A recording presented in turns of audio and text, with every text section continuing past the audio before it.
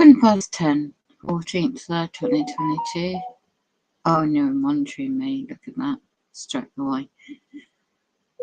Right. 14th, 3rd, 2023. Really? MI5, MI6. Lies and lies. Darkening up program. The sun almost ended civilization. I don't care. Our souls. Our souls are being hacked. I mean, these are demons. Come on. These are the end of days.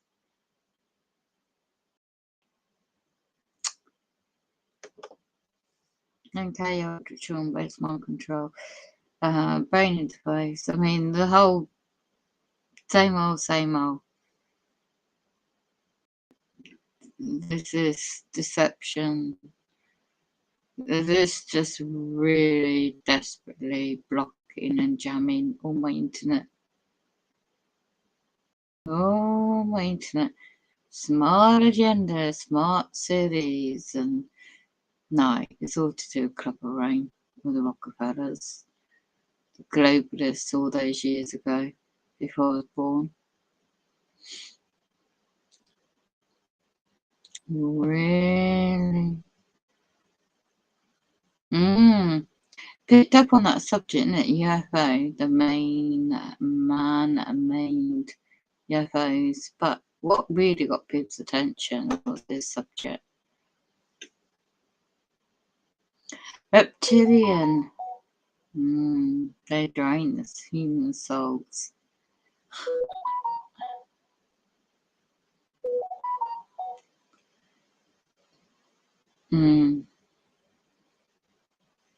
But I get this is on the other channel, so let me set up another link.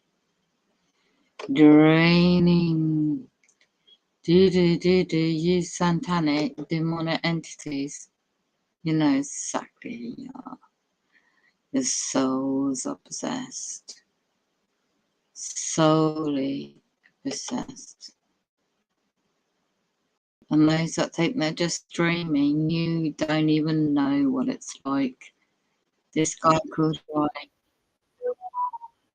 This guy called Roy in England, in Bournemouth.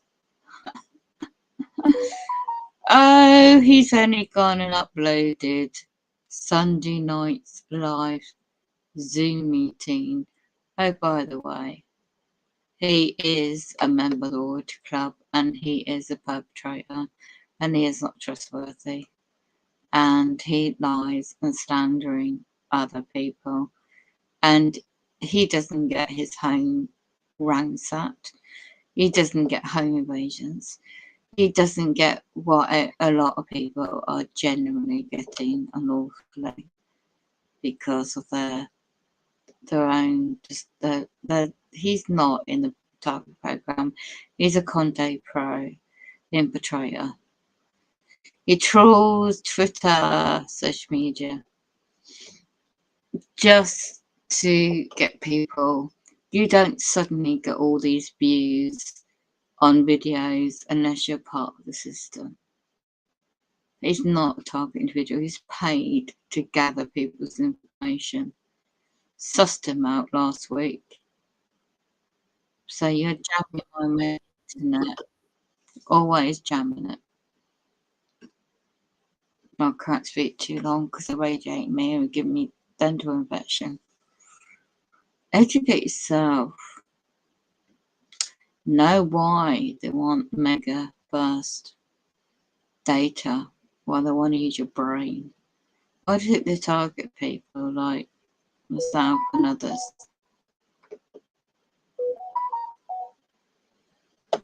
But it's quite interesting. It's a spiritual awakening. It won't be that long. I just go in there and see if I can use my wheelchair just to check my electric meter, just to get a rubbish bag out where I live.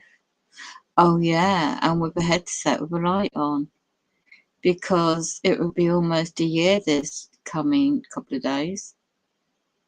when a certain company, its agents deliberately was employed to make sure they constantly do not repair my wheelchair correctly and to cause an accident, near death accident, and it's ongoing.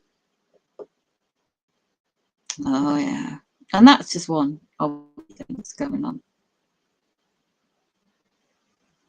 Yeah. It's really empowering that other people I do more than I can do.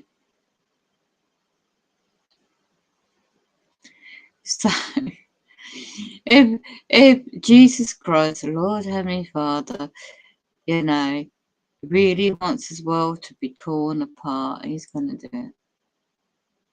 And if the earth is gonna be erupted and solar flares, tsunamis are gonna hit earth basing from now onwards, later tonight, tomorrow.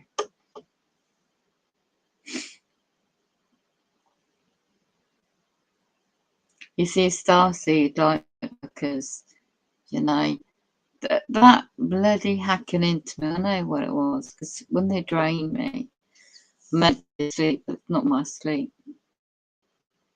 I'm going to test on the path of my wheelchair, because I know they put faulty motor wheelchairs faulty on them again in December last year to make them become faulty again. I know they're doing all this deliberately. Oh, and then you get this housing company, Agents UK. Oh, really? Demands, demands, demands. You don't have any authority over me. You always demonic narcissist wanted me at my flat since I moved in. I've got all those names. I'm going to name and shame every one of you. Yeah, you see? They're promoting all this biomedical data, promoting all these new virtual reality headsets, saying you don't go nowhere. So the 2-year lockdowns pushing, right, imply, oh, use the internet for this, that, and the other. Contact Pro achieved via bypasses of, oh, so much going on. Brian Chew's got a really good video. I think it's worth sharing. I really do think, well, I mean, he's living out of his car at the moment in America, but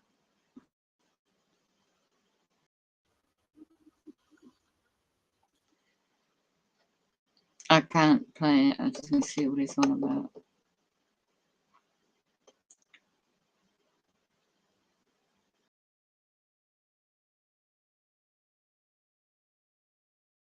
Yeah, Christians should make immediate plan to get their families out of America. Soon as possible. Martial law is not coming to America, it's well underway. It was about to happen, no, in a way, in the UK. Think about this for a moment. There is a clear, terrible pattern line developing. Look at the recent timeline of each sequence of each terrorist act, mass shooting, etc. In the last year alone, this is America, by the way, there's claimed to be, he says, 100 mass shootings. Each mass shooting, terrorist act, etc., becomes a pattern for the next wave of action. I mean, you need to read up his bio, it's quite long winded. So in America, you've got the Bills of Rights. What about UK? He's put down a lot, he's typed up a lot.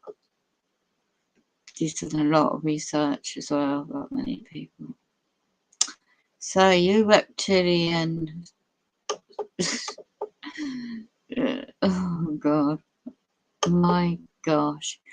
Oh, emergency. Look, when somebody calls out somebody shape shifting live on a video,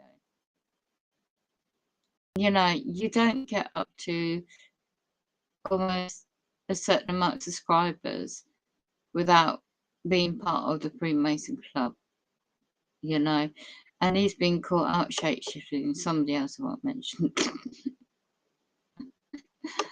It's not very funny, but demonic possessed.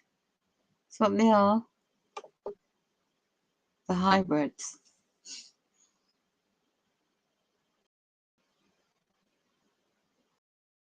You don't get like 29k views in 6 days unless you're part of the club. The Masonic. Selling your soul out. Put yourself on camera. And don't forget there's clones. Oh yeah, I've got to get that up. Educateyourself.org. Cloning. Cloning. Don't believe Donald Marshall did a really good expose about this. Cloning station. Don't you think all this racket of wars is always money making? And don't you think you can prevent alien attacks, demon attacks? I'll screenshot this. Let's get my rubbish back out. Dr. Coleman was right. Committee 300.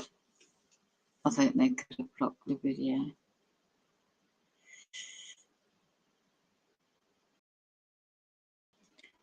Summer dreaming.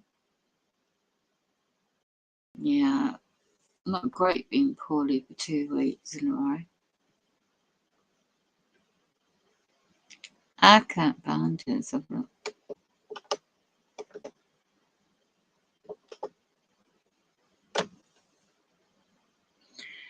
a committee of 300 were these people from old days. The old days.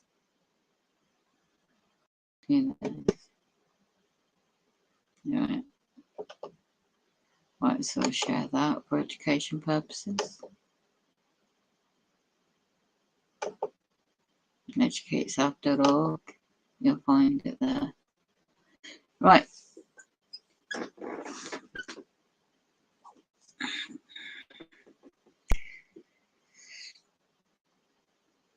So much crunching up. Right, I have to put this on mobile data now.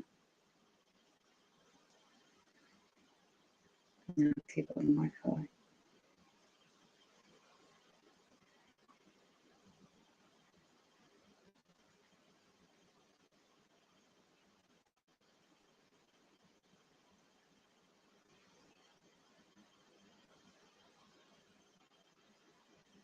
How can everybody do what's up?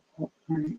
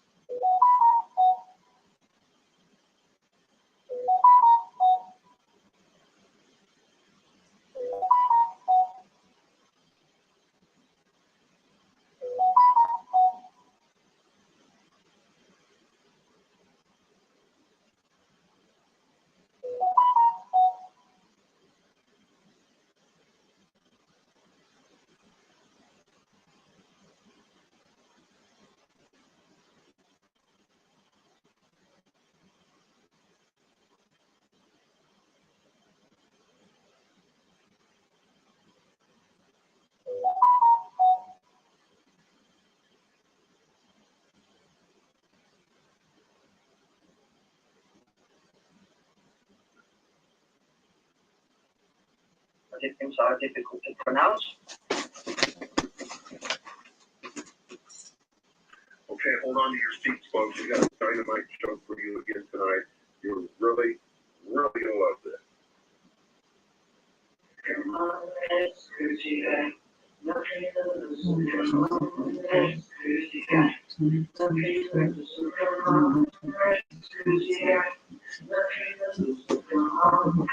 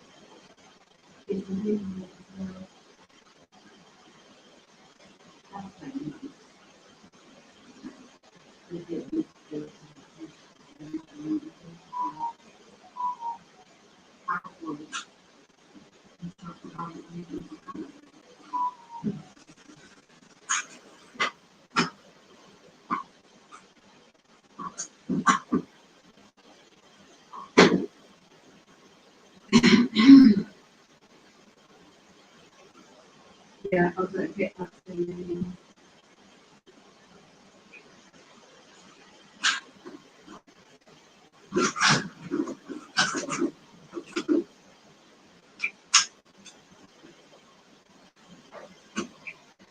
It's quite warm actually for me now.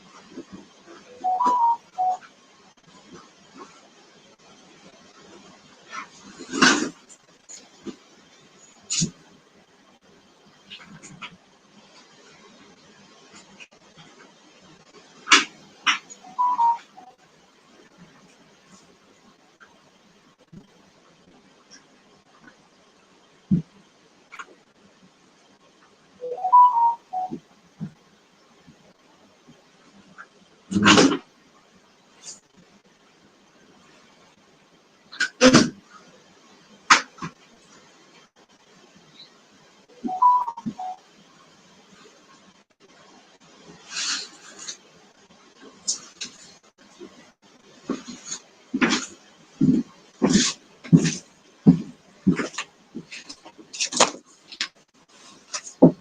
Wow.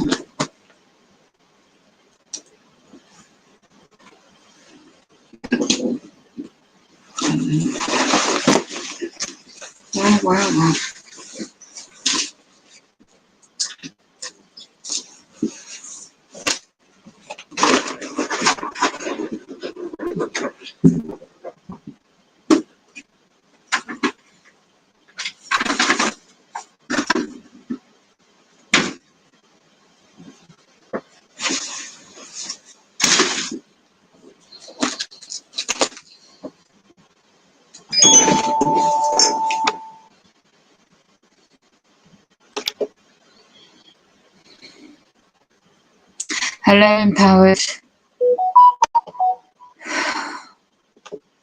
Wow. Oh, wow, my.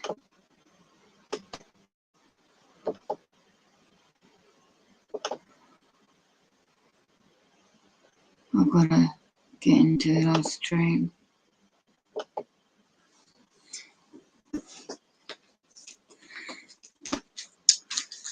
Wow.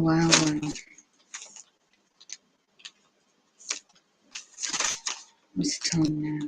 It's about 11 p.m. Wow. I'm getting harassment when I was in company. And number 9, the perps. I've got that entry to their flat. There's 2 cars they wanted me to find in the hallway. In Rreally.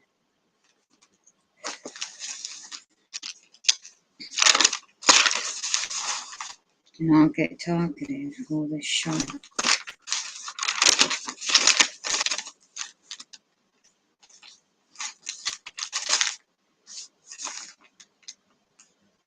Number 9's perps as well.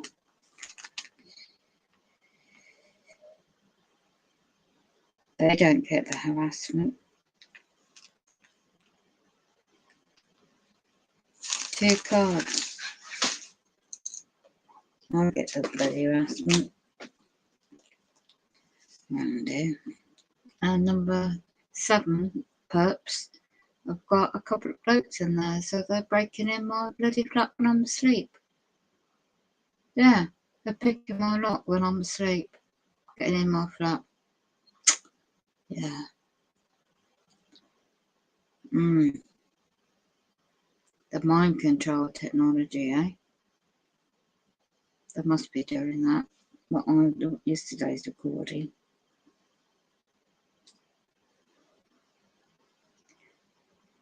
Anyway, let's go into this.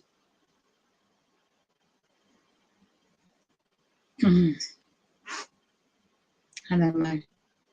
I've not checked. I've got to check. I've got to check this book out. Thank you. Yes. Hello, Butch Top 2021. Not really. Not doing too great. Thank you for asking.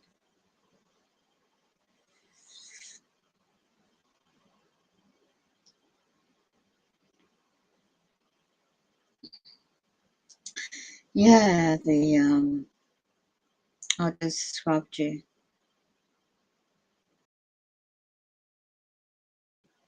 Oh dear. That's interesting, the Lego. That's very, very interesting what you do there.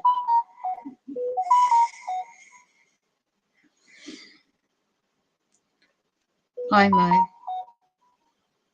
Yeah, I had to get the rubbish bag out.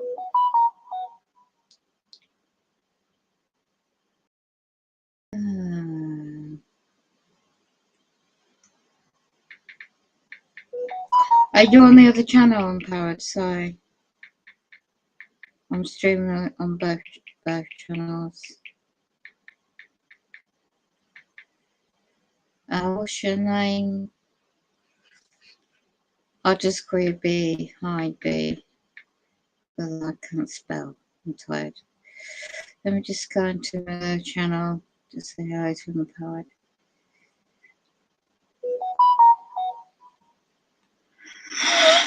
I've been poorly for 2 weeks. My lungs are playing up. Radiation.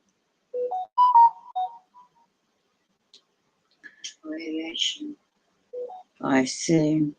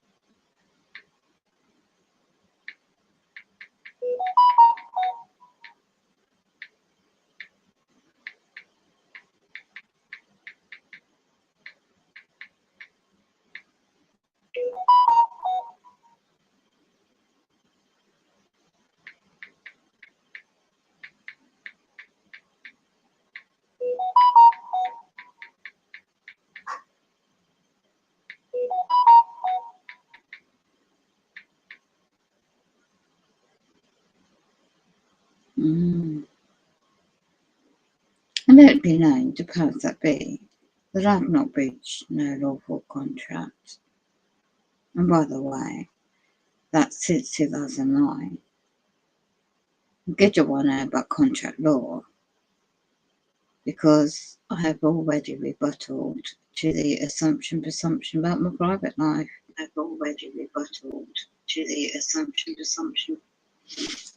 Need a drink. So, we have perps at number 9. Definitely at number 7. Gas Argus, a home group limited company, is paid to have these perpetrators moved in around me.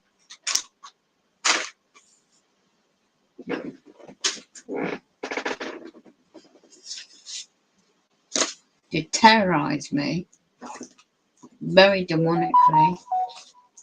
Oh, and I'm meant to breach contract, am I? Well, what is it?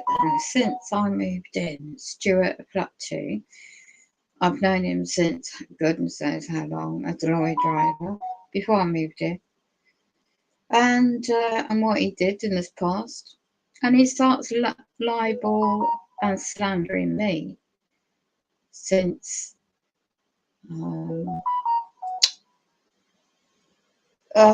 since I moved in.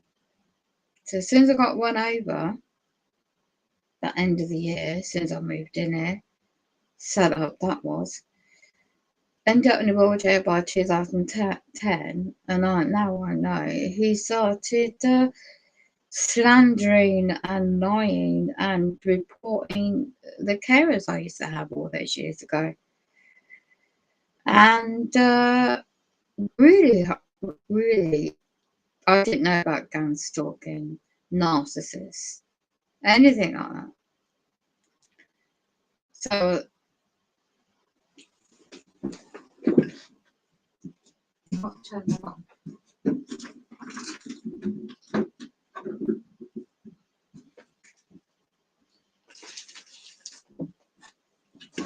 Oh, sounds.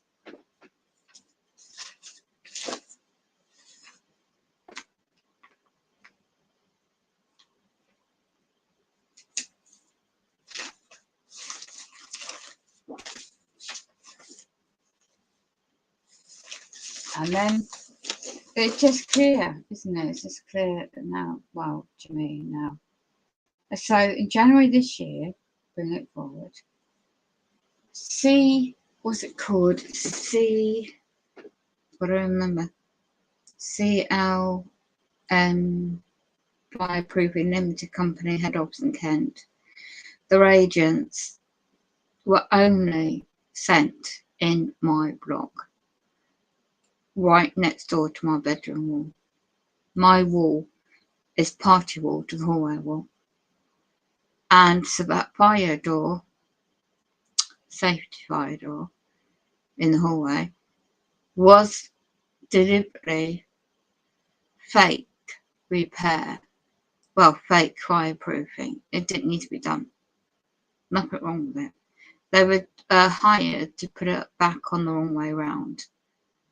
Incorrectly do some woodwork on it and put it the wrong way round to make sure the hinges are the wrong way round. So anytime people open and closes it, it slams onto the wall, which affects my bedroom wall. This is all part of trying to push me out my flat. And so I've got pictures. Let me have a look at the pictures.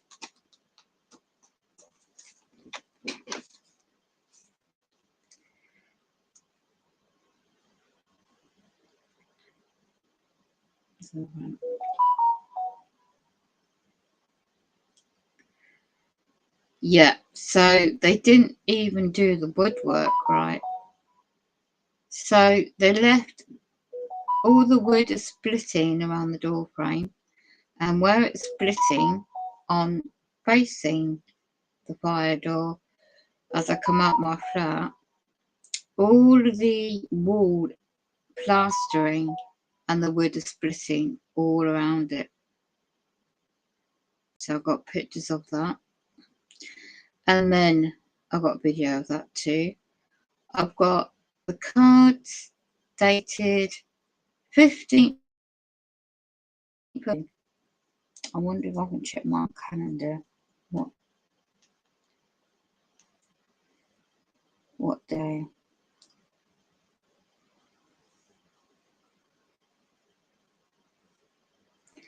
Hello, you found me on this channel too. Great. Empowered. Oh, what am I doing? I meant to say hi. Okay. Right, let me just check my calendar a minute. Work out the dates on this. So February. Hold on, I'm getting bloody notifications are popping me up. They're hacking my phone. Oh, one of those, days. Well, 2 weeks away, a month. Well,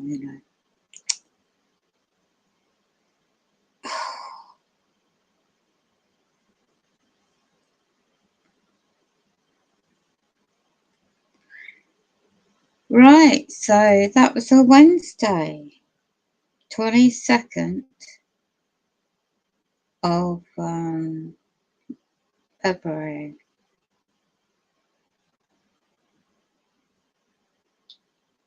Hold on.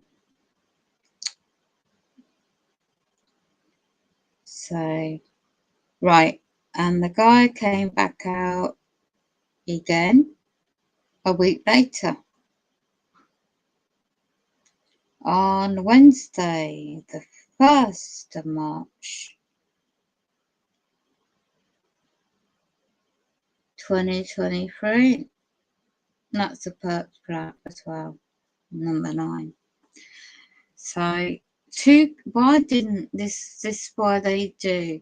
They want me to see those cards, and the way it's positioned was just up by the entry on the left hand side and hallways. I took the rubbish bag out, and so I'll see them, because the guy could easily, what they normally should do, this company, is to go up to the flat and put the card through the door, and logically that's what they're meant to do.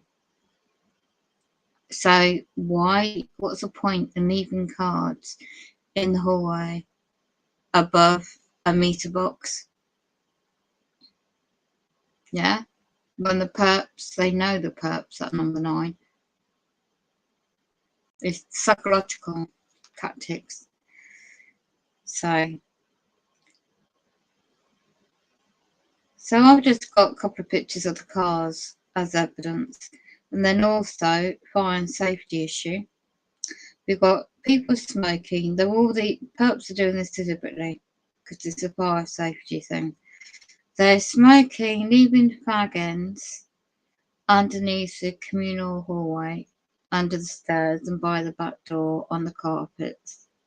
Okay, so I've got evidence of that. Oh.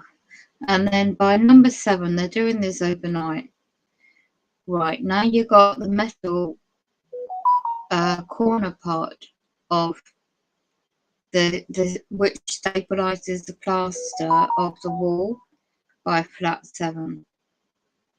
And they deliberately didn't do their door frame properly in the first place to deteriorate the plastering by the perp at number 7.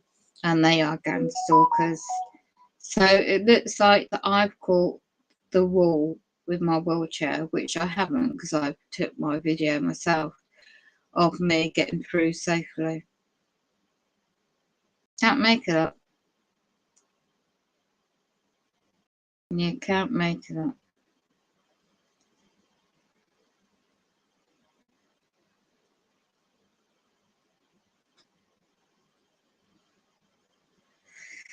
So I was just out testing my wheelchair because they haven't repaired it properly. Yeah. So this is all bigger pictures, all linked together. Let's go back into the chat now.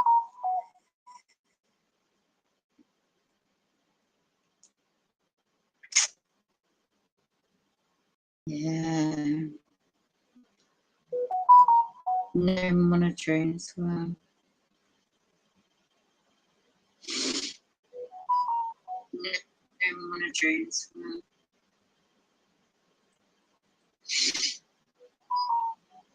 No monitoring as well.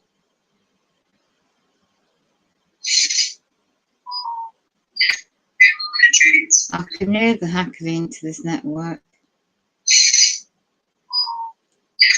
What's going on with the weather now? Hacking into this network. It's a very beautiful moon tonight. That's not zoomed in or anything. So.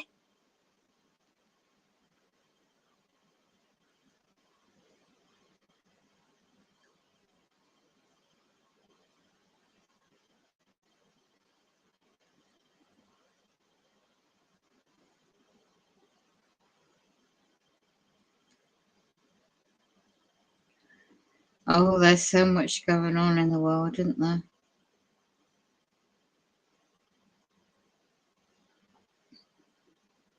So just so you know, you got Greenwich time, yeah.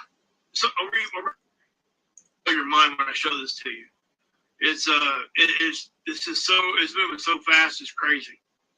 I'll show it to you on the NASA model here in just a second. But let's watch this for a second. And this is it right here. Give me all kinds of hard time today over that. But that's okay. It's legitimate criticism, and it was respectful. The pictures from he got some Aurora photography, the top rated. That's what they gauge it at. Now you can have a G5 storm, but what is it? That's that happened. I mean, we went straight to radiation storm, hung out here, and now we're back up in the storm level again. Now we are getting other solar weather, okay? So just understand that. We are getting some CMEs kind of giving us glancing blows, a coronal hole stream, those kinds of things, low level stuff. But this thing went off the backside at 6.75 million miles per hour. Good God. That means it's here in 13 hours. That literally is tomorrow UK time. Okay, what that is reference to the sun plasma moving at 6.75 million miles per hour, which will reach Earth. Oh my God, spatialweather.com. Let's have a look.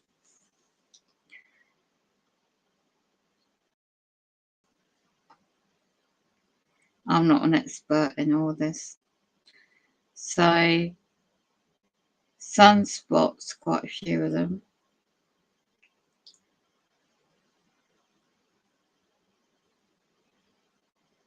Yep, tomorrow's date. A storm watch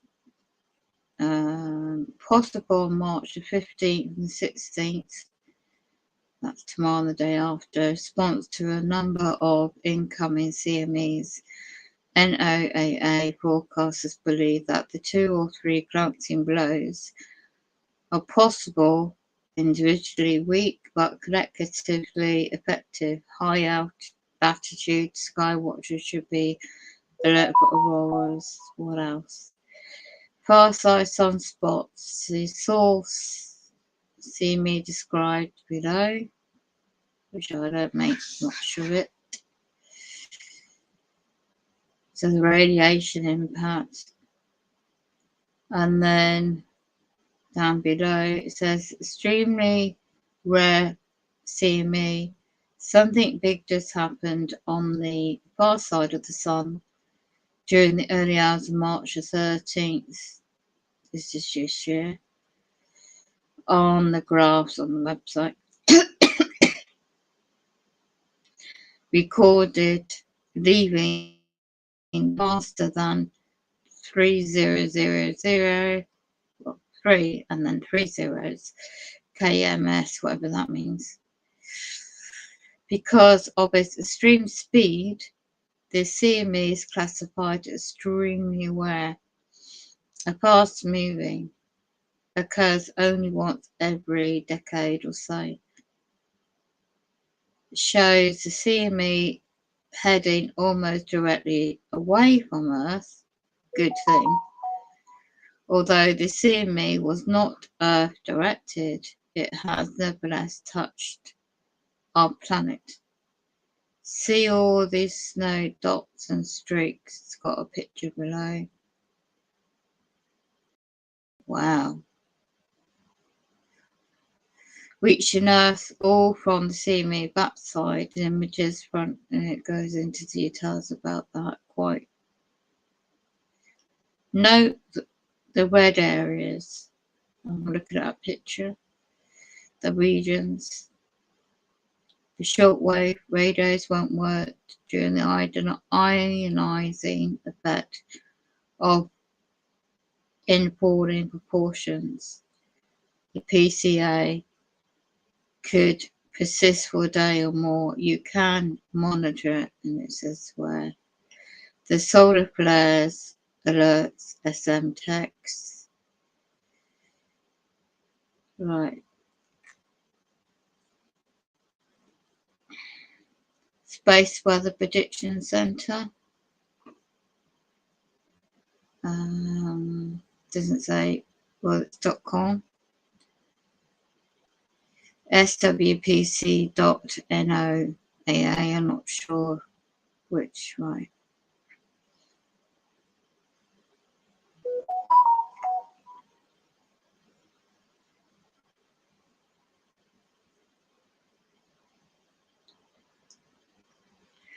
Well, there's a guy called Wayne's World. Easier just to go and watch what he's putting out in the moment. I'll leave that playing for a minute. Most of the stuff I show you guys, 3 to 4 days before it's here. I'm telling you guys 13 hours and that thing is rocking us. Okay? So if this happens 2 weeks later, we are not having this conversation. I'm just being honest. Okay? There's no way for me to be 1,000% sure that would happen. You know what I mean? But I have to be real with you when we're talking about this kind of a thing, because I told you guys I would come out and tell you guys this right up off the bat if I thought that was what was going to happen. In this case, I sincerely think that if this would have been coming our way, we would not be having this conversation. I truly, and I want you guys to really grab a hold of that. Our planet would be because this right here is just a prime example of why we have to be ready for what we got coming. I tell you guys all the time, it's not a matter of if, it's a matter of when. It's going to happen.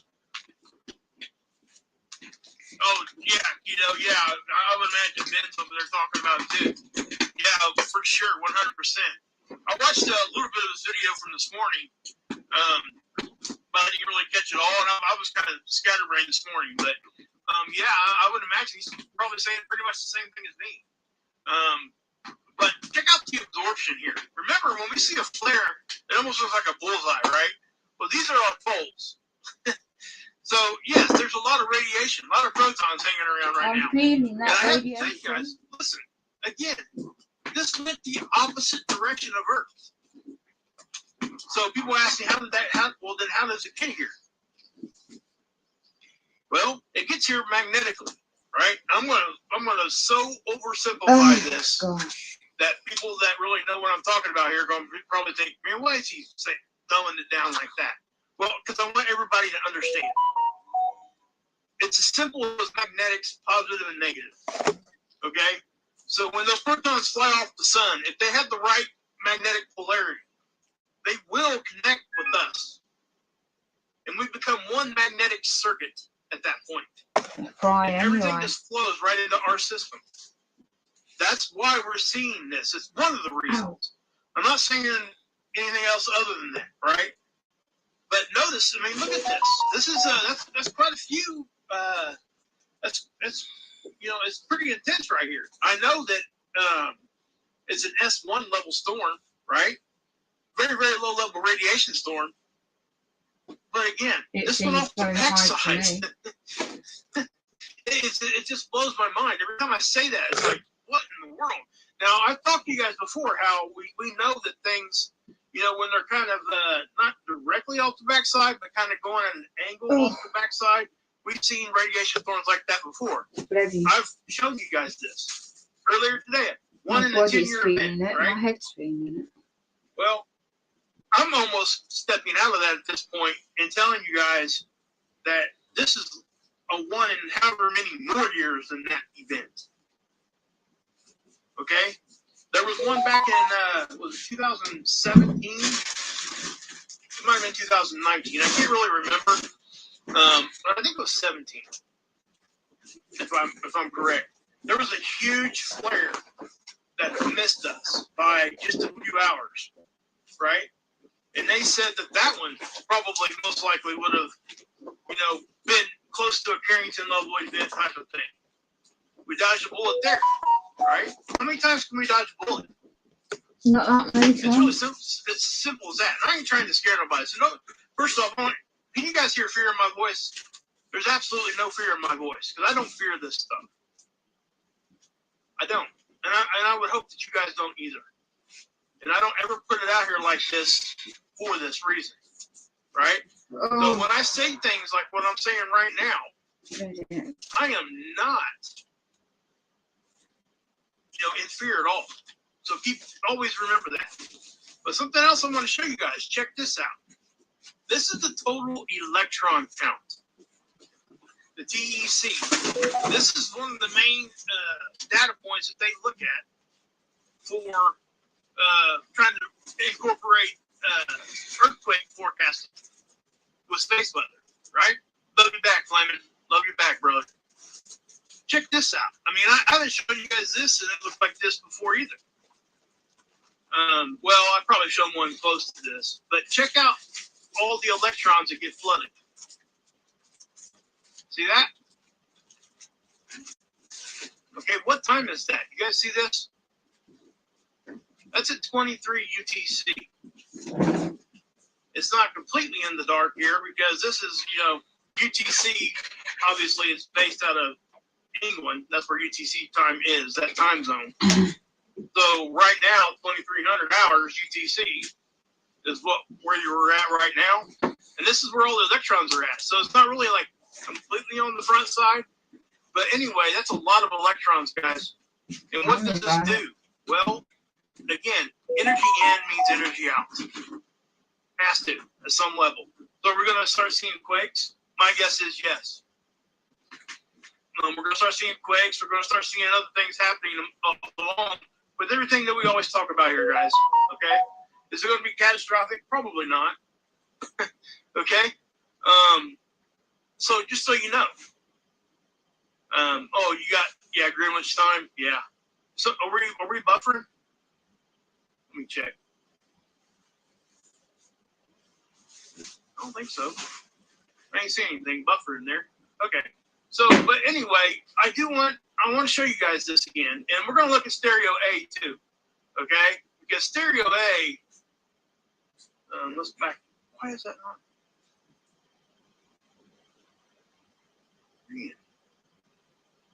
There we go. Okay. So, let's go here to the 13th day menacing. Thank you. So, this is the 13th stereo A. We're not going to be able to see it here. It didn't show us the data. Now, let me back it up another day. We might be able to get some of it. That's the 12th. Now, again, guys, it's nothing huge. I mean, these are big ones of themselves. Okay, just so you guys understand that. Oh, and by the way, Ron has started a new channel. Okay, at least I believe he did. His other channel got kind of shut down. So, also, guys, I'm on Rumble now. In case you guys didn't know, if you guys would please go over there and subscribe over on Rumble. It's Wages World. Okay, I haven't posted any videos yet, but I plan on here in the next day or so. Okay, hey, Kevin, what's going on? But so, yeah, see this, guys. I mean, this is stereo A, and I get it, right? That's not really giving us all that kind of a good view. So let me go back here, and we'll just look at the CME itself. That happens, right here. And again, guys, 13,000 miles per hour. I mean, wow. It just blows my mind every time I say that. It just, wow. That's all I can say. But yeah, so let me see if I can't grab this. I need to show you guys those aurora pictures too. And I wish I'd have done that before I got online. Chris, thank you for reminding me, and thank you for the awesome job there. I mean, that was just, they're stunning. And I'm going to show them because they deserve to be shown. And Chris needs a lot of credit for these. These things are awesome, just so you guys understand that. So let me go back here, go to the gallery. I'm not sure if we're going to pull these up or not. Maybe they're in my Google photo. Let me look here. Now, shoot. Guys, I'll tell you what, I'll post another video later on. I probably won't be a live stream, but it'll just be a posted video, and I'll show you guys Chris's pics. And I'll try to upload one now, but it usually takes a minute because of my phone. Yeah. So let's do that one and that one. We're going to share that to, let's share it to Dropbox. Let's see what we get here, right? Here, put them there. We'll do it that way. Okay. Well, maybe we will see them. We'll see. Hold on. I don't know if we're going to see them or not, but we're going to try to find out here. Goodness. Okay, so I want to show you guys this. I mean, this is really what I want to show you because they go into there. Wow. Okay, anyway. So if we go over here to SDO, let's check out SDO. Check this out. Look what just happened a few minutes ago. Watch the overall sun. You're going to see it get blurry. Watch this. See that? I know it's hard. It's a little hard to see. But let me just take it back this way, and I'll push play. So what we're seeing there, guys, watch what happens here. You'll see it kind of like fuzz out just a little bit right at the end. Right about there. You see that little blink? Most people don't catch that, okay? And there's a good reason for it because it's hard to catch, right? What that is the sun blew another flare somewhere. I think it's on the backside again. But it just happened. So I don't know how big that one is or whatever. So is this a CME or a solar flare? Christina, that's a great question. This is probably both. Okay? We can't see the flare. It was on the backside. Okay? All we can see is the plasma rushing out around it. that would be the CME part. So unless it was a huge filament, most likely, probably not. There's probably a flare, okay? Usually with these big, huge ones, I mean, it's an eruptive flare in a CME right after, or sometimes at the same time. So anyway, that's, yeah. Hey, BK, what's up, brother? Good to see you, bud.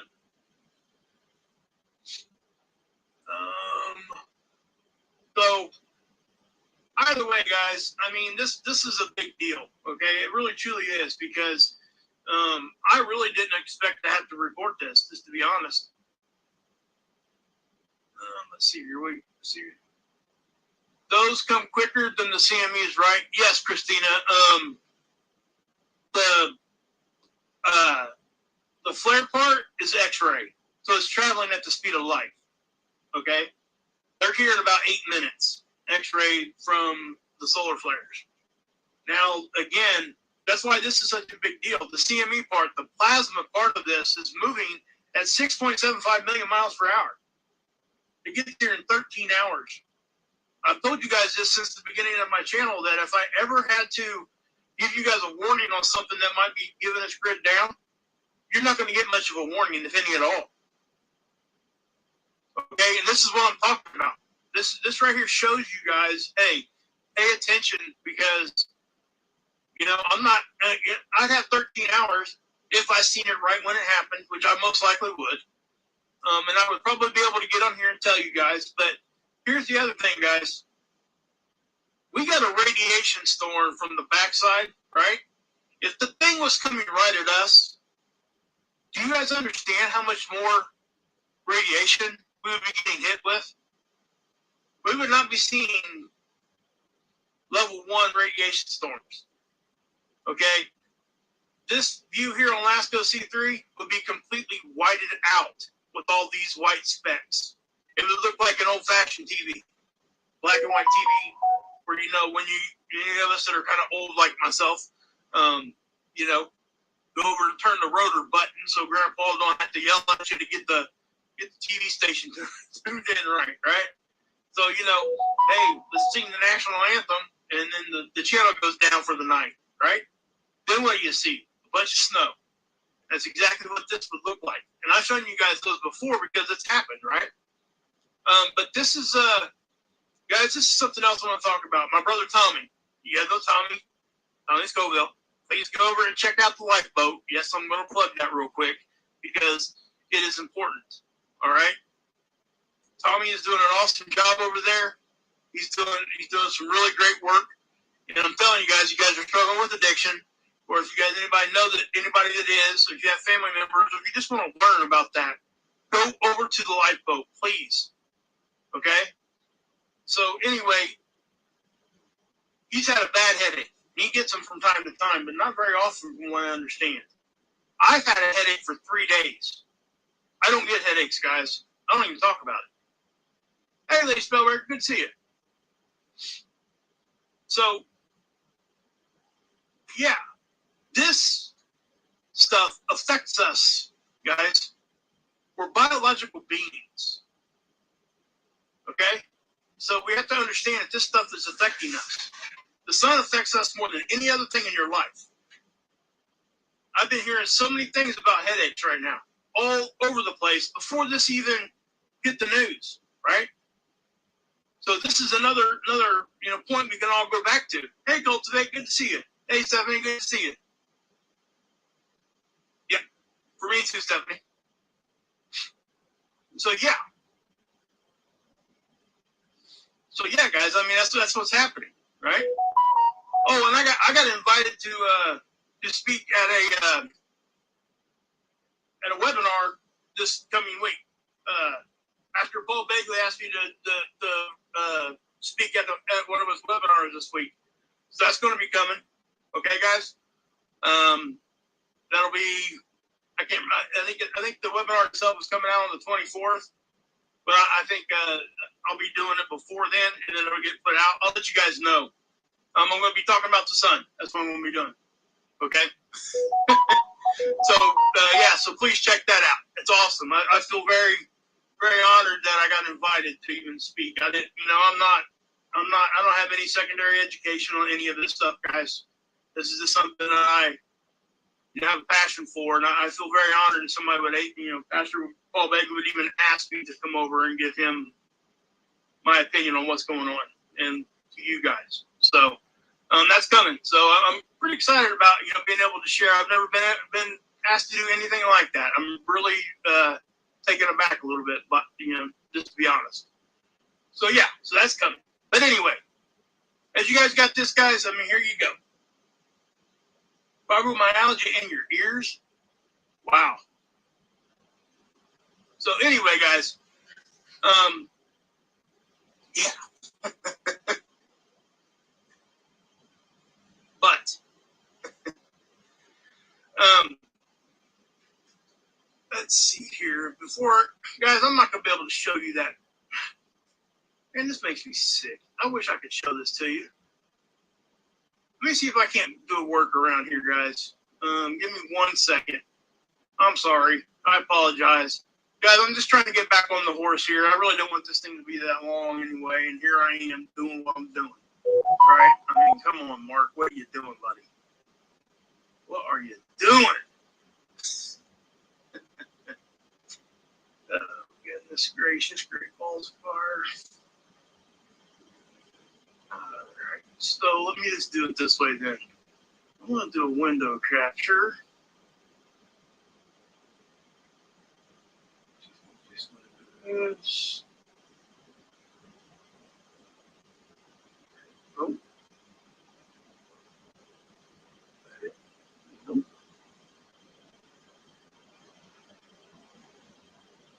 Yeah, either.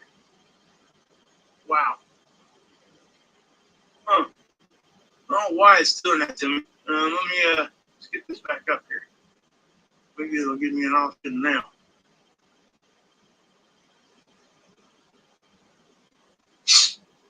Sorry, guys. I don't mean to be wasting your time here. I'm truly trying not to do that to you guys. Oh, goodness. Wish I could just show it to you on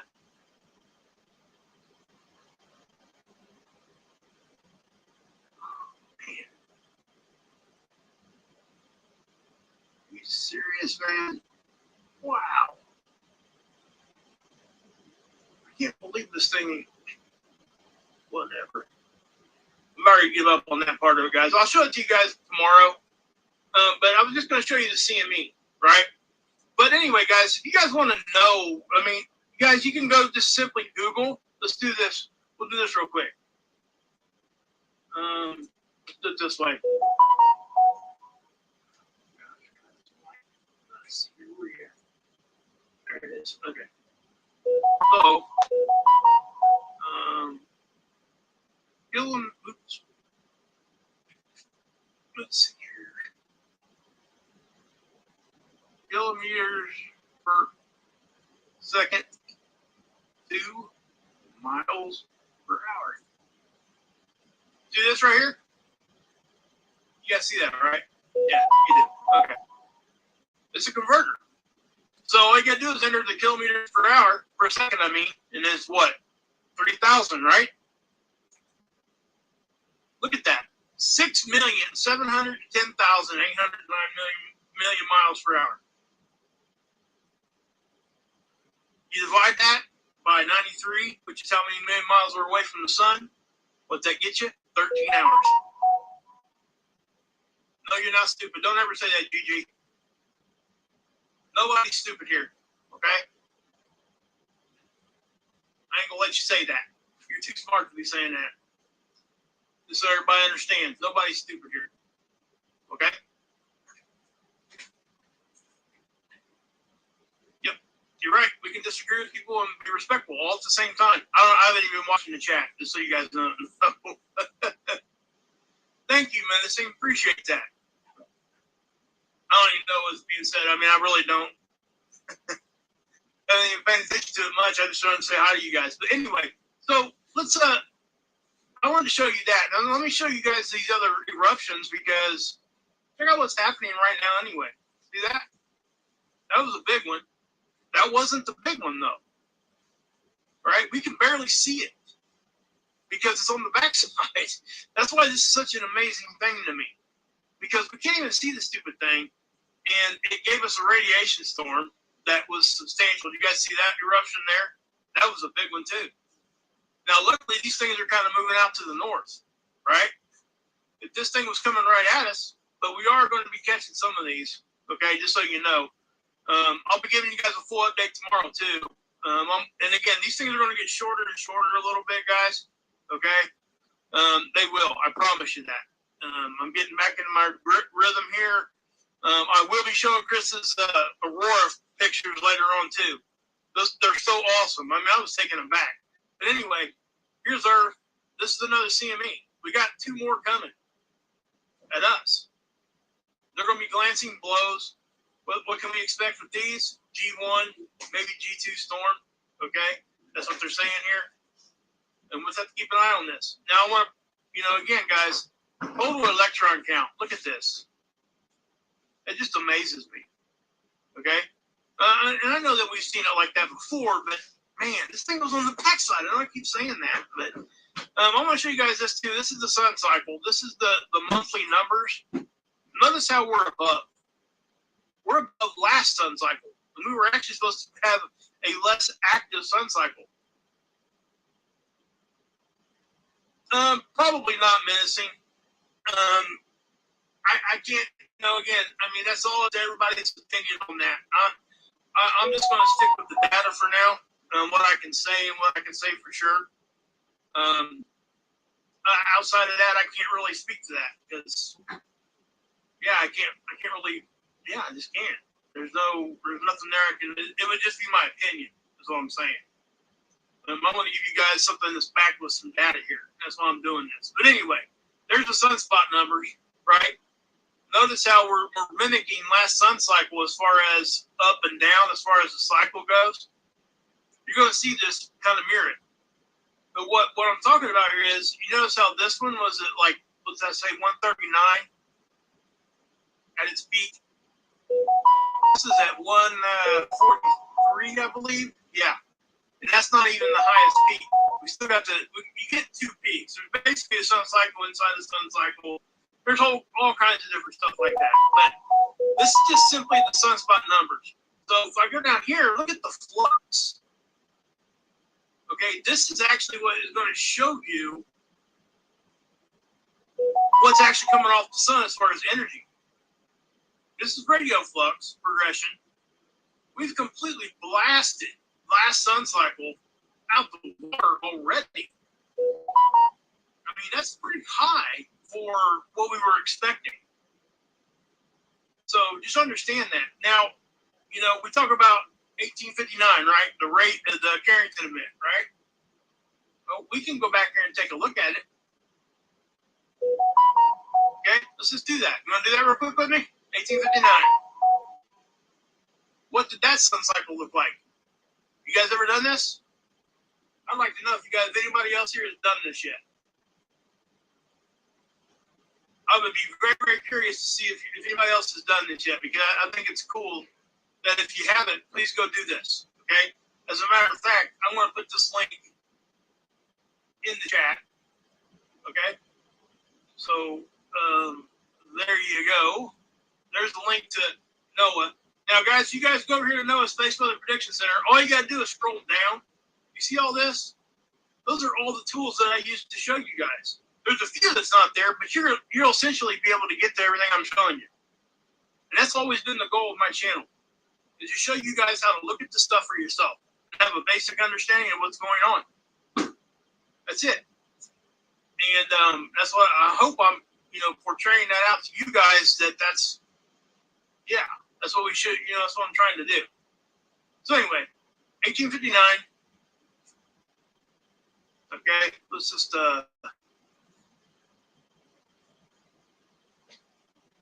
bring that in a little bit more.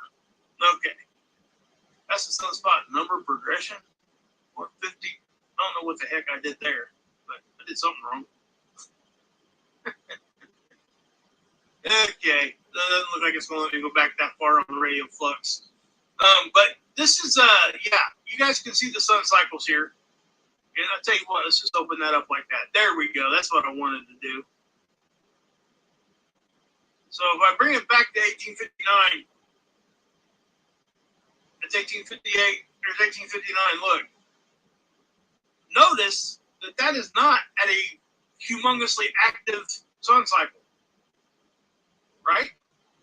Did you know this, that we will, if it's ever going to be like a grid down type of thing, we have a better chance of that happening during a lower sun cycle. Okay? As far as catastrophic stuff. We can't defend ourselves as easy when we're not having all this geoelectric energy, geomagnetic energy to help our magnetic field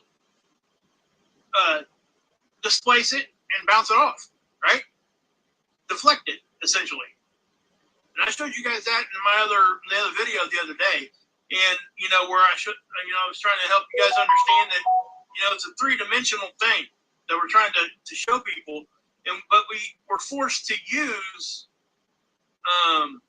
two-dimensional models like this, right? So I found a really good example of one. And remember what happened right here in the middle? We got hit, and we reacted before it even got here. So we were kind of shooting out towards it, and it peeled off like an onion on both directions. And you can see it kind of come back around and come towards the backside like that. Okay, remember, this is two-dimensional. If you can kind of picture that three-dimensionally, these ain't just straight lines. I mean, this is like we're basically sitting in the middle of a donut cut in half when we're talking about our magnetic field protecting us. Okay? That's what we're talking about here. That's really what it looks like. Tam at the Scope does a really good thing. She actually uses a slinky.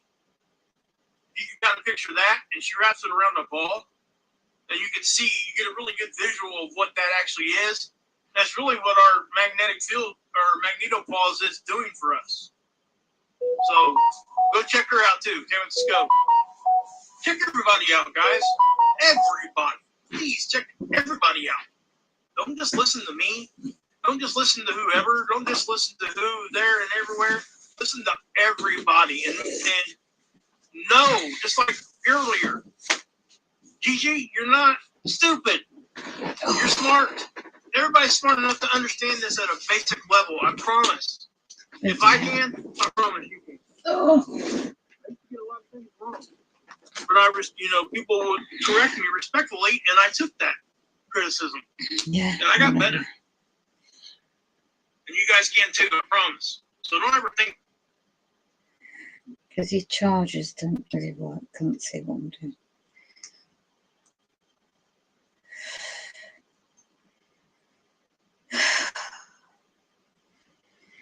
Right, just had to check something. Let's get back into the chart because I want to do it. Oh my goodness me, the radio me. You're back. What's the time? It's 20 past 9. You're back. What's the time? It's 20 past 9. You're back. What's the time? It's 20 past 9. You're back.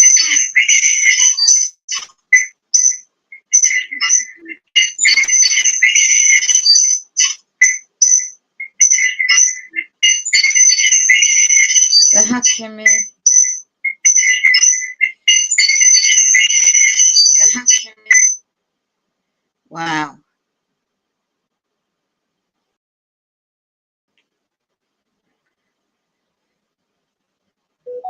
They are really, really going to.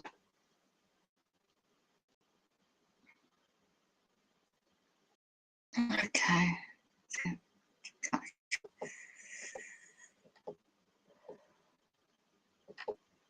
So the Earth is going to affect by these CMEs. Thank you, Butt Chop 2021. Hello, how are you? Empowered blessings to you. How are you getting on, you too? Are you not doing too great? Mo, bless you. It's 5 to 12 p.m. UK time. Yeah, I know. I had to go and do something. But I'm back here now. And my spine is killing me. Oh, they're radiating me a lot. My glands. Must be going to bed now, Empowered, haven't you? I don't sleep well at all. We have perpetrators. Some men. Is that? Let me just refresh this. In flat 7.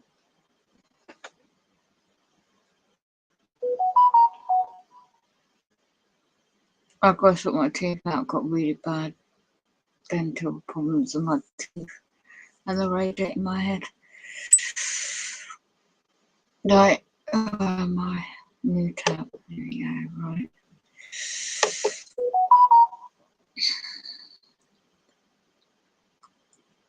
So, apart from the sun trying to cause problems of the earth,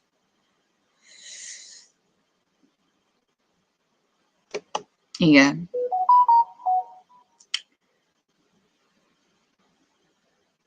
My jamming of network is still going on.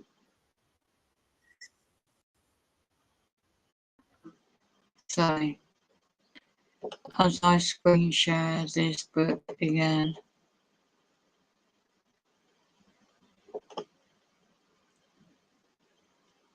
Salam sister, I'm praying. Oh, wow, I missed you. Oh, Matt, is that you, Matt? Oh, where are you? I missed it. Where are you? I can't highlight you. Where are you? Oh, gosh. Let's have a look.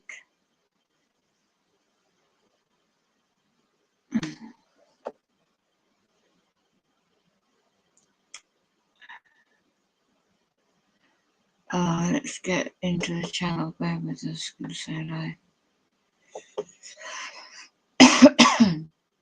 Times we're living in now.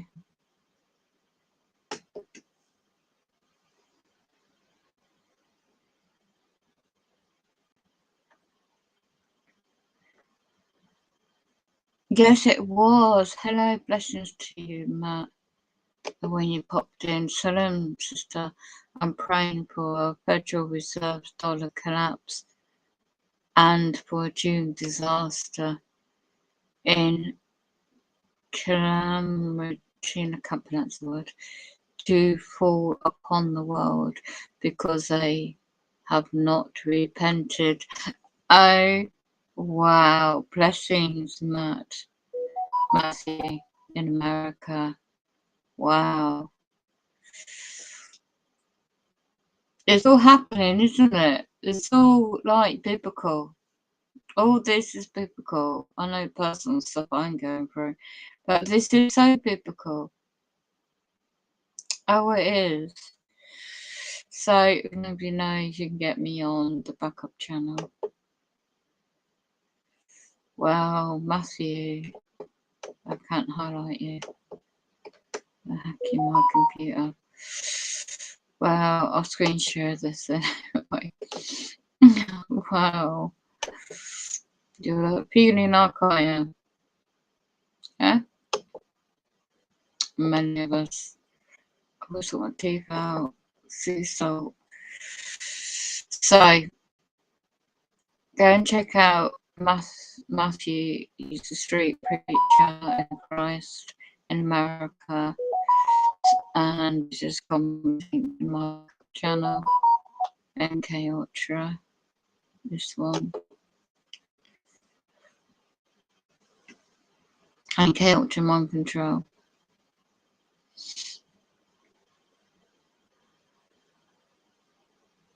Do you know, England was based on common law, but when you uncover the true origins of so much subjects I can't cover it all.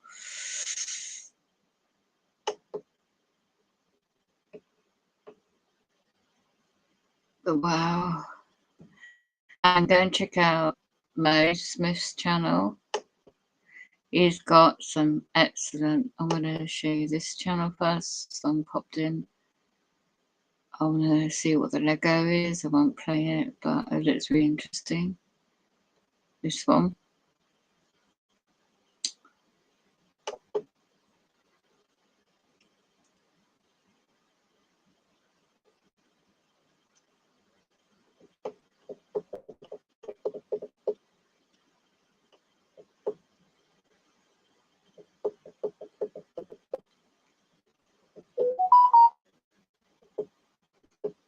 Interesting. Very interesting. And about section. I am book shop from book chocolates. At times you're held against your will by what?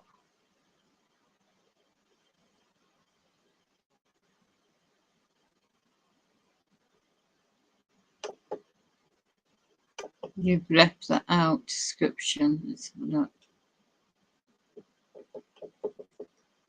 I am butcher against my will by faceless government and corrupt entities.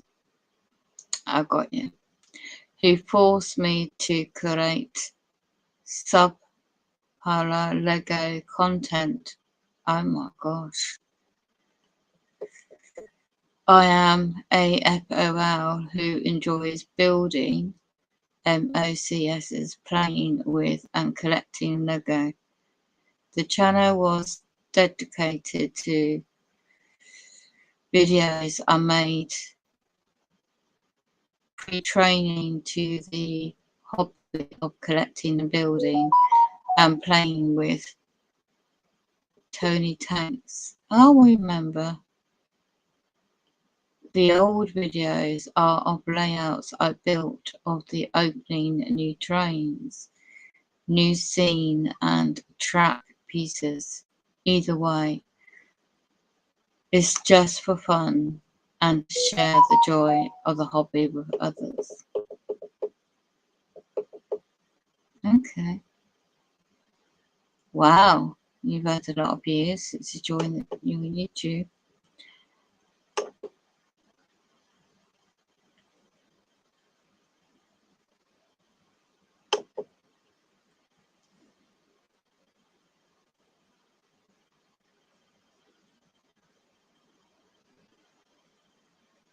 Do you mind me having a look at your channel?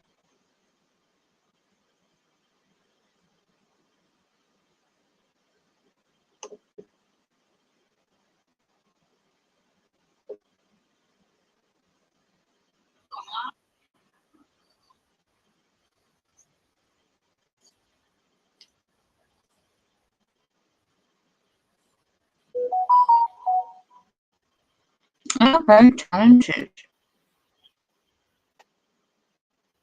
Just put my volume up.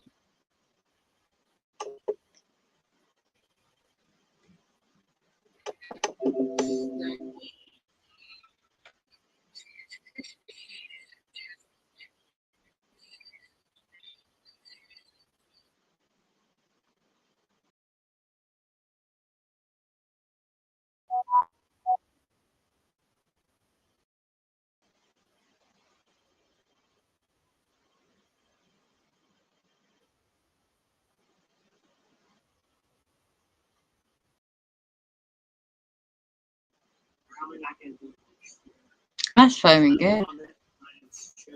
You're building these things. Gift for you.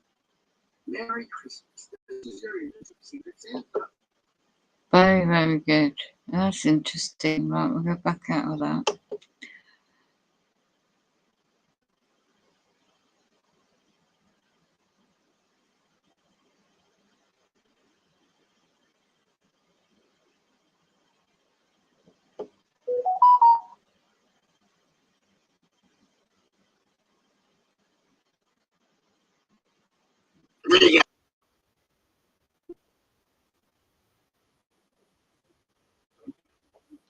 Okay, that's interesting.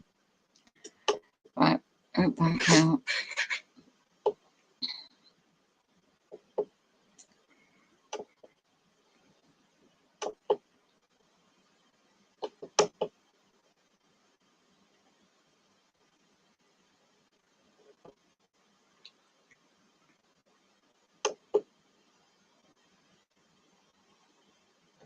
Okay, we'll click out your channel. We'll go to Mo Smith's channel now. Check out my moderator's channel.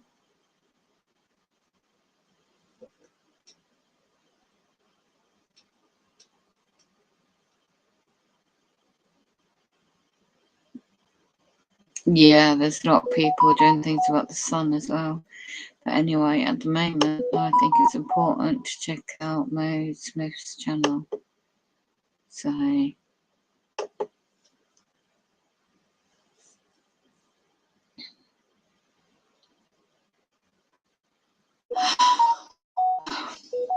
got a good playlist still. DNA 7, created DNA.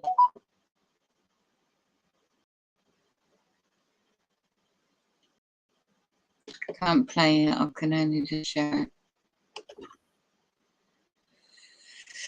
Reptilian hybrid. Shape shifting. Yeah, let me just check to see if I'm subscribed to the channels. There I am. Reptilian shape shifting viper tongues. See if there's any sort of updates.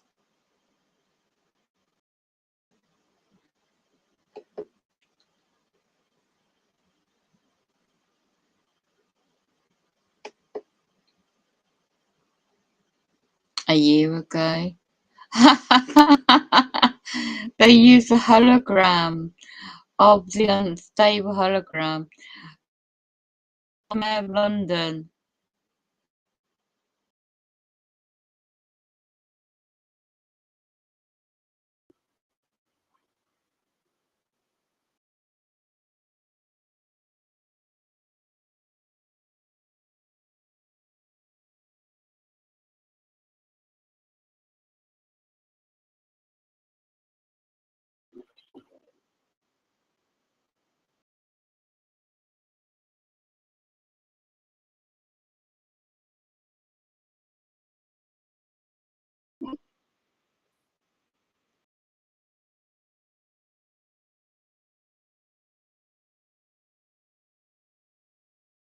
That's not GCI. This is what he's done to break it down.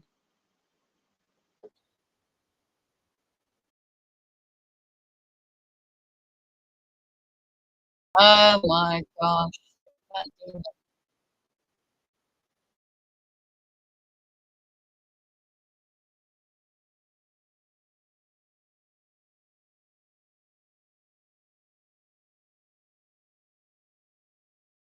Look at the technology they use. It's deception, isn't it? And I like the logo at the bottom, They Live, the movie. You need to check it out.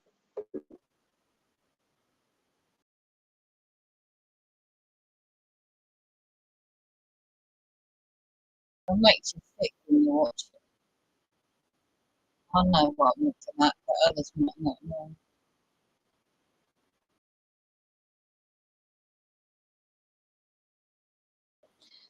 The hierarchy, Orty at the top of the Illuminati, Knights Malta, and etc. Alistair Crowley, the top overlords. You can see they use GCI on this.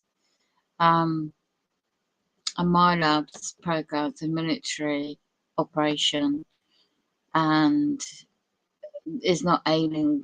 You're not adopted by aliens. That's a myth.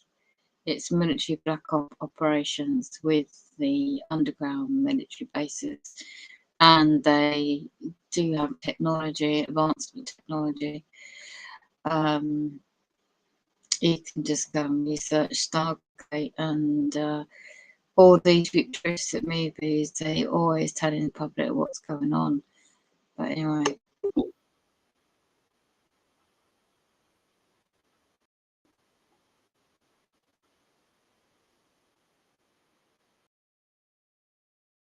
I don't know if he is Mayor of London anymore, but there you go.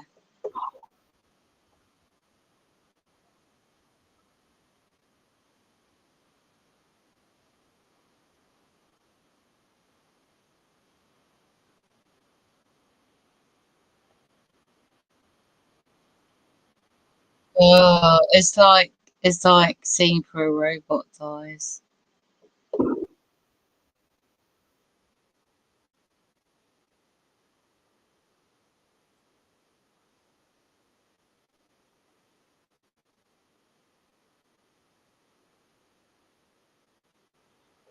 Okay, so this is the channel to go and watch it on. I need to get some rest somehow, because they just always attack. It's demonic attacks. Okay, so this is the channel. I'm gonna watch something of this time of night now into Wednesday. There you go.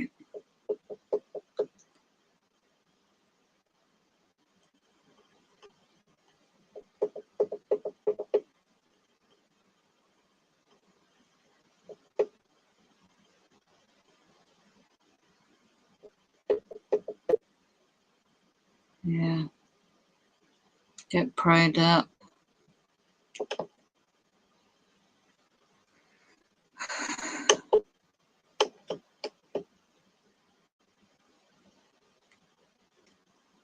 Okay.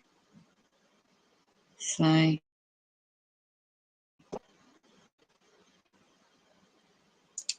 Committee of 300, do you want to investigate all this if you're interested?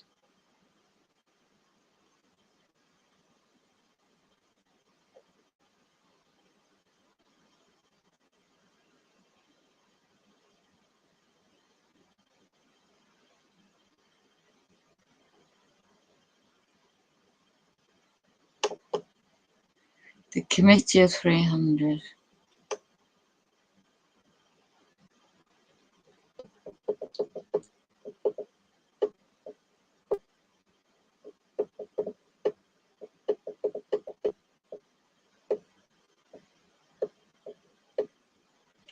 It's really, really interesting by John Coleman.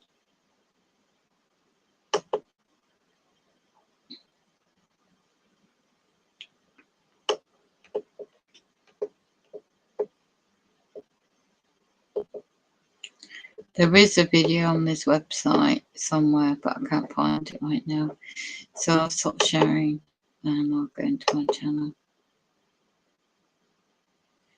So I'll just keep it like that for now. And I'm going to rest.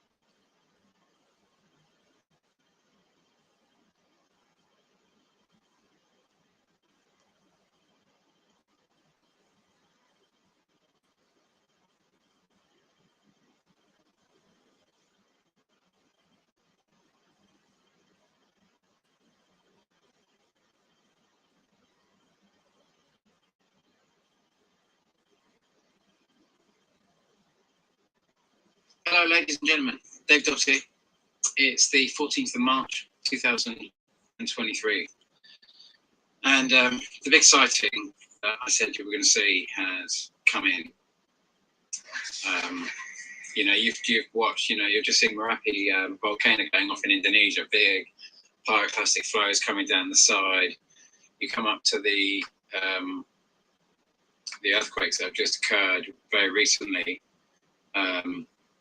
That was on the 4th of March, the New Zealand earthquake, 6.9. I said to you, you're going to start seeing You know, we've just had one flyby. We just had, you know, which flyby did we have before? We had, well, we saw that one. We saw this big object eclipsing the sun around about the,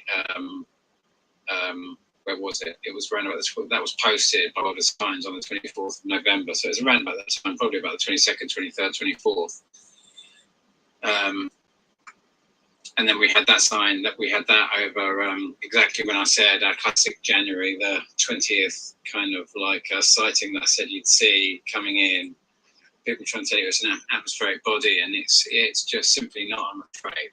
And I'm going to try and explain that, why that, this, not the same object, it's a pair, and why they do this, and what. Let's think about this. Let's think about this shot and what we're actually seeing there. So before we go any further, let's just come now to the 22nd of Feb 2023.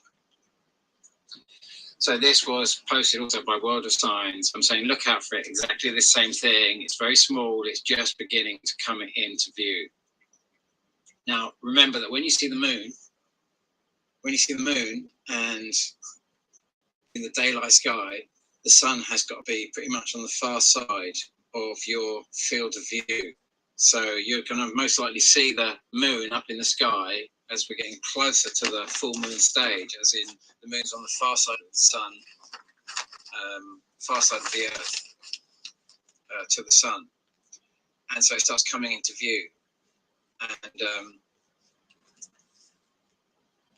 And this is no different. You will not see something that's close to the sun that's out in space, and that is out in space. And the fact I can predict it so accurately over and over and over and over and over again, very, very precisely, very accurately like this, tells you what you're expecting to see. So let's just remind ourselves. Let's go back to my original model, not the original model, but the model I produced in 2020, but runs up to July this year. And so we come back to where I'm saying this object's coming around. Let's, you know, like I said, these aren't utterly precise. The ratios aren't correct. This was to try and get it all onto a single kind of like to bring it all into kind of get an idea of the overall total movement of the pair Kerberos and Charon, which are both named after the moons Pluto, because, you know, in this current cycle, we call this, well, don't call this Pluto, but this was when Pluto arrived in supposedly 1930. All of this same subject was going on. All the long duration volcanoes were happening right up to 1939, where we went up to, you know, things went off in 44, and La Palma went off in 49. Carlos Barada's big prediction of the massive earthquake that would occur that occurred on the 20th of January, 1939.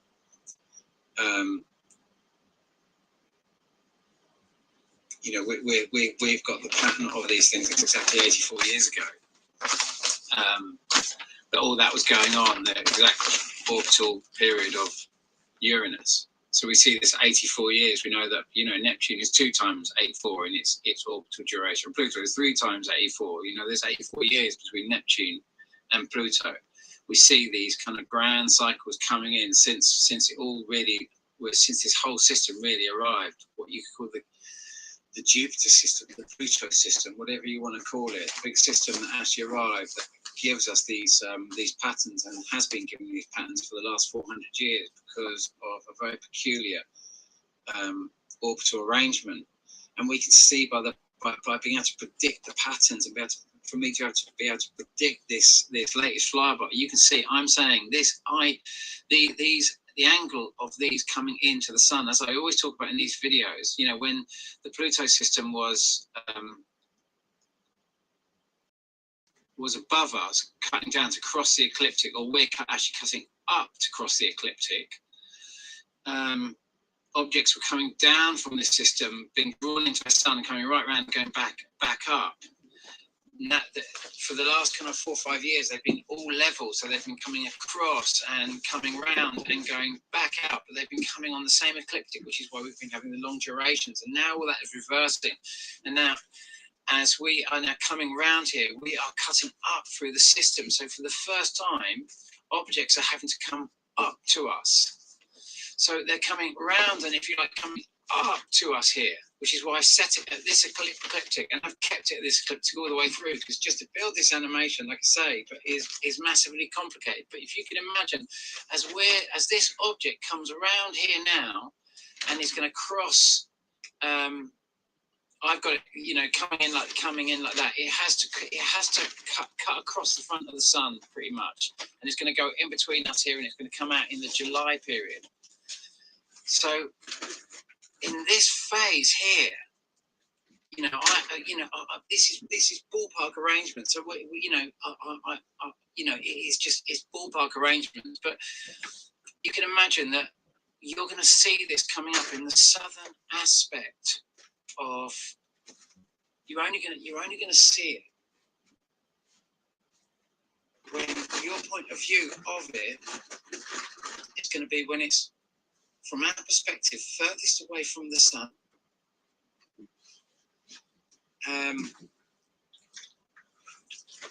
Where we can see it like we can see the moon.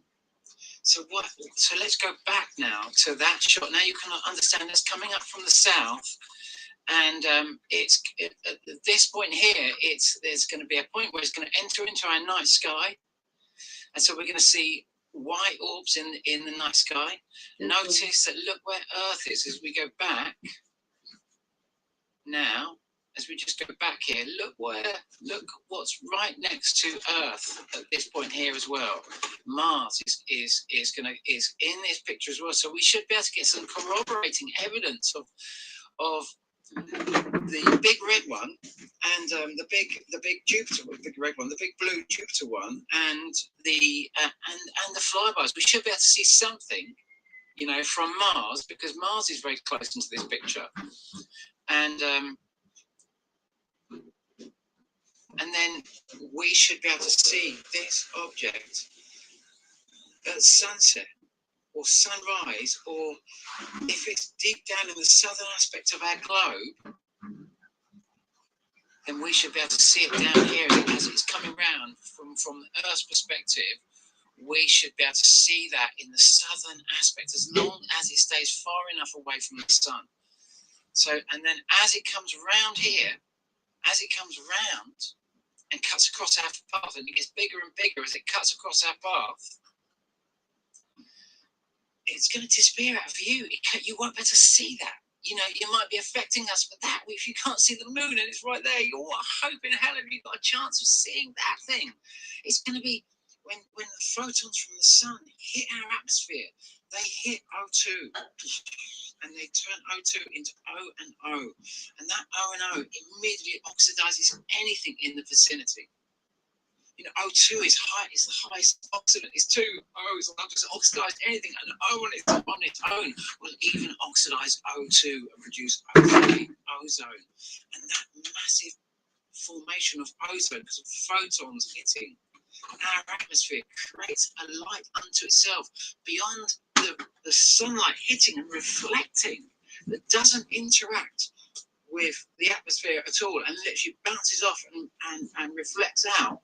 I'm talking about the light that hits our atmosphere and causes a reaction, a chemical reaction within our atmosphere, and which is the formation of ozone, and which is also the formation of this plasmoid effect, where the atmosphere, the upper atmosphere of our Earth lights up like a neon light. We can't see through that glare. We just can't see through that glare. So we get these window of this massive object and only aspects of it as it comes in, but it's predictable. And I've done this over and over and over and over again. Do you remember when I turned up on the 17th of August 2017 in America after the massive flyby that I predicted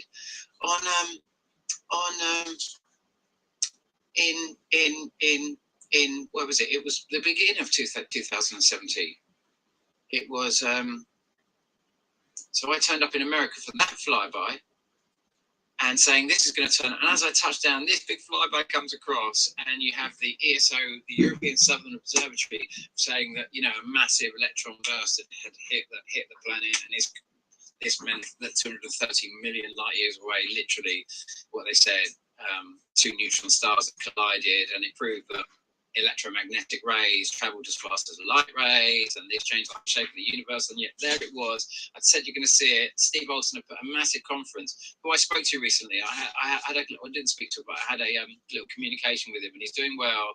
He's in a good space. He's looking after he's putting a lot of time looking after his son at the moment, Matthew, and he's in a great space. I'd just tell you, you know, I mean, Steve's all right. Steve's all right. We love him dearly. Miss him like fuck, but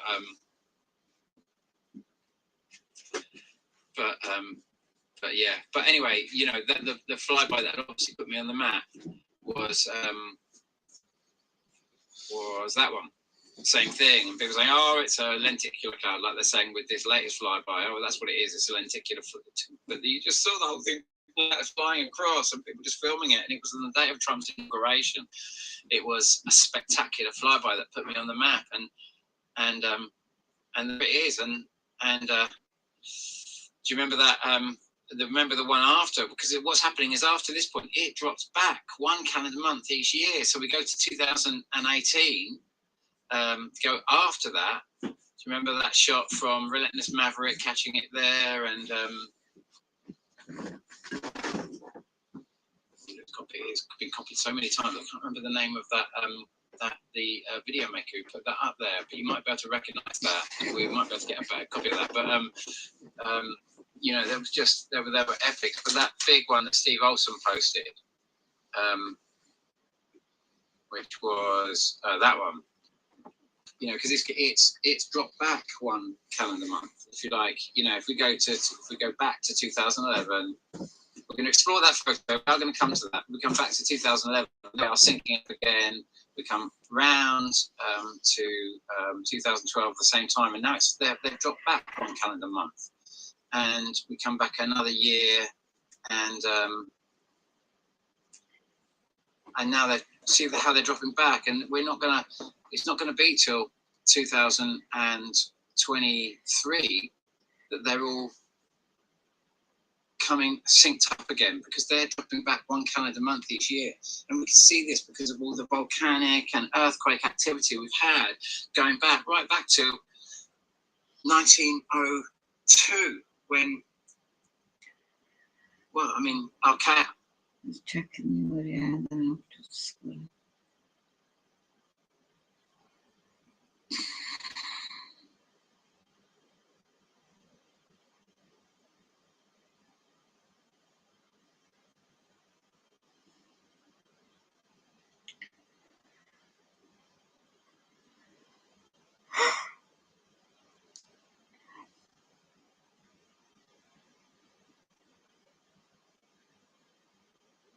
Okay, they're jamming my internet.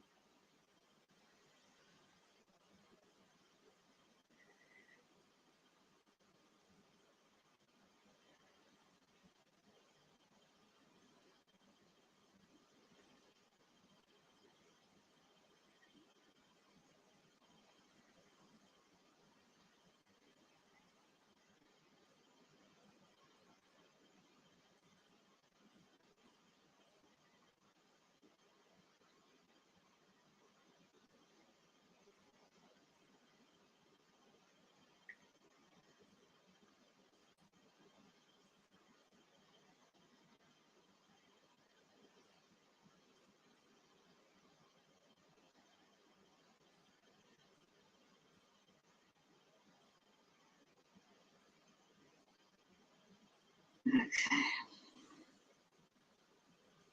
What you have now on is meant to be natural sleep, but it may not be.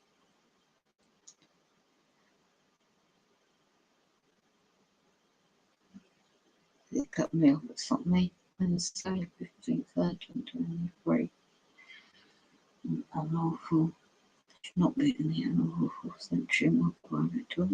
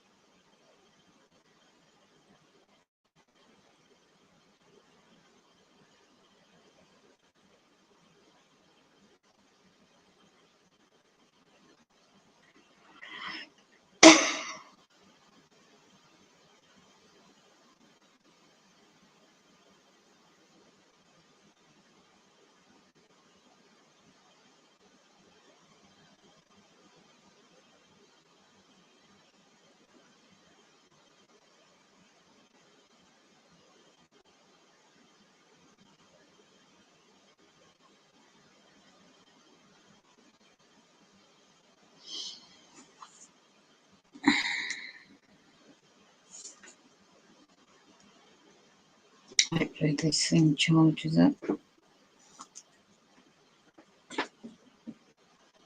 Oh, I didn't hear you, man. Well, I didn't hear you. What I'm saying to me. Didn't see you.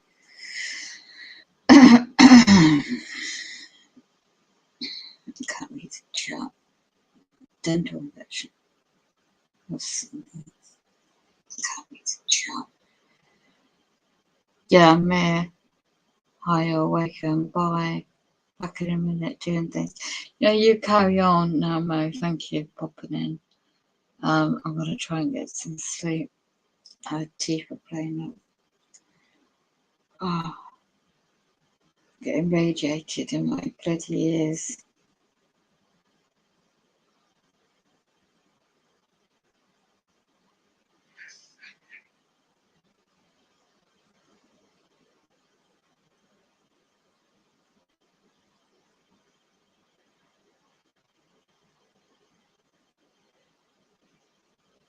I can't even spell now.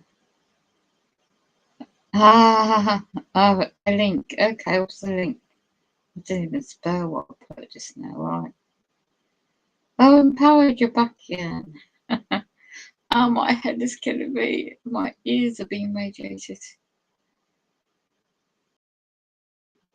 Oh, they're killing me softly. Not softly, but you know what I mean.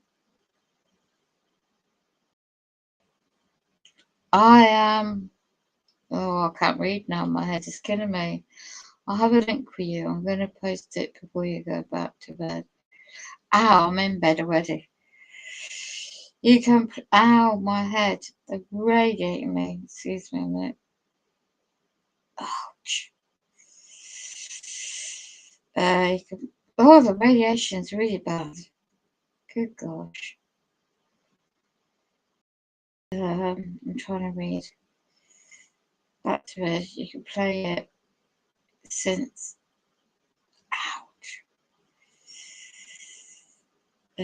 Play it what?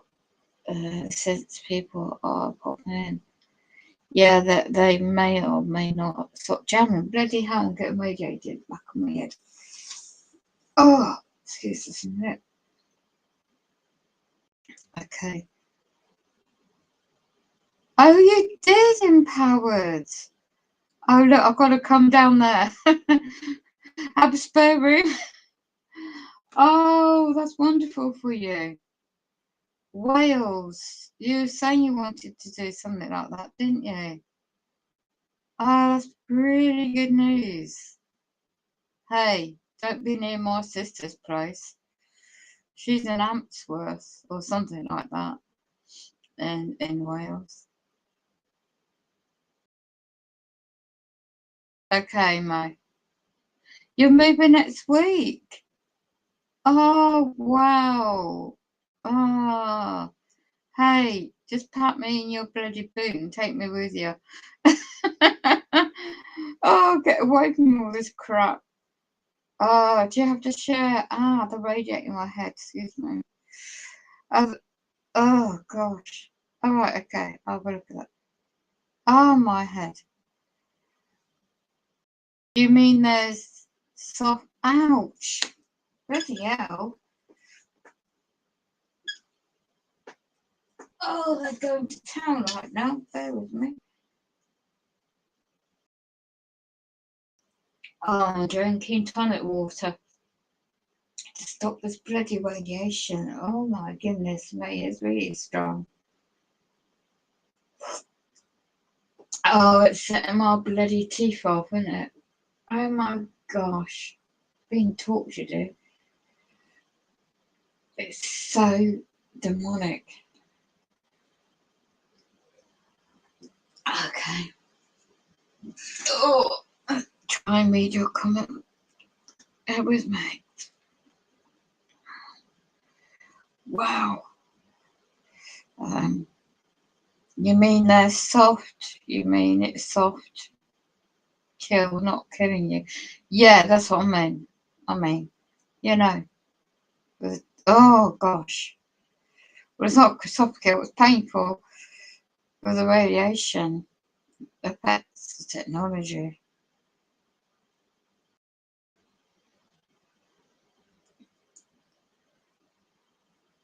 I am awake. And what about taking some of the... Yes! Back in the...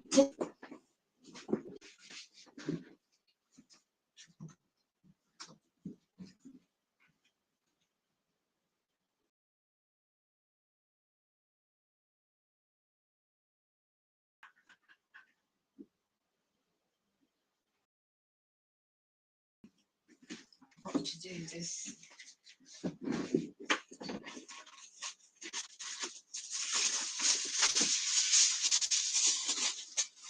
Too late. I haven't done this in a long time. The material I've got don't help. I paid for this material.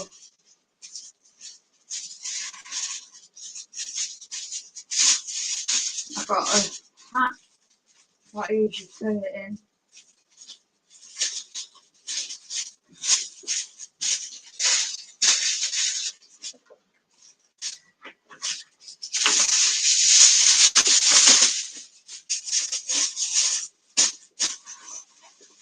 Oh, get you right at the back.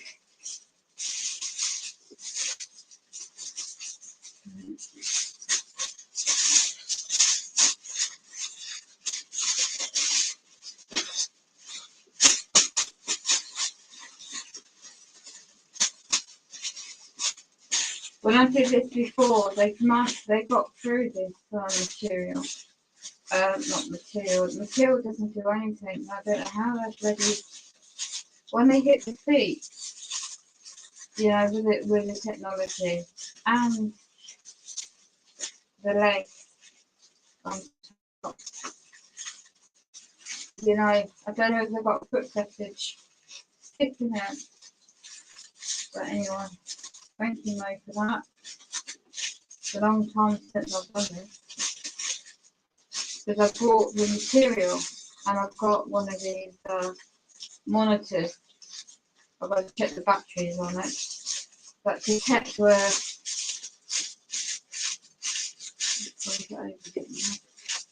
it detects where the frequencies, how strong, bloody hell, the frequency is right. Let's get this in the hat. I'll do it sideways.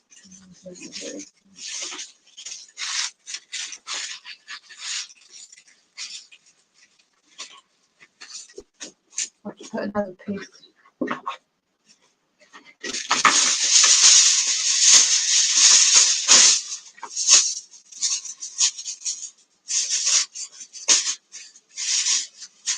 Yeah.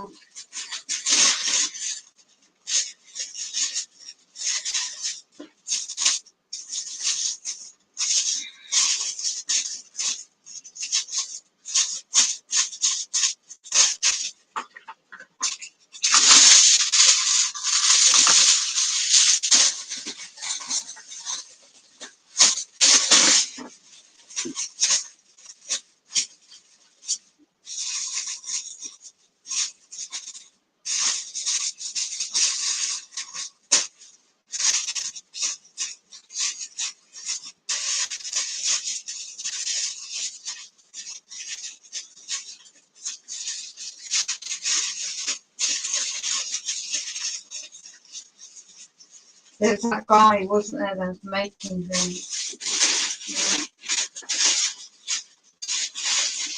fit.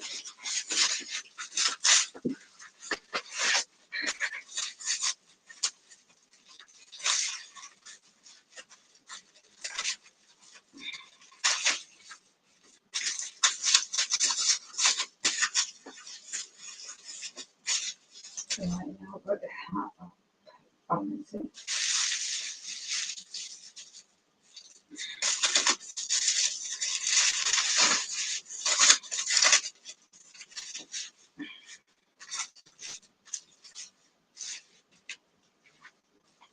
Okay, don't smoke that.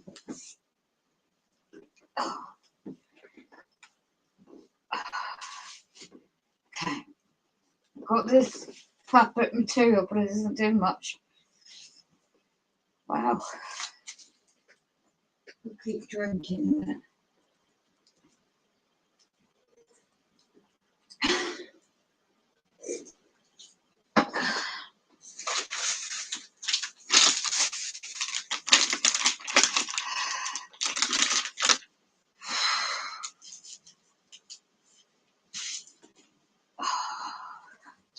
Good Lord.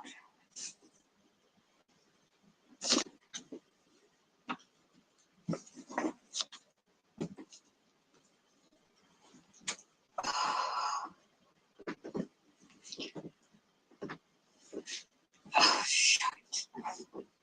Oh.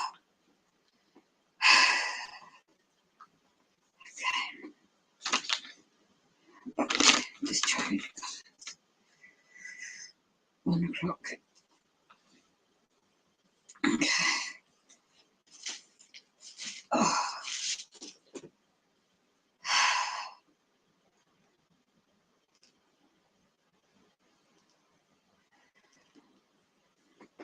Okay. So I'm just catching up the chat. Oh, good on you, Empowered. Thanks, Empowered. Okay, I'll look at that video in a minute.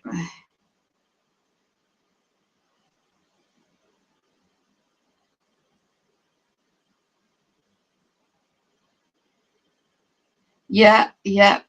Patina, Nick Cat, over it to keep it placed. Yep, done it. Thank you, Mo. Just done it. No, Mo, thank you. I've just done it, yeah. I haven't done it in a long time. Thank you. Got a working car now also. That's very good news for you, Empowered. Oh, Tab, I had a miracle to be able to find accessible place I could go. You know, that had disabled access with the wheelchair and a wet room. I could have a bloody breakdown there. Mo says, no, I'm awakened. It is a type of error.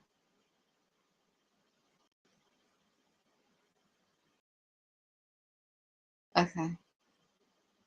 Can't say empowered, it comes out in power. Empower. That's like a name for a company in England, energy company. Take some aluminum foil. or chop it around your head and then put a knit cap over it to keep it in place and see if it helps you to be.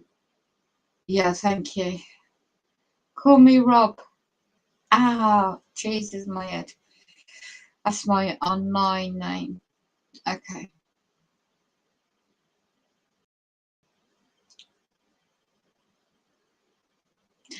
Empowered, he doesn't like to say where he is, so I don't say anything either. Yeah, you're Bristol. You're down near there. You're going to be near where my sister is. Well, I don't know, but you might be. Bear with me. I'll just do the pressure points on my neck.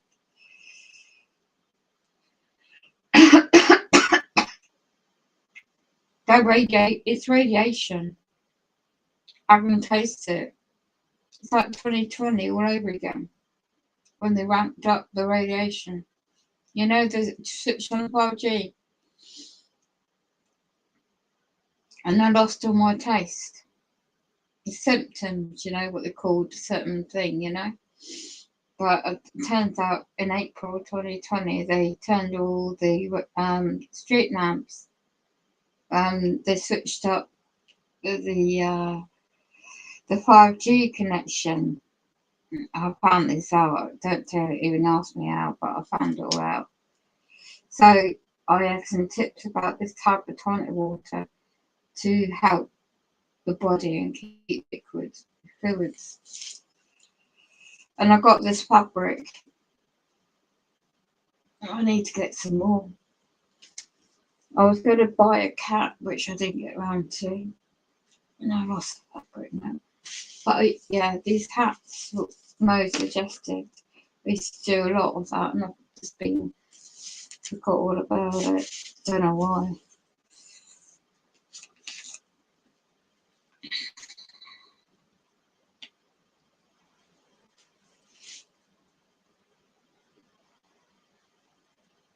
No, it's just that is just as way empowered. Wow. So you're gonna pack it all in your car. You've got room. You gotta. I'm gonna see if I can drink my drink.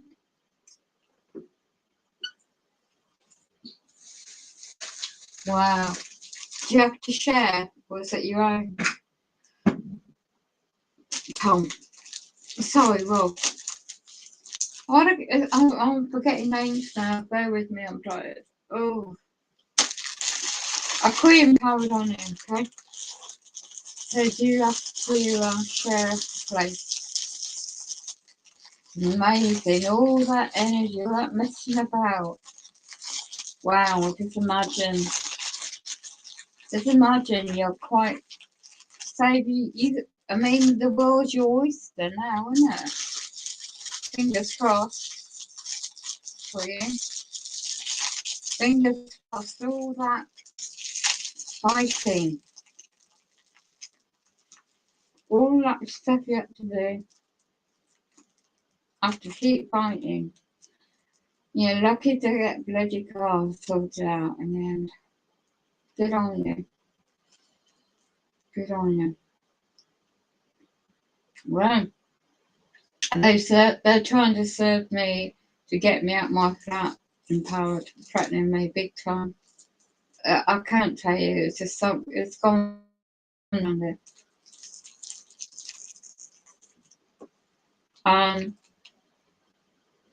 Assumptions are being made that I'm not allowing entry to my flat for repairs, which is a joke. Since that I've been chasing it all up. My tap repairs was reported 2021, and it's not done. I've got emails and everything, all the evidence. I chased it up again at the end of 2022. I've got the email evidence that the head office CEO PA, she was going to chase it all up, get back to me, and she never did ever since. So in January this year, I did a document, notice of intent to seek a counterclaim for this unlawful breach of contract they've caused in their terms and conditions of maintenance and repairs policy and procurement, and using the contract out services to MPS Housing. But the company, the bigger company, is Mears Group PLC, head office. And Mears Group PLC, the bigger company, they have a contract, or used to be, Mighty PLC, and they have a security contract. And guess who's linked to security? For public servants nationally. Oh, we can't make it up. So, of course, as a TI, all this gaslighting, all these offer appointments since 2018, every year, if there's like a gas service boiler check or something else, it's always, first they would do this. They would offer a morning appointment, which they know I can't do. So, and then I would have to, it's NK Ultra, a neuromonitoring. So I have to respond to that to get the afternoon appointment. And then what they do, computer generated, instead of getting a proper afternoon appointment, they would be doing from like 12 o'clock till 5, and I can't do all that time period. It needs to be between the 2-hour time slot between my care needs, you know. So it's a saga. It's been like that for a long time. And then, like, if I see there's, like, when the cold tap went in the kitchen first, and bought it straight away. And it's only a simple plumbing job, but I can't physically do it myself. And I thought somebody I knew could do the job, and they made it worse, allegedly. Anyway, I got the parts for it. I paid for the parts, but I just can't find someone to fix it. Oh, my teeth, radiating me. Anyway, and then October last year, the hot tap started playing up now. So it's both taps. And now it's just like, what is one thing after another? So it's a duty of care in those basic, simple jobs is blocked. Now we're talking about my main flat door. It's a security issue, isn't it? That's not been offered of a replacement since January the 13th of 2022. 1 year and 3 months today. Just like what they did to me. They set me up in my, where was it? They smashed my door in when I had that heart attack and stroke in September 2017. And at the time, my daughter-in-law, we were talking on Facebook Live before they started hacking into my internet, and before they started, damaging my stuff, home invasions. Before I knew it was a TI. So yeah, 1 minute I'm talking like this, next minute I'm having this stroke on the left side and the heart attack at the same time, and I just couldn't move. I couldn't move any part of my body, couldn't speak, nothing. And she ran the emergency services all the way from Surrey. She lives down that way. And if I wasn't on the live stream and she saw it happen, I wouldn't be here, basically. Don't know what would have happened. I couldn't even reach for the phone. I couldn't move my hands, nothing. So, but I know now the technology can cause that. And when I eventually got to hospital, I found that my home was ransacked and I got home. They didn't make the safety door. I mean, all I remember is being in the ambulance, given these drugs for a heart attack, I think it was. All these things they put on me to monitor my heart. And all I remember is waking up in the emergency resuscitation and all these people around me, and then I just wake up. I don't know the length of time I was there, and all I remember is waking up on a ward and then told that I had a stroke and I had a minor heart attack. So I was there. I don't know how long I was there now. I can't remember. It's so long ago. All I just remember is an old phone I had was getting harassed by the housing company. Where are you? You're meant to be at home. We've got a repair bloke at your door. Hold on, I'm in hospital. I didn't even get my speech back till about 3 days or so. And that's what the housing companies has been like ever since I've lived, been there. And it's just got worse ever since. So this time round, when they smashed the door in January last year, was just psychological. To set me up getting robbed, and then just bashing the door in instead of getting a locksmith. So yeah. Anyway, good on you. New beginnings. I could do new beginnings, but properly and lawfully. I can't move in the sense of financially the issues that's going on. Anyway, hope you get some rest. Right, that video, Mo. Have a look at it.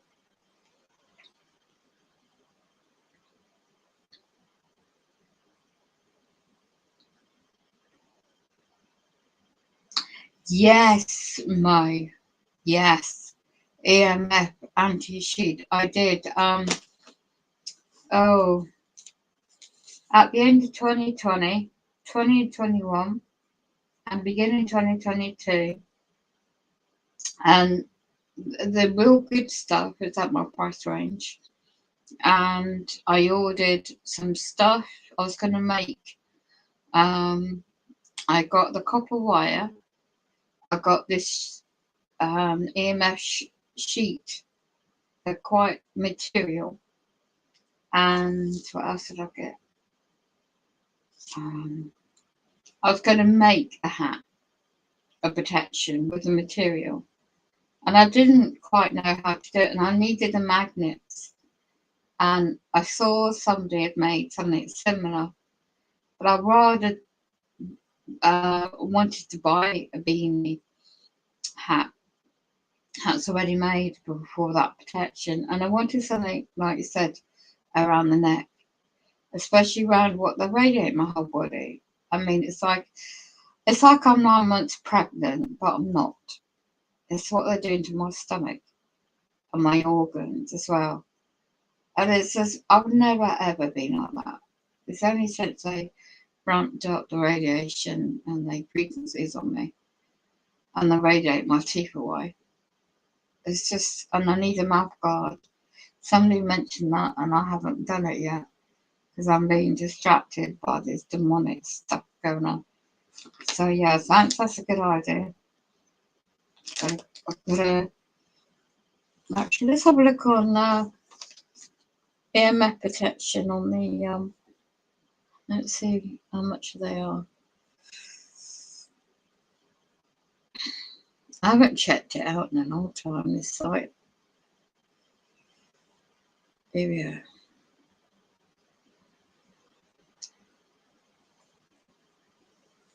I need 2 phone chargers up bloody work in the meantime. Right, here we go.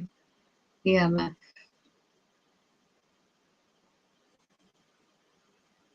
I've searched.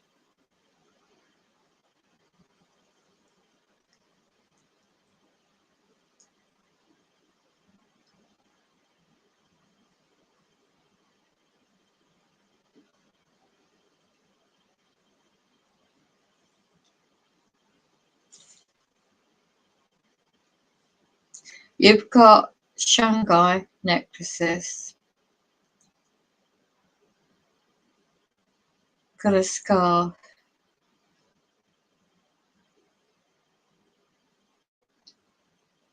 Wow. And a thyroid, £89. I could make that, this material. Let's have a look at that.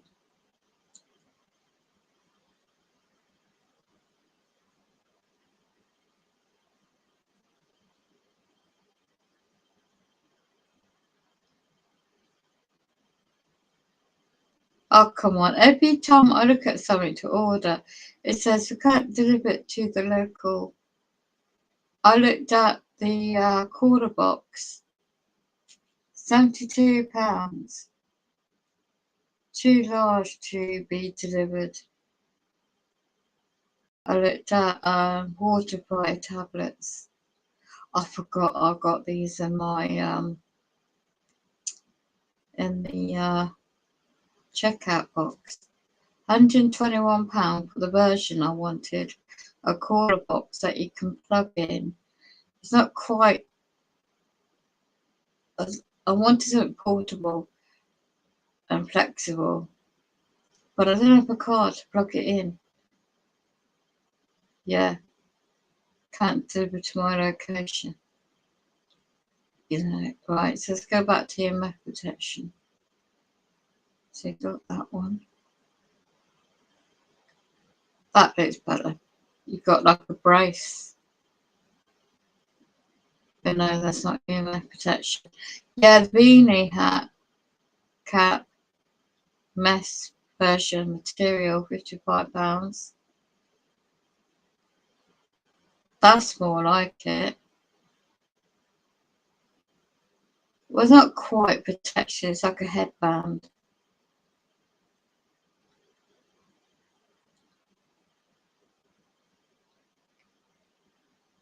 I like that one that guy made. It looked quite good. Oh, that's even cheaper. £44. It's a bit like I can make that with the material I've got on the hat I've got. Let's have a look if they've got the material that's made of it too. It's a wool hat, beanie.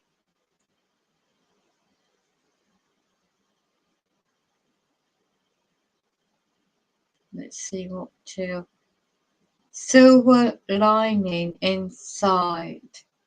Well, I've got material for that.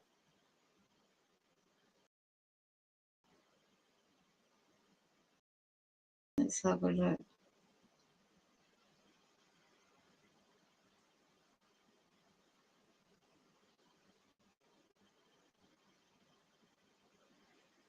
The material is cheaper to make. I'm sure it is.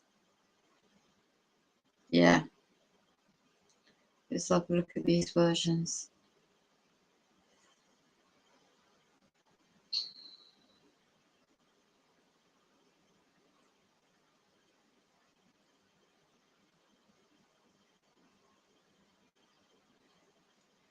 I keep saying they can't deliver. It's ridiculous. Yeah, I'm going to look at, see. Ah, you got the paint as well. Remember that paint? Sheet paint. I saw a video about that. I've got that EMF meter reader. I've got to get some batteries and read. The material I've got already cost me a bit. Right. It is made of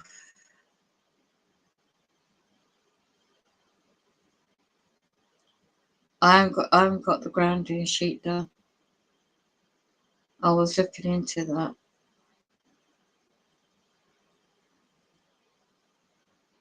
I got medium type material, so high quality. Copper, nickel, polyester. I got the silver colour fabric.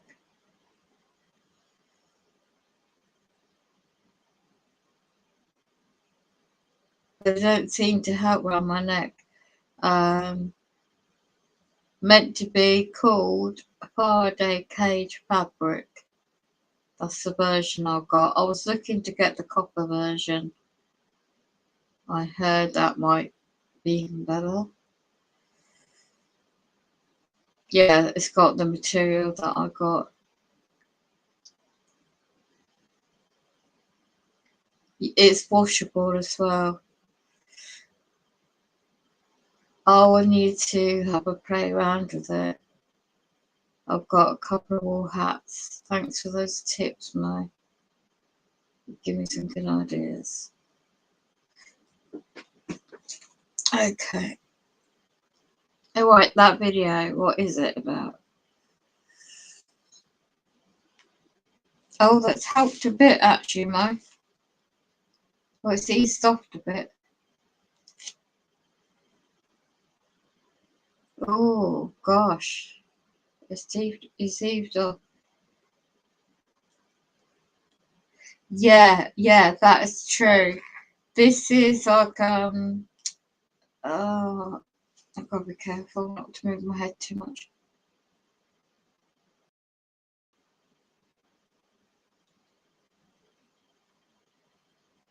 Oil paint. They got at the local shop. They got the oil. What type of oil paint? Bloody hell! I've got no space, no shelving space, storage space. You're essentially doubled, covered completely from head to toe. Yeah, exactly. I had to buy a sewing machine and also make the sleeping bag. Did you? Ah, right. Really expensive.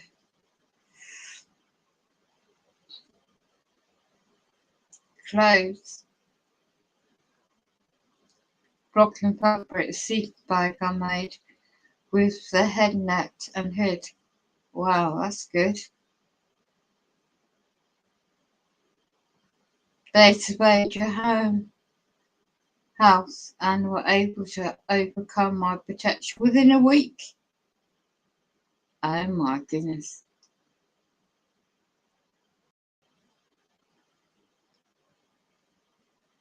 I've got his. I don't know. It's up to Tom.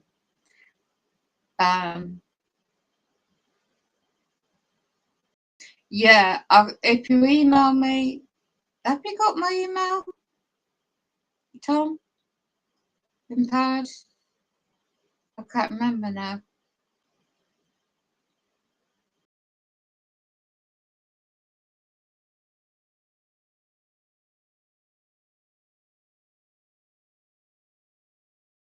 Is it double? Oh, the stomach now.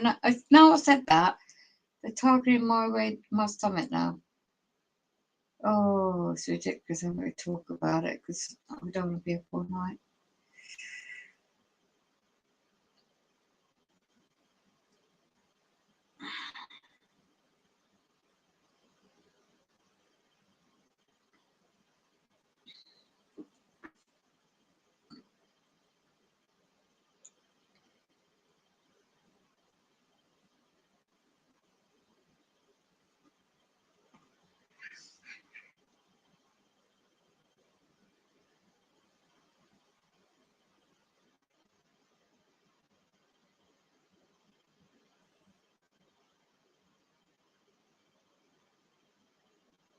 Yeah, that's true.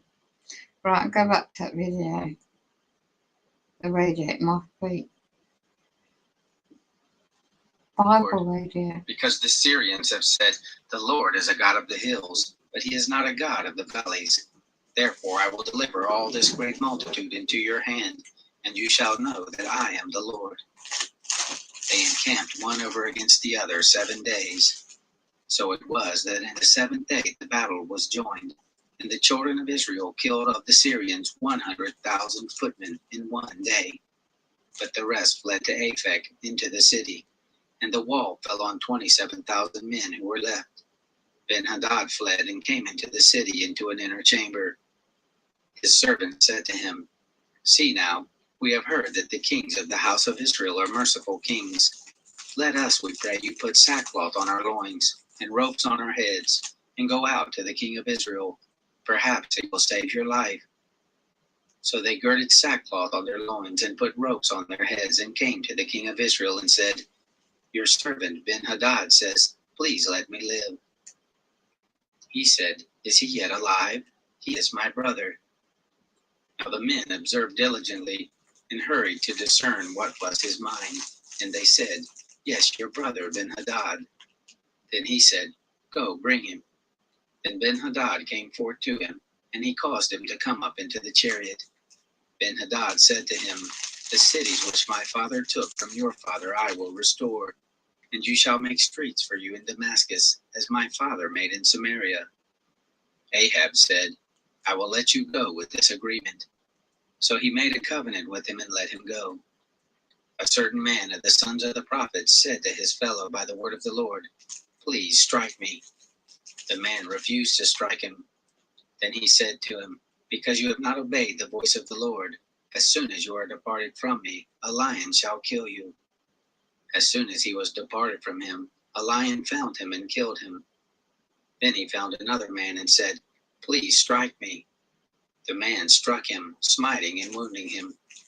So the prophet departed and waited for the king by the way, and disguised himself with his headband over his eyes.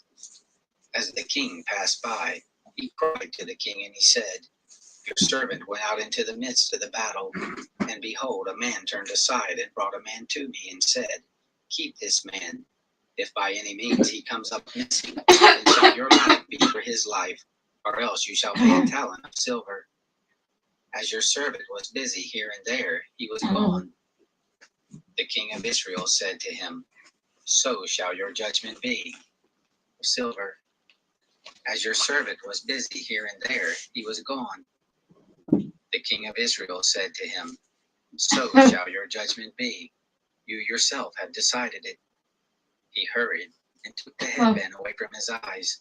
And the king of Israel, he was one of the prophets. He said to him, Thus says the Lord, because you have let go out of your hand the man whom I had devoted to destruction, therefore your life shall go for his life, and your people for his people. The king of Israel went to his house sullen and angry, and came to Samaria.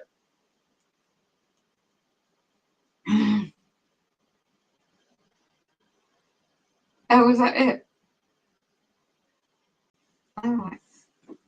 Chapter 21. Alright, no, it's not. It happened after these things that Naboth the Jezreelite had a vineyard which was in Jezreel, close by the palace of Ahab, king of Samaria. Ahab spoke to Naboth, saying, Give me your vineyard, that I may have it for a garden of herbs, because it They're hacking my phone. I'm trying to play it. Oh, boy.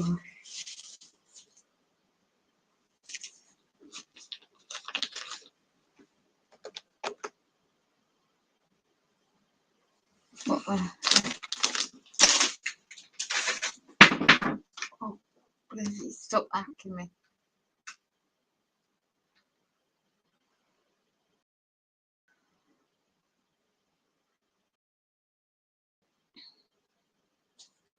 is near to my house, and I will give you a better vineyard for it.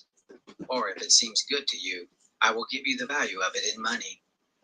Naboth said to Ahab, The Lord forbid it to me, that I should give the inheritance of my fathers to you. Ahab came into his house sullen and angry because of the word which Naboth the Jezreelite had spoken to him, for he had said, I will not give you the inheritance of my fathers. He laid down on his bed and turned away his face and would eat no bread. But Jezebel his wife came to him and said to him, Why is your spirit so sad that you eat no bread? He said to her, Because I spoke to Naboth the Jezreelite and said to him, Give me your vineyard for money, or else, if it pleases you, I will give you another vineyard for it. And he answered, I will not give you my vineyard. Jezebel his wife said to him, Don't you now govern the kingdom of Israel? Arise and eat bread, and let your heart be merry. I will give you the vineyard of Naboth the Jezreelite. So she wrote letters in Ahab's name, and sealed them with his seal, and sent the letters to the elders and to the nobles who were in his city and who lived with Naboth. She wrote in the letters, saying, Proclaim a fast, and set Naboth on high among the people, and set 2 men, base fellows, before him, and let them testify against him, saying, You did curse God and the king. Then carry him out, and stone him to death. The men of his city, even the elders and the nobles who lived in his city, did as Jezebel said to them, according as it was written in the letters which he had sent to them. They proclaimed a fast, and set Naboth on high among the people. The 2 men, the base fellows, came in and sat before him, and the base fellows bore witness against him, even against Naboth, in the presence of the people, saying, Naboth did curse God and the king. Then they carried him forth out of the city, and stoned him to death with stones. Then they sent to Jezebel, saying, Naboth is stoned and is dead. It happened, when Jezebel heard that Naboth was stoned and was dead, that Jezebel said to Ahab, Arise, take possession of the vineyard of Naboth the Jezreelite, which he refused to give you for money, for Naboth is not alive, but dead. It happened, when Ahab heard that Naboth was dead, that Ahab rose up to go down to the vineyard of Naboth the Jezreelite to take possession of it. The word of the Lord came to Elijah the Tishbite, saying, Arise, go down to meet Ahab king of Israel, who dwells in Samaria. He is in the vineyard of Naboth, where he is gone to take possession of it. You shall speak to him, saying, Thus says the Lord, Have you killed, and also taken possession? You shall speak to him, saying, Thus says the Lord, In the place where dogs lick the blood of Naboth, shall dogs lick your blood, even your own. Ahab said to Elijah, Have you found me, my enemy? He answered, I have found you, because you have sold yourself to do that which is evil in the sight of the Lord. Behold, I will bring evil on you, and will utterly sweep you away, and will cut off from Ahab every man-child, and him who is shut up, and him who is left at large in Israel. And I will make your house like the house of Jeroboam the son of Nebat, and like the house of Baasha the son of Ahijah, for the provocation with which you have provoked me to anger, and have made Israel to sin. Of Jezebel the Lord spoke also, saying, The dog shall eat Jezebel by the rampart of Jezreel. Him who dies of Ahab in the city, the dog shall eat, and him who dies in the field shall the birds of the sky eat. But there was none like Ahab, who did sell himself to do that which was evil in the sight of the Lord, whom Jezebel his wife stirred up. He did very abominably in following idols, according to all that the Amorites did, whom the Lord cast out before the children of Israel. It happened, when Ahab heard those words, that he tore his clothes, and put sackcloth on his flesh, and fasted, and lay in sackcloth, and went softly. The word of the Lord came to Elijah the Tishbite, saying, See how Ahab humbles himself before me? Because he humbles himself before me, I will not bring the evil in his days, but in his son's days will I bring the evil on his house. Chapter 22. They continued 3 years without war between Syria and Israel. It happened in the 3rd year that Jehoshaphat, the king of Judah, came down to the king of Israel. The king of Israel said to his servants, You know that Ramoth Gilead is ours, and we sit still and don't take it out of the hands of the king of Syria. He said to Jehoshaphat, Will you go with me to battle to Ramoth Gilead? Jehoshaphat said to the king of Israel, I am as you are, my people is your people, my horses as your horses. Jehoshaphat said to the king of Israel, Please inquire first for the word of the Lord. Then the king of Israel gathered the prophets together, about 400 men, and said to them, Shall I go against Ramoth Gilead to battle, or shall I wait? They said, Go up, for the Lord will deliver it into the hand of the king. But Jehoshaphat said, Isn't there a prophet of the Lord besides, that we may inquire of him? The king of Israel said to Jehoshaphat, There is yet one man by whom we may inquire of the Lord, Micaiah the son of Imlah, but I hate him, for he doesn't prophesy good concerning me, but evil. Jehoshaphat said, Don't let the king speak this way. Then the king of Israel called an officer and said, Get Micaiah the son of Imlah quickly." Now the king of Israel and Jehoshaphat the king of Judah were sitting each on his throne, arrayed in their robes, in an open place at the entrance of the gate of Samaria, and all the prophets were prophesying before them. Zedekiah the son of Chenaanah made him horns of iron and said, "Thus says the Lord, with these shall you push the Syrians until they be consumed." All the prophets prophesied this way, saying, "Go up to Ramoth Gilead and prosper, for the Lord will deliver it into the hand of the king."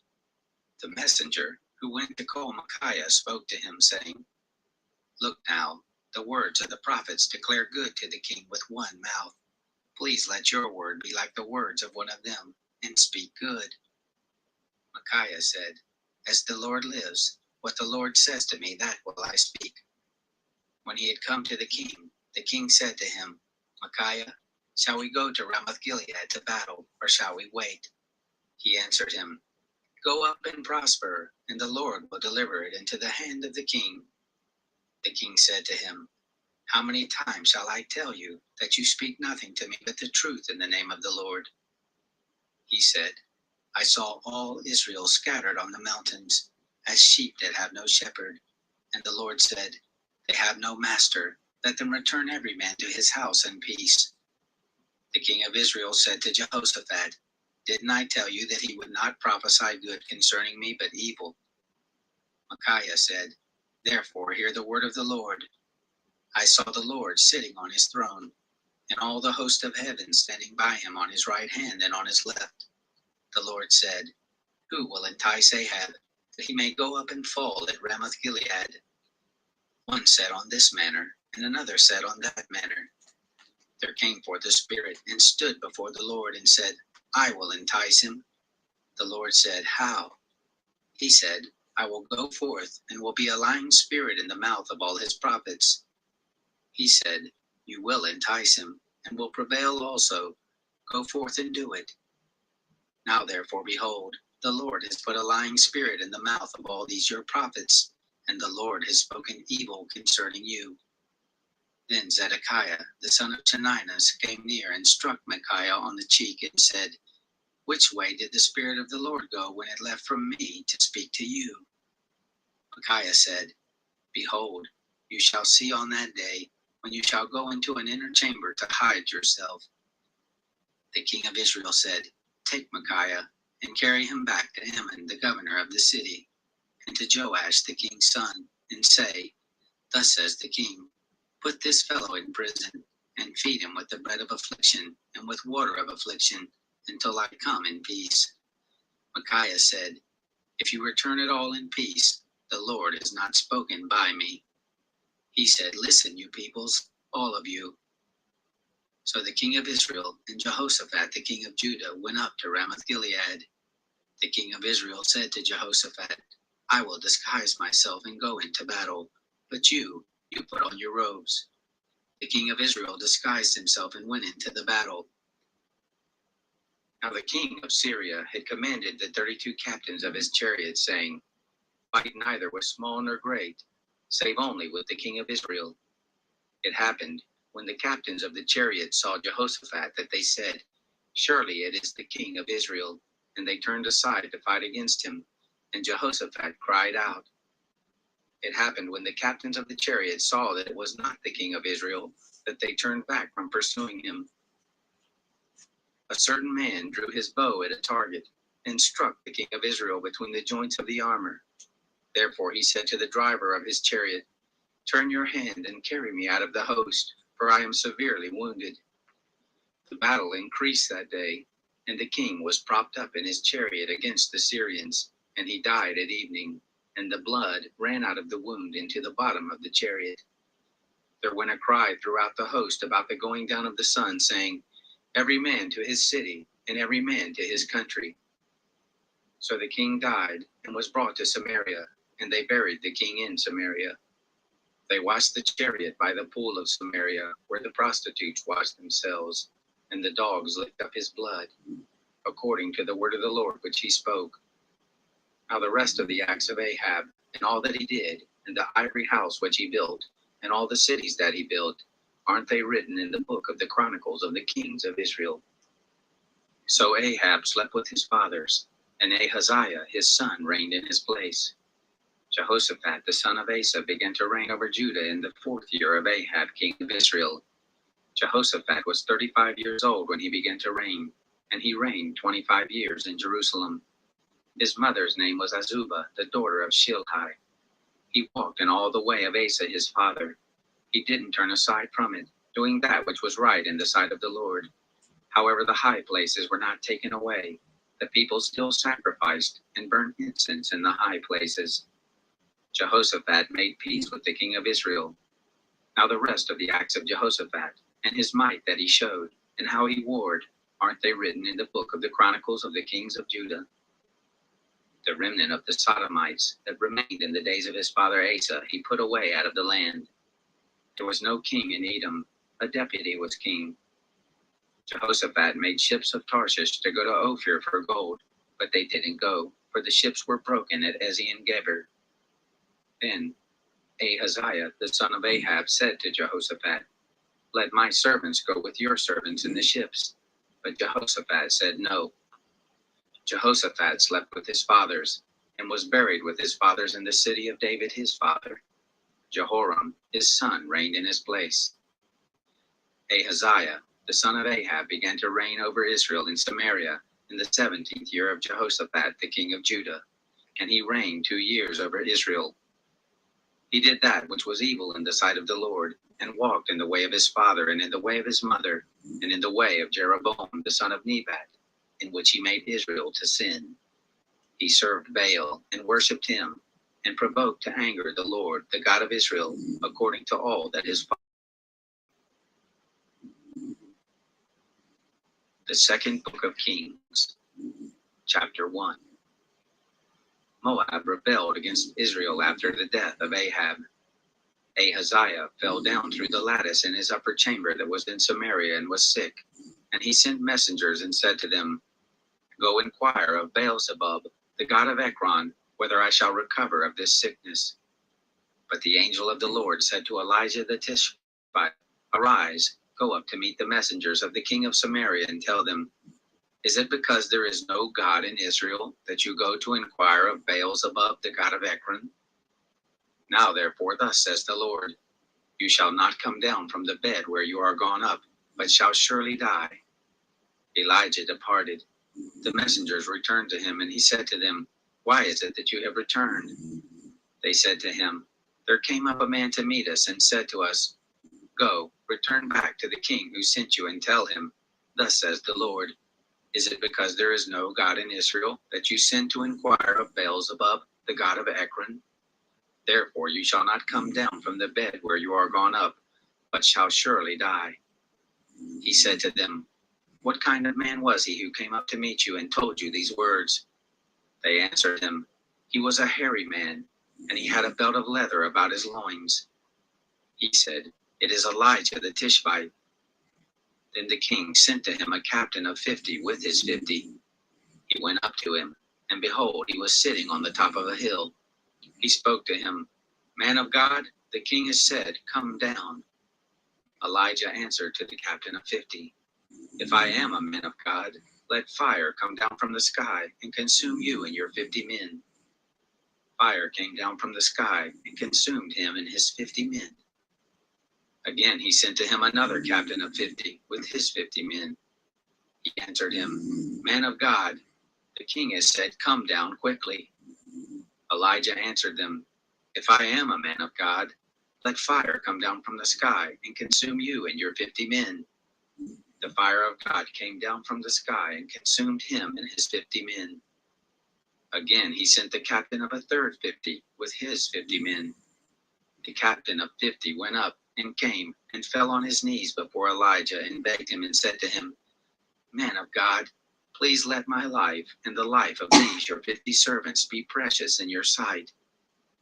Behold, fire came down from the sky and consumed the 2 former captains of 50 with their 50s. But now let my life be precious in your sight. The angel of the Lord said to Elijah, "Go down with him, don't be afraid of him." He arose and went down with him to the king. He said to him, Thus says the Lord, because you have sent messengers to inquire of Beelzebub, the god of Ekron. Is it because there is no God in Israel to inquire of his word? Therefore you shall not come down from the bed where you are gone up, but shall surely die. So he died according to the word of the Lord which Elijah had spoken. Jehoram began to reign in his place in the 2nd year of Jehoram, the son of Jehoshaphat, king of Judah, because he had no son. Now the rest of the acts of Ahaziah, which he did, aren't they written in the books of the chronicles of the kings of Israel? Chapter 2. It happened, when the Lord said he would take up Elijah by a whirlwind into heaven, that Elijah went with Elisha from Gilgal. Elijah said to Elisha, Please wait here, for the Lord has sent me as far as Bethel. Elisha said, As the Lord lives, and as your soul lives, I will not leave you. So they went down to Bethel. The sons of the prophets who were at Bethel came forth to Elisha and said to him, Do you know that the Lord is going to take away your master from you today? He said, Yes, I know it. Hold your peace. Elijah said to him, Elisha, please wait here, for the Lord has sent me to Jericho. He said, As the Lord lives, and as your soul lives, I will not leave you. So they came to Jericho. The sons of the prophets who were at Jericho came near to Elisha and said to him, Do you know that the Lord will take away your master from you today? He answered, Yes, I know it. Be quiet. Elijah said to him, Please wait here, for the Lord has sent me to the Jordan. He said, As the Lord lives, and as your soul lives, I will not leave you. The two of them went on together. 50 men of the sons of the prophets went and stood against them far off, as the two stood by the Jordan. Elijah took his mantle and wrapped it together and struck the waters, and they were divided here and there, so that the two went over on dry ground. It happened, when they had gone over, that Elijah said to Elisha, Ask what I shall do for you before I am taken from you. Elisha said, Please let a double portion of your spirit be on me. He said, You have asked a hard thing. Nevertheless, if you see me when I am taken from you, it will be so. But if not, it will not be so. It happened, as they went on and talked, that there appeared a chariot of fire and horses of fire, which parted them apart, and Elijah went up by a whirlwind into heaven. Elisha saw it, and he cried, my father, the chariots and the horsemen of Israel. He saw him no more, and he took hold of his own clothes and tore them in 2 pieces. He also took up the mantle of Elijah that fell from him, and went back and stood by the bank of the Jordan. He took the mantle of Elijah that fell from him, and struck the waters, and said, Where is the Lord, the God of Elijah? And when he also had struck the waters, they were divided here and there, and Elisha went over. When the sons of the prophets who were at Jericho saw him, they said, The spirit of Elijah does rest on Elisha. They came to meet him and bowed themselves to the ground before him. They said to him, Look, there are 50 strong men with your servants. Let them go and seek your master, lest the Spirit of the Lord has taken him up and placed him on some mountain or into some valley. He said, You shall not send them. When they urged him until he was ashamed, he said, Send them. They sent therefore 50 men, and they sought for 3 days, but didn't find Elijah. They came back to him while he stayed at Jericho, and he said to them, Didn't I tell you, don't go? The men of the city said to Elisha, Behold, we pray you, the location of this city is pleasant, as my Lord sees, but the water is bad, and the land miscarries. He said, Bring me a new jar and put salt in it. They brought it to him. He went forth to the spring of the waters, and cast salt in it, and said, Thus says the Lord, I have healed these waters, and there shall not be from there any more death or miscarrying. So the waters were healed to this day, according to the word of Elisha which he spoke. He went up from there to Bethel, and as he was going up by the way, there came out of the city young men, and they mocked him and said to him, Go up, Baldy, go up, you bald head. He looked behind them and saw them, and cursed them in the name of the Lord. 2 she-bears came out of the wood, and mauled 42 of the young men. He went from there to Mount Carmel, and from there he returned to Samaria. Chapter 3. Now Jehoram, the son of Ahab, began to reign over Israel in Samaria in the 18th year of Jehoshaphat, king of Judah, and he reigned 12 years. He did that which was evil in the sight of the Lord, but not like his father and like his mother, for he put away the pillar of Baal that his father had made. Nevertheless, he cleaved to the sins of Jeroboam the son of Nebat, with which he made Israel to sin. He didn't depart from it. Now Mesha, king of Moab, was a sheep master, and he rendered to the king of Israel the wool of 100,000 lambs and of 100,000 rams. But it happened when Ahab was dead that the king of Moab rebelled against the king of Israel. King Jehoram went out of Samaria at that time, and he mustered all Israel. He went and sent to Jehoshaphat, the king of Judah, saying, "The king of Moab has rebelled against me. Will you go with me against Moab to battle?" He said, "I will go. I am as you are, and my people as your people, my horses as your horses." He said, "Which way shall we go up?" He answered, "The way of the wilderness of Edom." So the king of Israel went, and the king of Judah, and the king of Edom, and they made a circuit of 7 days' journey, and there was no water for the host, or for the animals that followed them. The king of Israel said, "Alas, for the Lord has called these 3 kings together to deliver them into the hand of Moab." But Jehoshaphat said, "Isn't there a prophet of the Lord, that we may inquire of the Lord by him?"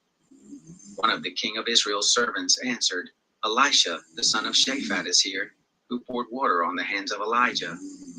Jehoshaphat said, "The word of the Lord is with him." So the king of Israel and Jehoshaphat and the king of Edom went down to him. Elisha said to the king of Israel, "What have I to do with you? Go to the prophets of your father and to the prophets of your mother." The king of Israel said to him, "No, for the Lord has called these 3 kings together to deliver them into the hand of Moab." Elisha said, "As the Lord of armies lives, before whom I stand, surely were it not that I regard the presence of Jehoshaphat, the king of Judah, I would not look toward you nor see you. But now bring me a minstrel." It happened when the minstrel played that the hand of the Lord came on him. He said, "Thus says the Lord, make this valley full of trenches. For thus says the Lord, you shall not see wind, neither shall you see rain, yet that valley shall be filled with water, and you shall drink, both you and your cattle and your animals. This is but a light thing in the sight of the Lord. He will also deliver the Moabites into your hand. You shall strike every fortified city, and every choice city, and shall fell every good tree, and stop all springs of water, and mar every good piece of land with stones." It happened in the morning, about the time of the first offering, that behold, there came water by the way of Edom, and the country was filled with water. Now when all the Moabites heard that the kings had come up to fight against them, they gathered themselves together, all who were able to put on armor and upward, and stood on the border. They rose up early in the morning, and the sun shone on the water, and the Moabites saw the water over against them as red as blood. And they said, "This is blood. The kings are surely destroyed, and they have struck each man his fellow. Now therefore Moab to the spoil." When they came to the camp of Israel, the Israelites rose up and struck the Moabites so that they fled before them, and they went forward into the land, smiting the Moabites. They beat down the cities, and on every good piece of land they cast their stones, and filled them. And they stopped all the springs of water, and felled all the good trees, until in Kir Hareseth only the stones remained. However, the men armed with slings went about and struck it. When the king of Moab saw that the battle was too severe for him, he took with him 700 men who drew the sword to break through to the king of Edom, but they could not. Then he took his eldest son, who would have reigned in his place, and offered him for a burnt offering on the wall. There was great wrath against Israel, and they departed from him and returned to their own land. Chapter 4. Now there cried a certain woman of the wives of the sons of the prophets to Elisha, saying, "Your servant, my husband, is dead, and you know that your servant did fear the Lord, and the creditor has come to take to him my 2 children to be slaves." Elisha said to her, What shall I do for you? Tell me, what do you have in the house? She said, Your handmaid has nothing in the house except a pot of oil. Then he said, Go borrow vessels from all your neighbors, even empty vessels, and don't borrow just a few. Then go in and close the door on you and on your sons, and pour into all those vessels, and then set them aside when they are full. So she went from him and closed the door on her and her sons, and they brought the vessels to her, and she poured out into them.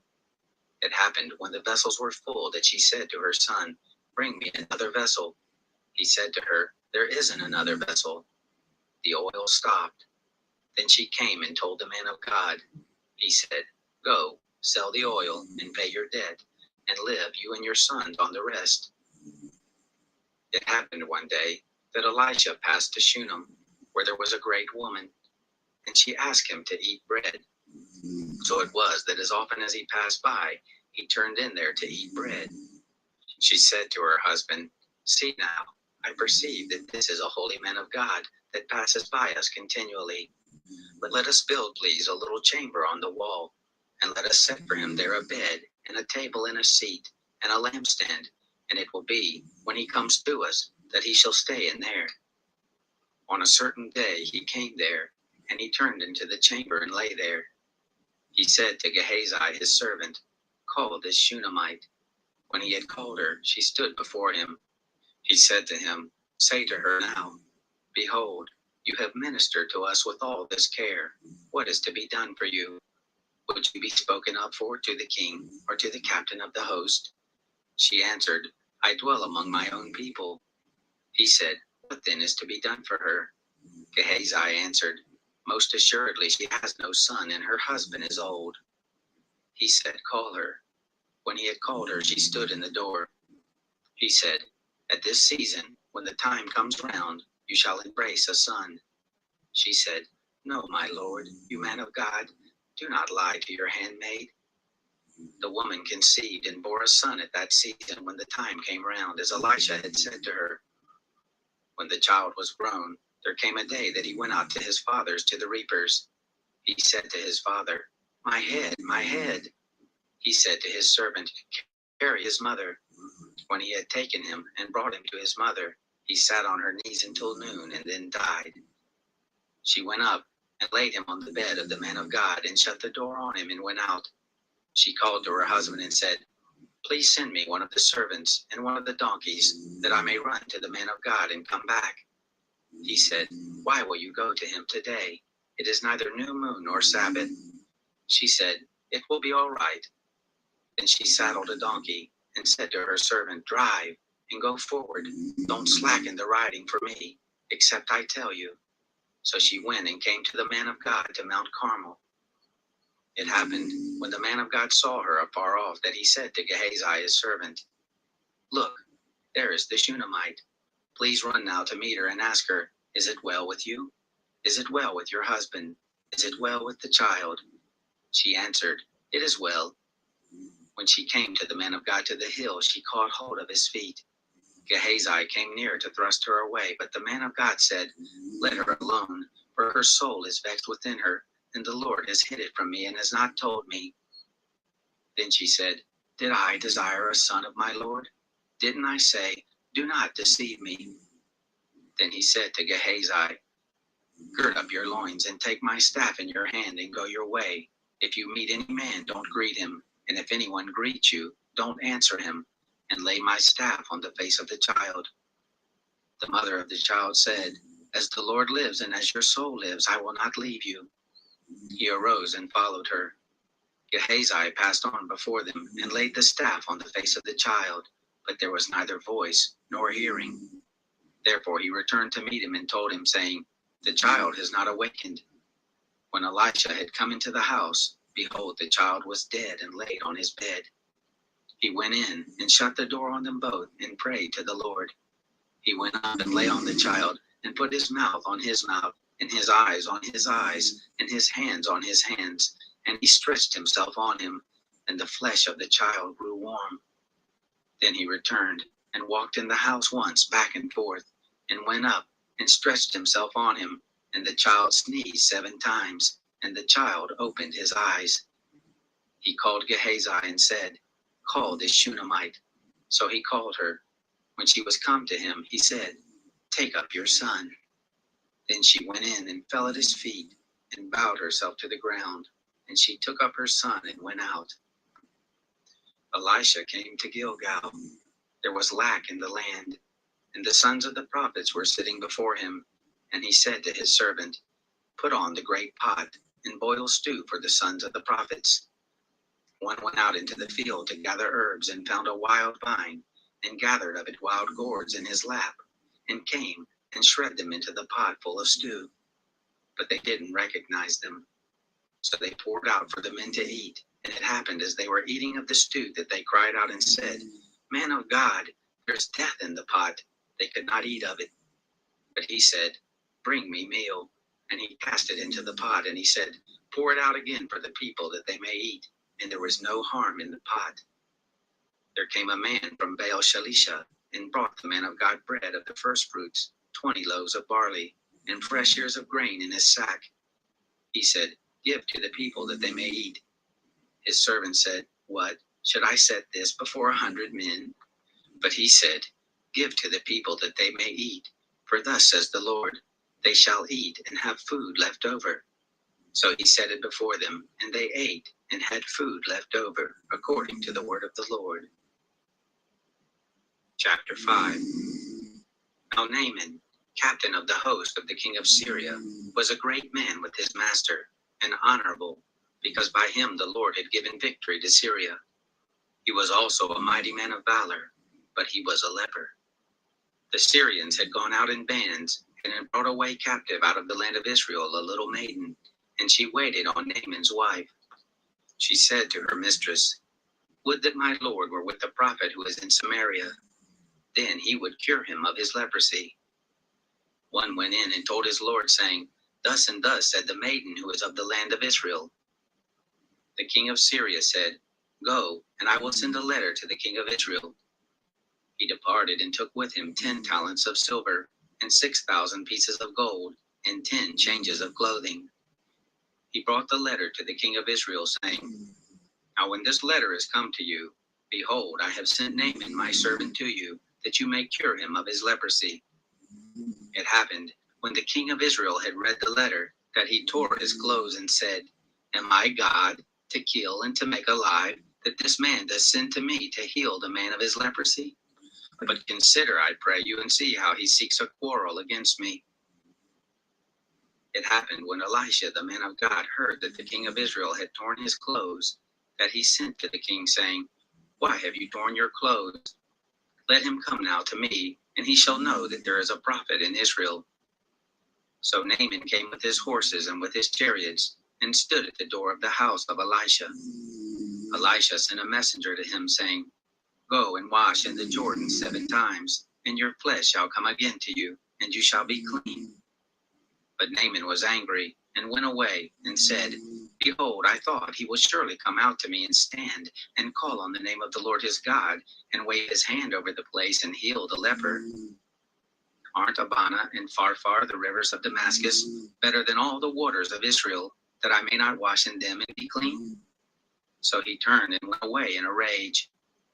His servants came near and spoke to him and said, My father, if the prophet had told you to do something great, wouldn't you have done it? How much more then when he says to you, Wash and be clean? Then he went down and dipped himself 7 times in the Jordan, according to the saying of the man of God. And his flesh came again like the flesh of a little child, and he was clean. He returned to the man of God, he and all his company, and came and stood before him. And he said, See now, I know that there is no God in all the earth but in Israel. Now therefore, please take a present from your servant. But he said, As the Lord lives, before whom I stand, I will receive nothing. He urged him to take it, but he refused. Naaman said, If not, please then let there be given to your servant 2 mules burden of earth. For your servant will from now on offer neither burnt offering nor sacrifice to any other gods, but to the Lord. In this thing may the Lord pardon your servant, When my master goes into the house of Rimmon to worship there, and he leans on my hand, and I bow myself in the house of Rimmon, when I bow myself in the house of Rimmon, O Lord, please pardon your servant in this thing. He said to him, Go in peace. So he departed from him a short distance. But Gehazi, the servant of Elisha, the man of God, said, Behold, my master has spared this Naaman the Syrian, and not receiving from his hands that which he brought.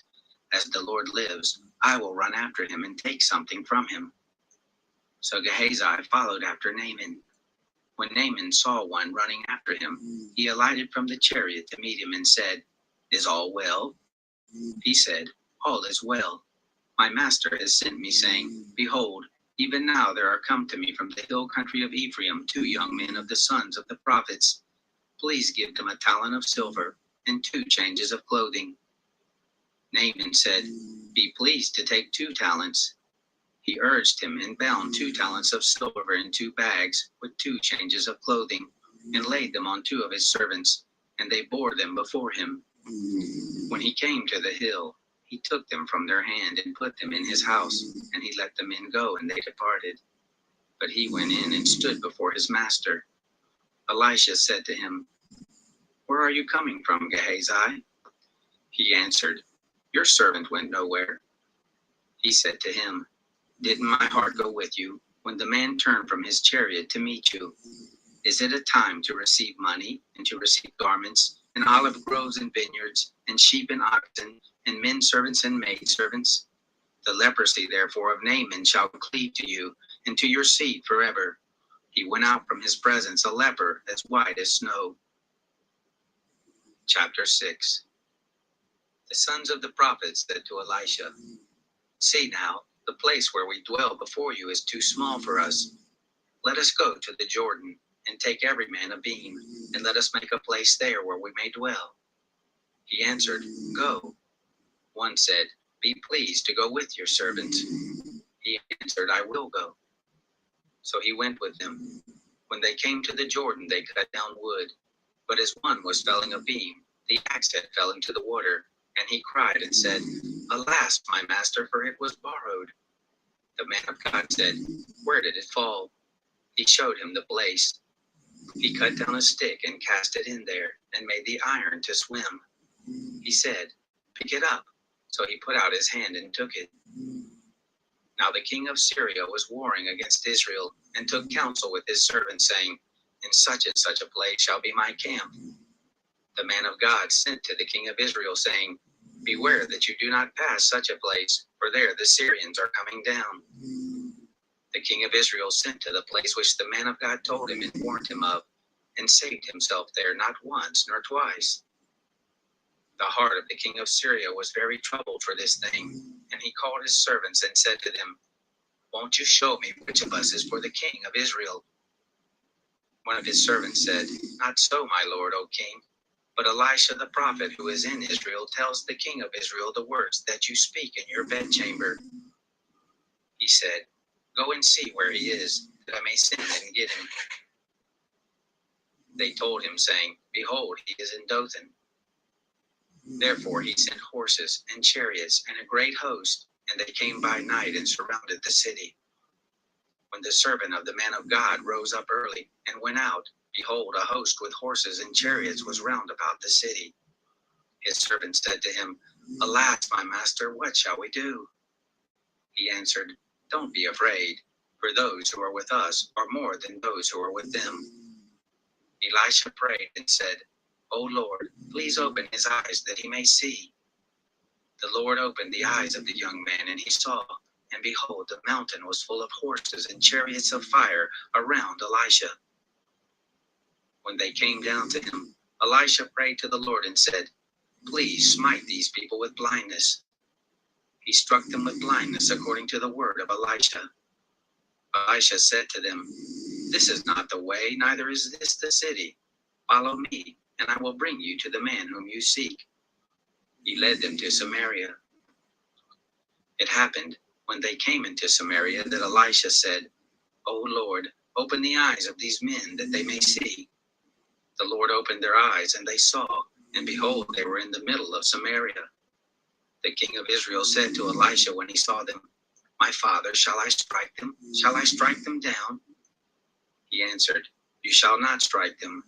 Would you strike those whom you have taken captive with your sword and with your bow? Set bread and water before them, that they may eat and drink and return to their master." He prepared great provision for them, and when they had eaten and drunk, he sent them away, and they went to their master. The bands of Syria came no more into the land of Israel. It happened after this, that Ben-Hadad, king of Syria, gathered all his host, and went up and besieged Samaria. There was a great famine in Samaria, and they besieged it, until a donkey's head was sold for 80 pieces of silver, and the fourth part of a cab of dove's dung for 5 pieces of silver. As the king of Israel was passing by on the wall, there cried a woman to him, saying, "Help, my lord, O king." He said, "If the Lord doesn't help you, how can I help you? Out of the threshing floor or out of the winepress?" The king said to her, "What ails you?" She answered, "This woman said to me, 'Give me your son, that we may eat him today, and we will eat my son tomorrow.' So we boiled my son and ate him. And I said to her on the next day, 'Give me your son, that we may eat him.' And now she has hidden her son." It happened, when the king heard the words of the woman, that he tore his clothes. Now he was passing by on the wall, and the people looked, and behold, he had sackcloth within on his flesh. Then he said, "God do so to me, and more also, if the head of Elisha, the son of Shaphat, shall stand on him this day." But Elisha was sitting in his house, and the elders were sitting with him. And the king sent a man from before him. But before the messenger came to him, he said to the elders, "See how this son of a murderer has sent to take off my head. Behold, when the messenger comes, shut the door, and hold the door fast against him. Isn't the sound of his master's feet behind him?" While he was yet talking with them, behold, the messenger came down to him, and he said, "Behold, this evil is from the Lord. Why should I wait for the Lord any longer?" Chapter 7. Elisha said, "Hear the word of the Lord. Thus says the Lord, tomorrow about this time, a measure of fine flour shall be sold for a shekel, and 2 measures of barley for a shekel in the gate of Samaria." Then the captain, on whose hand the king leaned, answered the man of God and said, "Behold, even if the Lord should make windows in heaven, can this thing be?" He said, "Behold, you shall see it with your eyes, but shall not eat of it." Now there were 4 leprous men at the entrance of the gate, and they said to one another, "Why do we sit here until we die? If we say, 'We will enter the city,' then the famine is in the city, and we shall die there. And if we sit still here, we will die also. Now therefore, come, let us go to the host of the Syrians, and if they save us alive, we shall live, and if they kill us, we shall but die." They rose up in the twilight to go to the camp of the Syrians. And when they came to the outermost part of the camp of the Syrians, behold, there was no man there. For the Lord had made the host of the Syrians to hear a noise of chariots and a noise of horses, even the noise of a great host. And they said to one another, "Behold, the king of Israel has hired against us the kings of the Hittites and the kings of the Egyptians to come upon us." Therefore they arose and fled in the twilight, and left their tents and their horses and their donkeys, even the camp as it was, and fled for their life. When these lepers came to the outermost part of the camp, they went into one tent, and ate and drank, and carried away silver and gold and clothing, and went and hid it. And they came back, and entered into another tent, and carried away from there also, and went and hid it. Then they said to one another, "We aren't doing the right thing. This is a day of good news, and we hold our peace.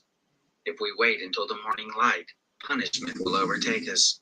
Now let's go and tell the king's household." So they came and called to the porter of the city, and they told him, saying, "We came to the camp of the Syrians, and there was no man there, neither voice of man, but the horses tied and the donkeys tied, and the tents as they were." He called the porters, and they told it to the king's household inside. The king arose in the night and said to his servants, "I will now show you what the Syrians have done to us." They know that we are hungry. Therefore they have gone out of the camp to hide themselves in the fields, saying, when they come out of the city, we will take them alive and go into their city. One of his servants answered, please, let's take 5 of the horses that remain, which are left in the city. Behold, they are as the multitude of Israel who are left in it, and they are as the multitude of Israel who are consumed. And let us send and see. They took therefore 2 chariots with horses, and the king sent after the host of the Syrians, saying, go and see. They went after them to the Jordan, and all the way was full of garments and vessels, which the Syrians had cast away in their haste. The messengers returned and told the king. The people went out and plundered the camp of the Syrians. So a measure of fine flour was sold for a shekel, and 2 measures of barley for a shekel, according to the word of the Lord. The king appointed the captain on whose hand he leaned to have the charge of the gate, and the people trod on him in the gate, and he died as the man of God had said, who spoke when the king came down to him. It happened, as the man of God had spoken to the king, saying, 2 measures of barley for a shekel, and a measure of fine flour for a shekel will be tomorrow about this time in the gate of Samaria. And that captain answered the man of God and said, if the Lord should make windows in heaven, how can such a thing be? And he said, behold, you shall see it with your eyes, but shall not eat of it. It happened even so to him, for the people trod on him in the gate, and he died. Chapter 8. Now Elisha had spoken to the woman, whose son he had restored to life, saying, arise and go, you and your household, and sojourn wherever you can sojourn, for the Lord has called for a famine, and it shall also come on the land 7 years. The woman arose and did according to the word of the man of God, and she went with her household, and sojourned in the land of the Philistines 7 years. It happened at the end of 7 years that the woman returned out of the land of the Philistines, and she went forth to cry to the king for her house and for her land. Now the king was talking with Gehazi, the servant of the man of God, saying, please tell me all the great things that Elisha has done. It happened, as he was telling the king how he had restored life to him who was dead, that behold, the woman, whose son he had restored to life, cried to the king for her house and for her land. Gehazi said, my lord, O king, this is the woman, and this is her son, whom Elisha restored to life. When the king asked the woman, she told him. So the king appointed to her a certain officer, saying, restore all that was hers, and all the fruits of the field since the day that she left the land, even until now. Elisha came to Damascus, and Ben-Hadad, the king of Syria, was sick, and it was told him, saying, the man of God is come here. The king said to Hazael, take a present in your hand, and go and meet the man of God, and inquire of the Lord by him, and say, shall I recover of this sickness? So Hazael went to meet him, and took a present with him, even of every good thing of Damascus, 40 camels' burdens, and came and stood before him, and said, your son Ben-Hadad, king of Syria, has sent me to you, saying, shall I recover of this sickness? Elisha said to him, go tell him, you shall surely recover. However, the Lord has shown me that he shall surely die. He settled his gaze steadfastly on him until he was ashamed, and the man of God wept. Hazael said, why does my Lord weep? He answered, because I know the evil that you will do to the children of Israel. Their strongholds you will set on fire, and their young men you will kill with the sword, and you will dash in pieces their little ones, and rip up their women with child. Hazael said, but what is your servant who is but a dog that he should do this great thing? Elisha answered, the Lord has shown me that you will be king over Syria. Then he departed from Elisha and came to his master, who said to him, what did Elisha say to you? He answered, he told me that you would surely recover. It happened on the next day that he took the cover and dipped it in water and spread it on his face so that he died, and Hazael reigned in his place.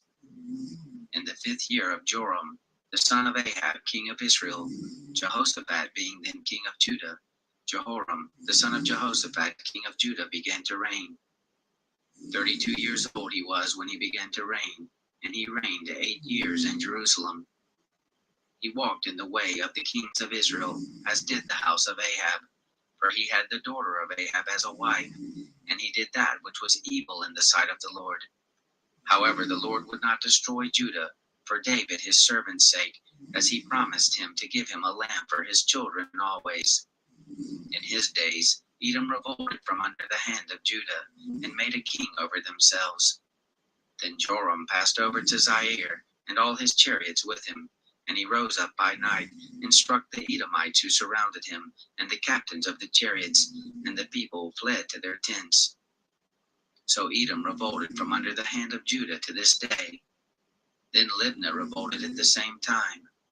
The rest of the acts of Joram, and all that he did, aren't they written in the book of the Chronicles of the kings of Judah? Joram slept with his fathers, and was buried with his fathers in the city of David, and Ahaziah his son reigned in his place.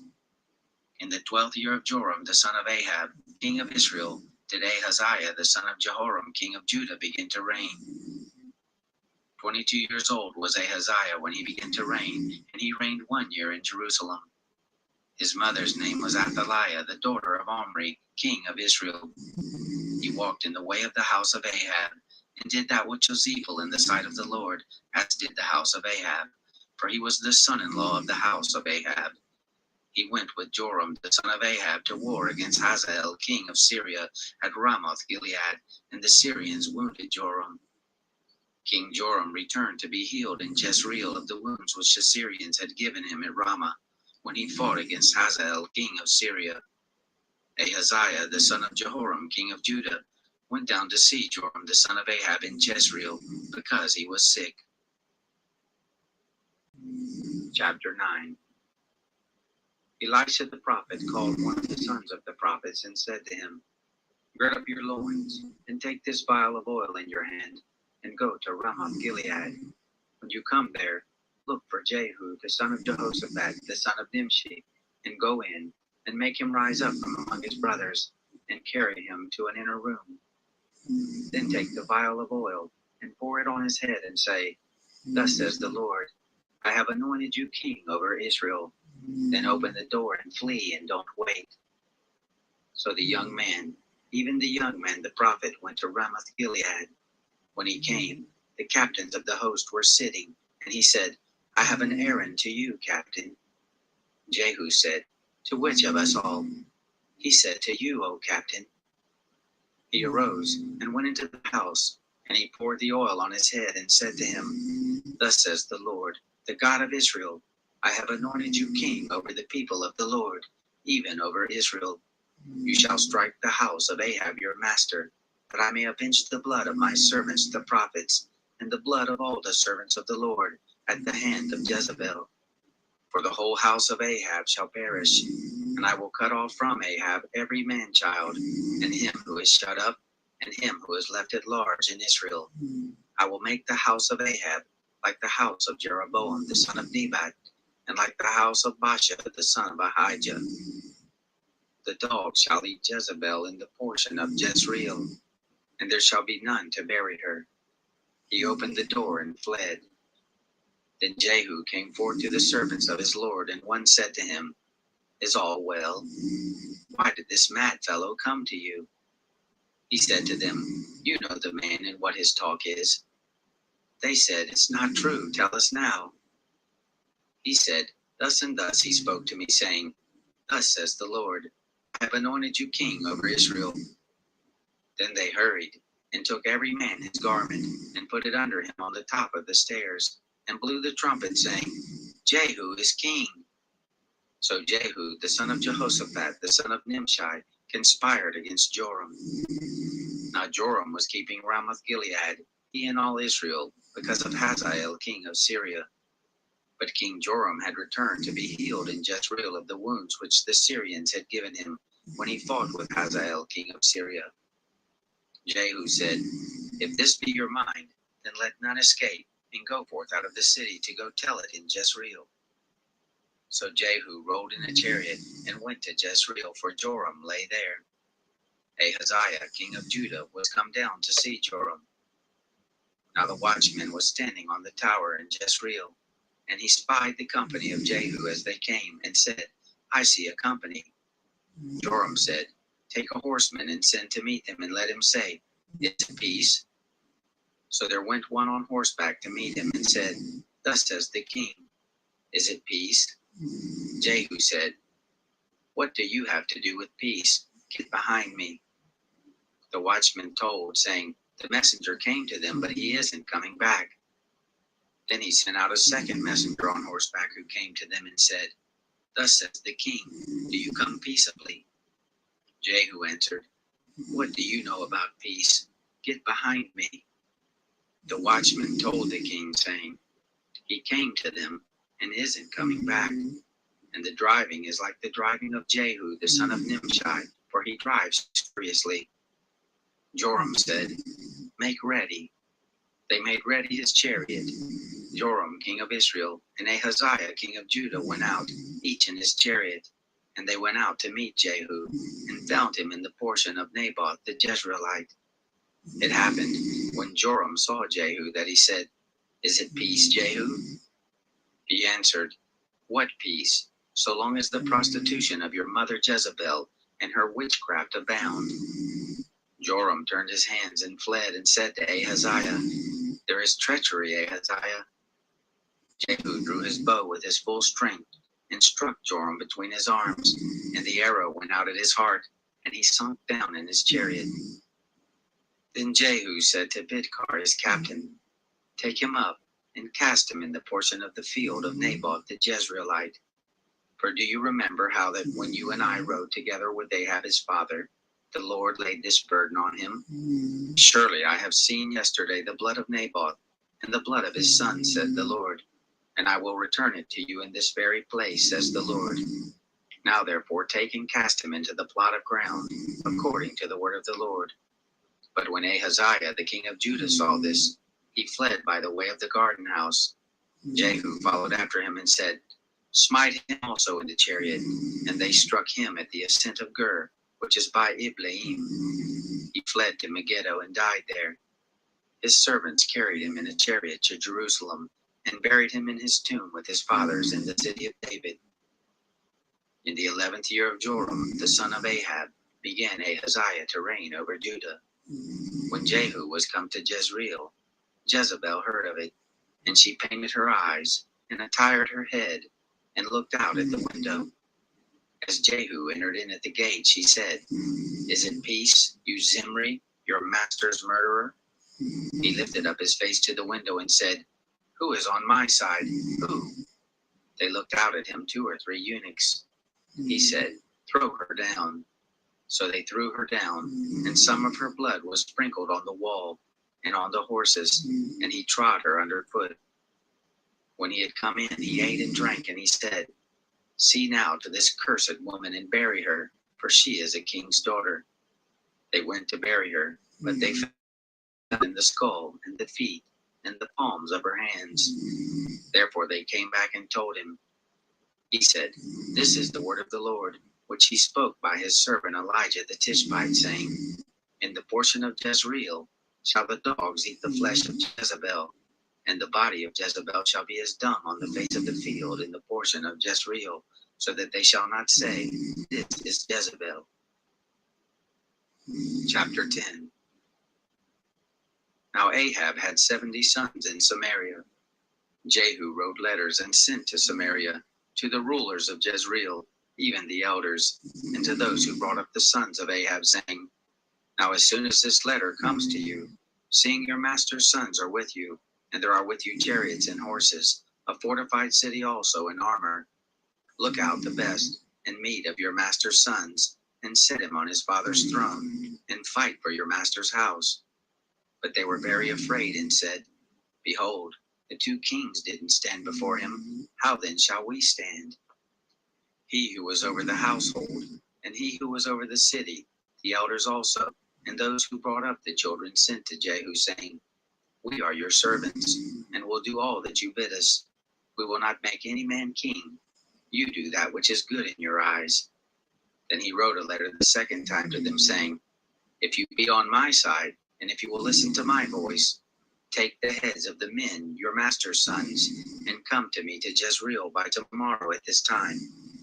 Now the king's sons, being 70 persons, were with the great men of the city who brought them up.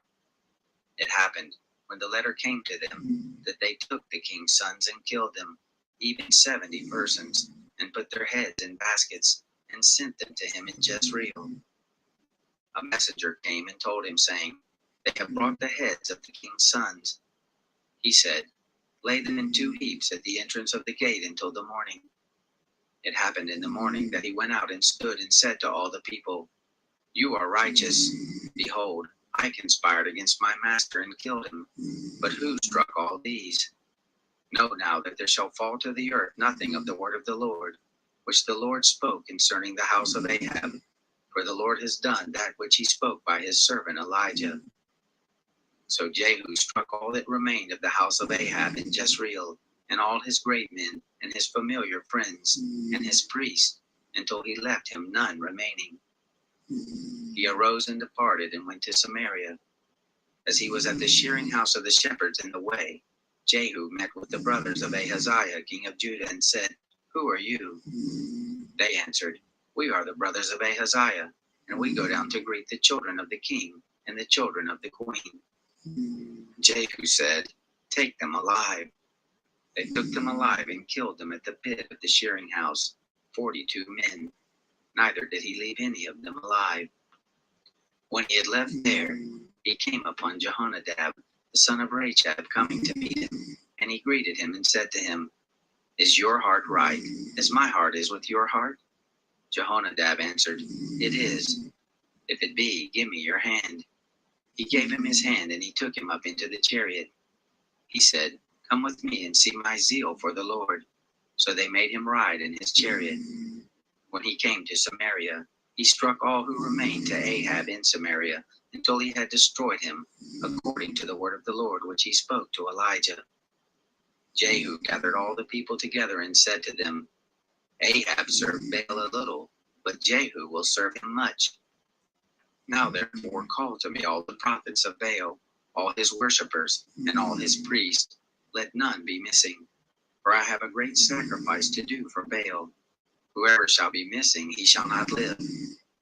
But Jehu said this in deceit, to the intent that he might destroy the worshippers of Baal. Jehu said, Sanctify a solemn assembly for Baal. They proclaimed it. Jehu sent throughout all Israel, and all the worshippers of Baal came, so that there was not a man left that didn't come. They came into the house of Baal, and the house of Baal was filled from one end to another. He said to him who was over the vestry, Bring forth the garments for all the worshippers of Baal. He brought them the garments. Jehu went, and Jehonadab the son of Rechab, into the house of Baal, and he said to the worshippers of Baal, Search and look that there be none with you of the servants of the Lord, but the worshippers of Baal only. They went in to offer sacrifices and burnt offerings. Now Jehu had appointed 80 men outside and said, If any of the men whom I bring into your hands escape, he who lets him go, his life shall be for the life of him that has escaped. It happened, as soon as he had made an end of offering the burnt offering, that Jehu said to the guard and to the captains, Go in and kill them, let none come out. They struck them with the edge of the sword, and the guard and the captains cast them out, and went to the city of the house of Baal. They brought forth the pillars that were in the house of Baal and burned them. They broke down the pillar of Baal, and broke down the house of Baal, and made it a latrine to this day. Thus Jehu destroyed Baal out of Israel. However, from the sins of Jeroboam the son of Nebat, with which he made Israel to sin, Jehu didn't depart after them, even the golden calves that were in Bethel and that were in Dan. The Lord said to Jehu, Because you have done well in executing that which is right in my eyes, and have done to the house of Ahab according to all that was in my heart, your sons of the 4th generation shall sit on the throne of Israel. But Jehu took no heed to walk in the law of the Lord, the God of Israel, with all his heart. He didn't depart from the sins of Jeroboam, with which he made Israel to sin. In those days the Lord began to cut off from Israel, and Hazael struck them in all the borders of Israel, from the Jordan eastward, all the land of Gilead, the Gadites and the Reubenites and the Manassites from Aroer, which is by the valley of Arnon, even Gilead and Bashan. Now the rest of the acts of Jehu, and all that he did, and all his might, aren't they written in the book of the Chronicles of the Kings of Israel? Jehu slept with his fathers, and they buried him in Samaria. Jehoahaz, his son, reigned in his place. The time that Jehu reigned over Israel in Samaria was 28 years. Chapter 11. Now when Athaliah, the mother of Ahaziah, saw that her son was dead, she arose and destroyed all the royal seed. But Jehoshaphat, the daughter of King Joram, sister of Ahaziah, took Joash, the son of Ahaziah, and stole him away from among the king's sons who were slain, even him and his nurse, and put them in the bedchamber, and they hid him from Athaliah, so that he was not slain. He was with her hid in the house of the Lord 6 years. Athaliah reigned over the land. In the 7th year, Jehoiada sent and brought the captains over hundreds of the Kerites and of the guard, and brought them to the house of the Lord. And he made a covenant with them, and took an oath of them in the house of the Lord, and showed them the king's son. He commanded them, saying, This is the thing you shall do. A third part of you who come in on the Sabbath shall be keepers of the watch of the king's house. A third part shall be at the gate Sur, and a third part at the gate behind the guard. So shall you keep the watch of the house, and be a barrier. The 2 companies of you, even all who go forth on the Sabbath, shall keep the watch of the house of the Lord about the king. You shall compass the king round about, every man with his weapons in his hand, and he who comes within the ranks let him be slain, and be with the king when he goes out, and when he comes in. The captains over hundreds did according to all that Jehoiada the priest commanded, and they took every man his men, those who were to come in on the Sabbath, with those who were to go out on the Sabbath, and came to Jehoiada the priest. The priest delivered to the captains over hundreds the spears and the shields that had been King David's, which were in the house of the Lord. The guard stood, every man with his weapons in his hand, from the right side of the house to the left side of the house, along by the altar, and the house by the king round about. Then he brought out the king's son, and put the crown on him, and gave him the testimony. And they made him king and anointed him, and they clapped their hands and said, Long live the king. When Athaliah heard the noise of the guard and of the people, she came to the people into the house of the Lord. And she looked, and behold, the king stood by the pillar, as the manner was, and the captains and the trumpets by the king. And all the people of the land rejoiced and blew trumpets. Then Athaliah tore her clothes and cried, Treason, treason. Jehoiada the priest commanded the captains of the hundreds who were set over the host, and said to them, Bring her forth between the ranks, and let him who follows her kill her with the sword. For the priest said, Don't let her be slain in the house of the Lord. So they made way for her, and she went by the way of the horse's entry to the king's house, and there she was slain. Jehoiada made a covenant between the Lord and the king and the people, that they should be the Lord's people, between the king also and the people. All the people of the land went to the house of Baal and broke it down. His altars and his images they broke in pieces thoroughly, and killed Matan the priest of Baal before the altars. The priest appointed officers over the house of the Lord. He took the captains over hundreds, and the Kerites and the guards, and all the people of the land, and they brought down the king from the house of the Lord, and came by the way of the gate of the guard to the king's house. He sat on the throne of the kings. So all the people of the land rejoiced, and the city was quiet. Athaliah they had slain with the sword at the king's house. Jehoash was 7 years old when he began to reign. Chapter 12. In the 7th year of Jehu, Joash began to reign, and he reigned 40 years in Jerusalem, and his mother's name was Zabiah of Beersheba. Jehoash did that which was right in the eyes of the Lord all his days in which Jehoiada the priest instructed him. However, the high places were not taken away. The people still sacrificed and burned incense in the high places.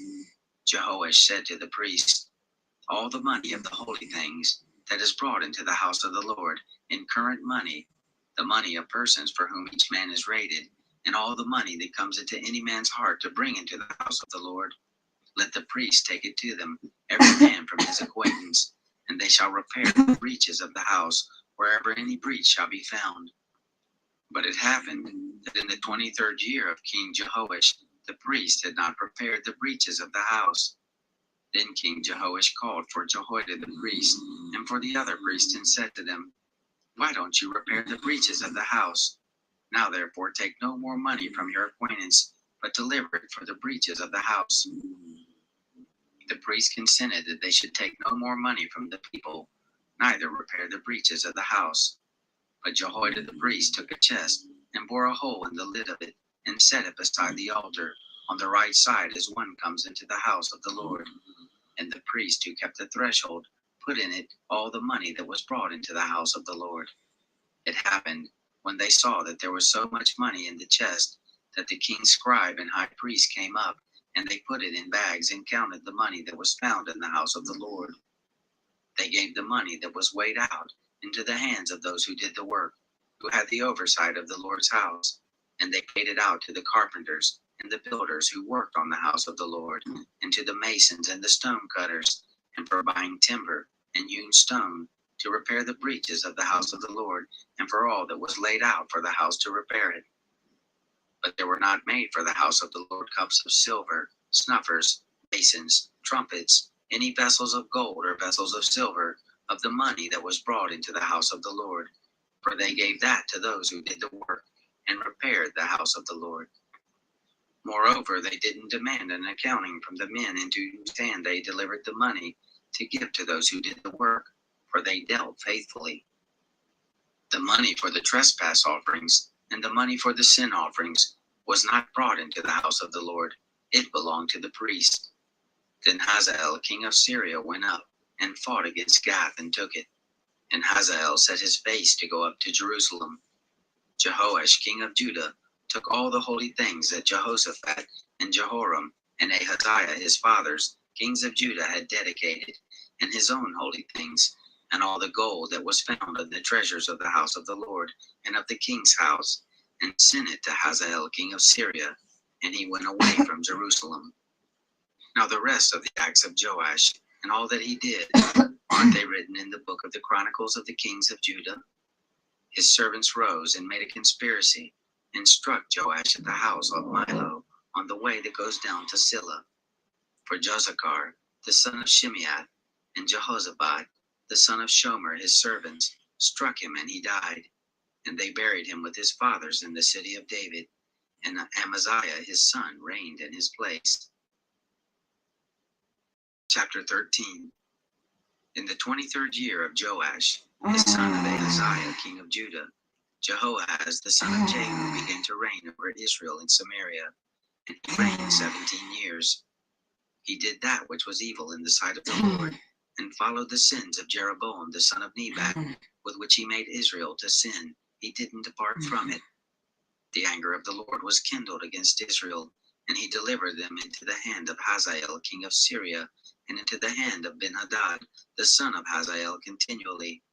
Jehoahaz begged the Lord, and the Lord listened to him, for he saw the oppression of Israel, how that the king of Syria oppressed them. The Lord gave Israel a savior, so that they went out from under the hand of the Syrians, and the children of Israel lived in their tents as before. Nevertheless, they didn't depart from the sins of the house of Jeroboam, with which he made Israel to sin, but walked therein, and there remained the Asherah also in Samaria. For he didn't leave to Jehoahaz of the people but 50 horsemen, and 10 chariots, and 10,000 footmen. For the king of Syria destroyed them and made them like the dust in the threshing. Now the rest of the acts of Jehoahaz, and all that he did, and his might, aren't they written in the book of the Chronicles of the kings of Israel? Jehoahaz slept with his fathers, and they buried him in Samaria, and Jehoash his son reigned in his place. In the 37th year of Joash king of Judah began Jehoash the son of Jehoahaz to reign over Israel in Samaria, and he reigned 16 years. He did that which was evil in the sight of the Lord. He didn't depart from all the sins of Jeroboam the son of Nebat, with which he made Israel to sin, but he walked in them.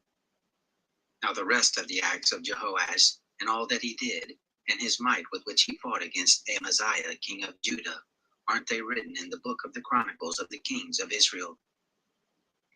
Jehoash slept with his fathers, and Jeroboam sat on his throne, and Jehoash was buried in Samaria with the kings of Israel. Now Elisha had become ill from the sickness of which he died, and Jehoash the king of Israel came down to him and wept over him, and said, my father, the chariots of Israel and its horsemen. Elisha said to him, take a bow and arrows. And he picked up a bow and arrows. He said to the king of Israel, put your hand on the bow. And he put his hand on it. Elisha laid his hands on the king's hands. He said, open the window eastward. And he opened it. Then Elisha said, shoot. And he shot. He said, the Lord's arrow of victory, even the arrow of victory over Syria. For you shall strike the Syrians in Aphek until you have consumed them. He said, take the arrows. And he took them. He said to the king of Israel, smite the ground. And he struck 3 times and stopped. The man of God was angry with him and said, you should have struck 5 or 6 times. Then you would have struck Syria until you had consumed them. Whereas now you shall strike Syria but 3 times. Elisha died and they buried him. Now the bands of the Moabites invaded the land at the beginning of the year. It happened, as they were burying a man, that behold, they spied a band, and they cast the man into the tomb of Elisha. And as soon as the man touched the bones of Elisha, he revived and stood up on his feet. Hazael, king of Syria, oppressed Israel all the days of Jehoahaz. But the Lord was gracious to them, and had compassion on them, and had respect for them, because of his covenant with Abraham, Isaac, and Jacob, and would not destroy them, neither cast them from his presence yet. Hazael, king of Syria, died, and Ben-Hadad his son reigned in his place. Jehoash, the son of Jehoahaz, took again out of the hand of Ben-Hadad, the son of Hazael, the cities, which he had taken out of the hand of Jehoahaz his father by war. 3 times did Jehoash strike him, and recovered the cities of Israel. Chapter 14. In the 2nd year of Jehoash, son of Jehoahaz, king of Israel, began Amaziah, the son of Joash, king of Judah, to reign. He was 25 years old when he began to reign, and he reigned 29 years in Jerusalem. And his mother's name was Jehoadin of Jerusalem. He did that which was right in the eyes of the Lord, yet not like David his father. He did according to all that Joash his father had done. However, the high places were not taken away. The people still sacrificed and burnt incense in the high places. It happened, as soon as the kingdom was established in his hand, that he killed his servants who had slain the king his father. But the children of the murderers he didn't put to death, according to that which is written in the book of the law of Moses, as the Lord commanded, saying, the fathers shall not be put to death for the children, nor the children be put to death for the fathers, but every man shall die for his own sin. He killed of Edom in the valley of Salt 10,000, and took Selah by war, and called the name of it Joktheel to this day. Then Amaziah sent messengers to Jehoash, the son of Jehoahaz, son of Jehu, king of Israel, saying, come, let's look one another in the face. Jehoash, the king of Israel, sent to Amaziah, king of Judah, saying, the thistle that was in Lebanon sent to the cedar that was in Lebanon, saying, give your daughter to my son as a wife. And there passed by a wild animal that was in Lebanon, and trod down the thistle. You have indeed struck Edom, and your heart has lifted you up. Glory in your victory, but abide at home. For why should you meddle to your hurt that you should fall, even you and Judah with you? But Amaziah would not listen. So Jehoash, king of Israel, went up. He and Amaziah, king of Judah, looked one another in the face at Beth-Shemesh, which belongs to Judah. Judah was put to the worst before Israel, and they fled every man to his tent. Jehoash, king of Israel, took Amaziah, king of Judah, the son of Joash, the son of Ahaziah, at Beth-Shemesh, and came to Jerusalem, and broke down the wall of Jerusalem, from the gate of Ephraim to the corner gate, 400 cubits. He took all the gold and silver, and all the vessels that were found in the house of the Lord, and in the treasures of the king's house, the hostages also, and returned to Samaria. Now the rest of the acts of Jehoash which he did, and his might, and how he fought with Amaziah king of Judah, aren't they written in the books of the chronicles of the kings of Israel? Jehoash slept with his fathers, and was buried in Samaria with the kings of Israel, and Jeroboam his son reigned in his place. Amaziah the son of Joash king of Judah lived after the death of Jehoash son of Jehoahaz king of Israel 15 years. Now the rest of the acts of Amaziah, aren't they written in the book of the chronicles of the kings of Judah? They made a conspiracy against him in Jerusalem, and he fled to Lachish, but they sent after him to Lachish and killed him there. They brought him on horses, and he was buried in Jerusalem with his fathers in the city of David. All the people of Judah took Azariah, who was 16 years old, and made him king in the place of his father Amaziah. He built Elath and restored it to Judah. After that, the king slept with his fathers. In the 15th year of Amaziah, the son of Joash, king of Judah, Jeroboam, the son of Jehoash, king of Israel, began to reign in Samaria, and he reigned 41 years. He did that which was evil in the sight of the Lord. He didn't depart from all the sins of Jeroboam, the son of Nebat, with which he made Israel to sin. He restored the border of Israel, the entrance of Hamath to the sea of the Arabah, according to the word of the Lord, the God of Israel, which he spoke by his servant Jonah, the son of Amittai the prophet, who was of Gath-hepher. For the Lord saw the affliction of Israel, that it was very bitter, for there was none shut up, nor left at large, neither was there any helper for Israel. The Lord didn't say that he would blot out the name of Israel from under the sky, but he saved them by the hand of Jeroboam, the son of Jehoash. Now the rest of the acts of Jeroboam, and all that he did, and his might, how he warred, and how he recovered Damascus and Hamath, which had belonged to Judah for Israel, aren't they written in the book of the chronicles of the kings of Israel? Jeroboam slept with his fathers, even with the kings of Israel, and Zechariah his son reigned in his place. Chapter 15. In the 27th year of Jeroboam king of Israel, Azariah the son of Amaziah king of Judah began to reign. He was 16 years old when he began to reign, and he reigned 52 years in Jerusalem.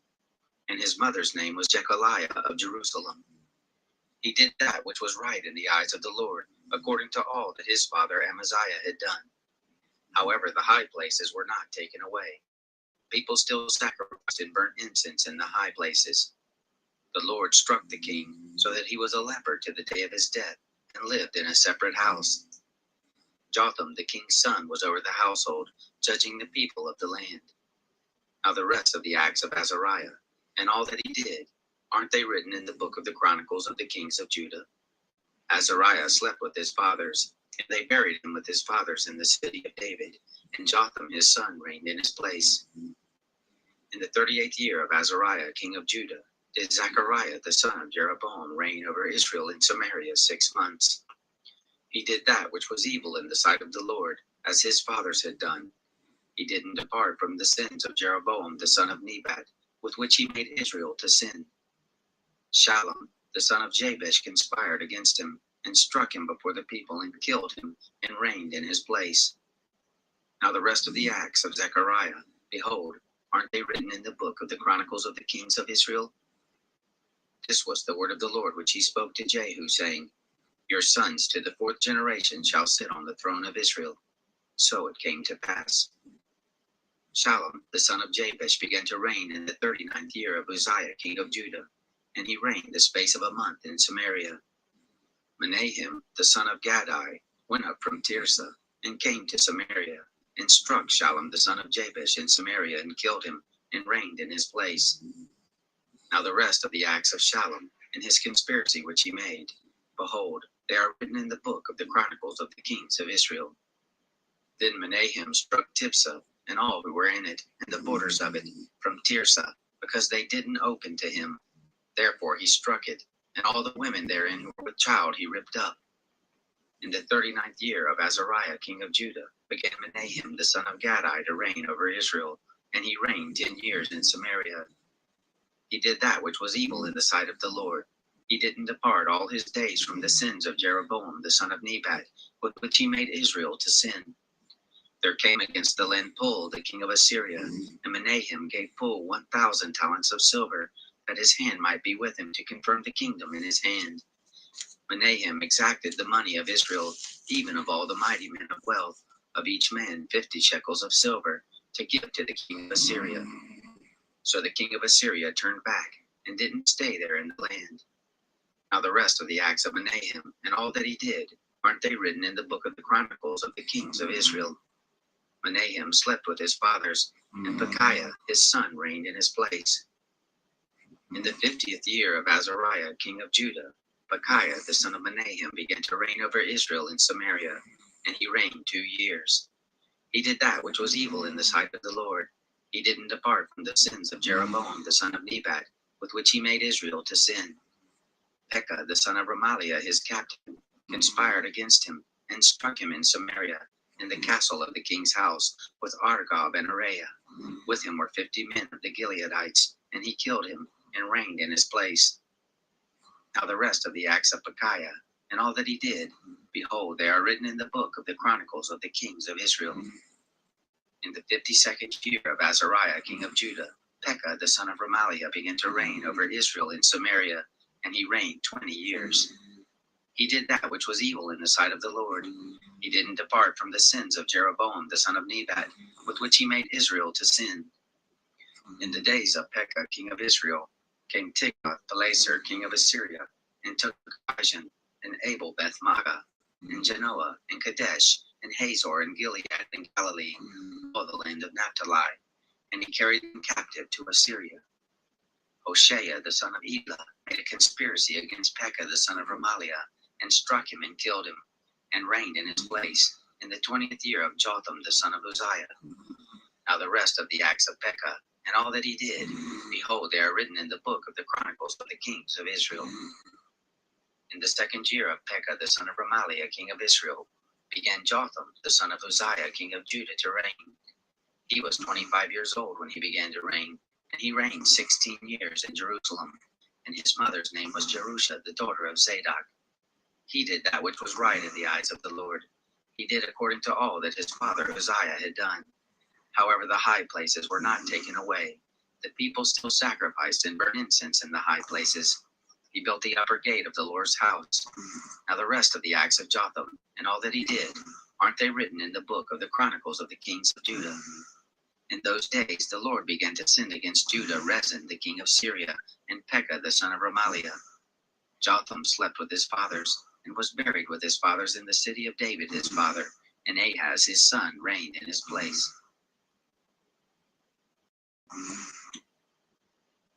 Chapter 16.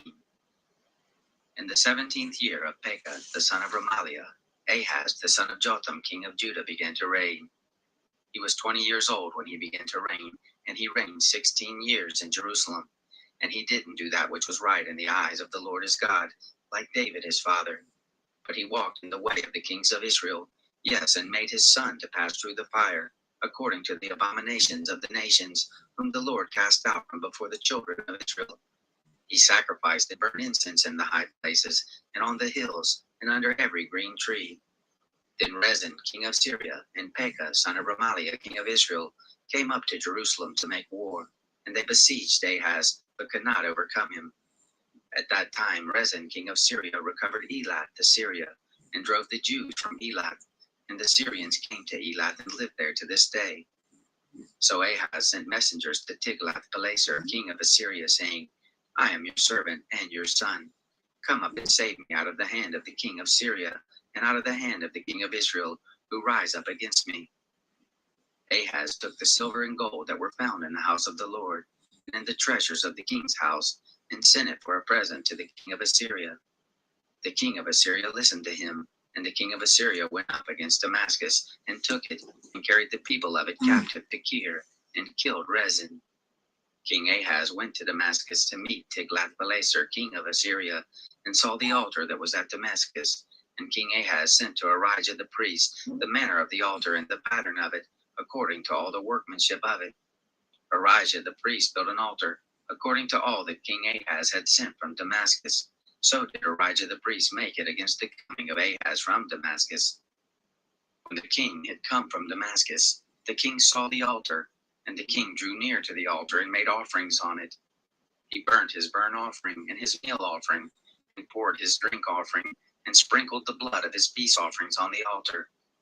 The brazen altar which was before the Lord, he brought from the forefront of the house from between his altar and the house of the Lord, and put it on the north side of his altar.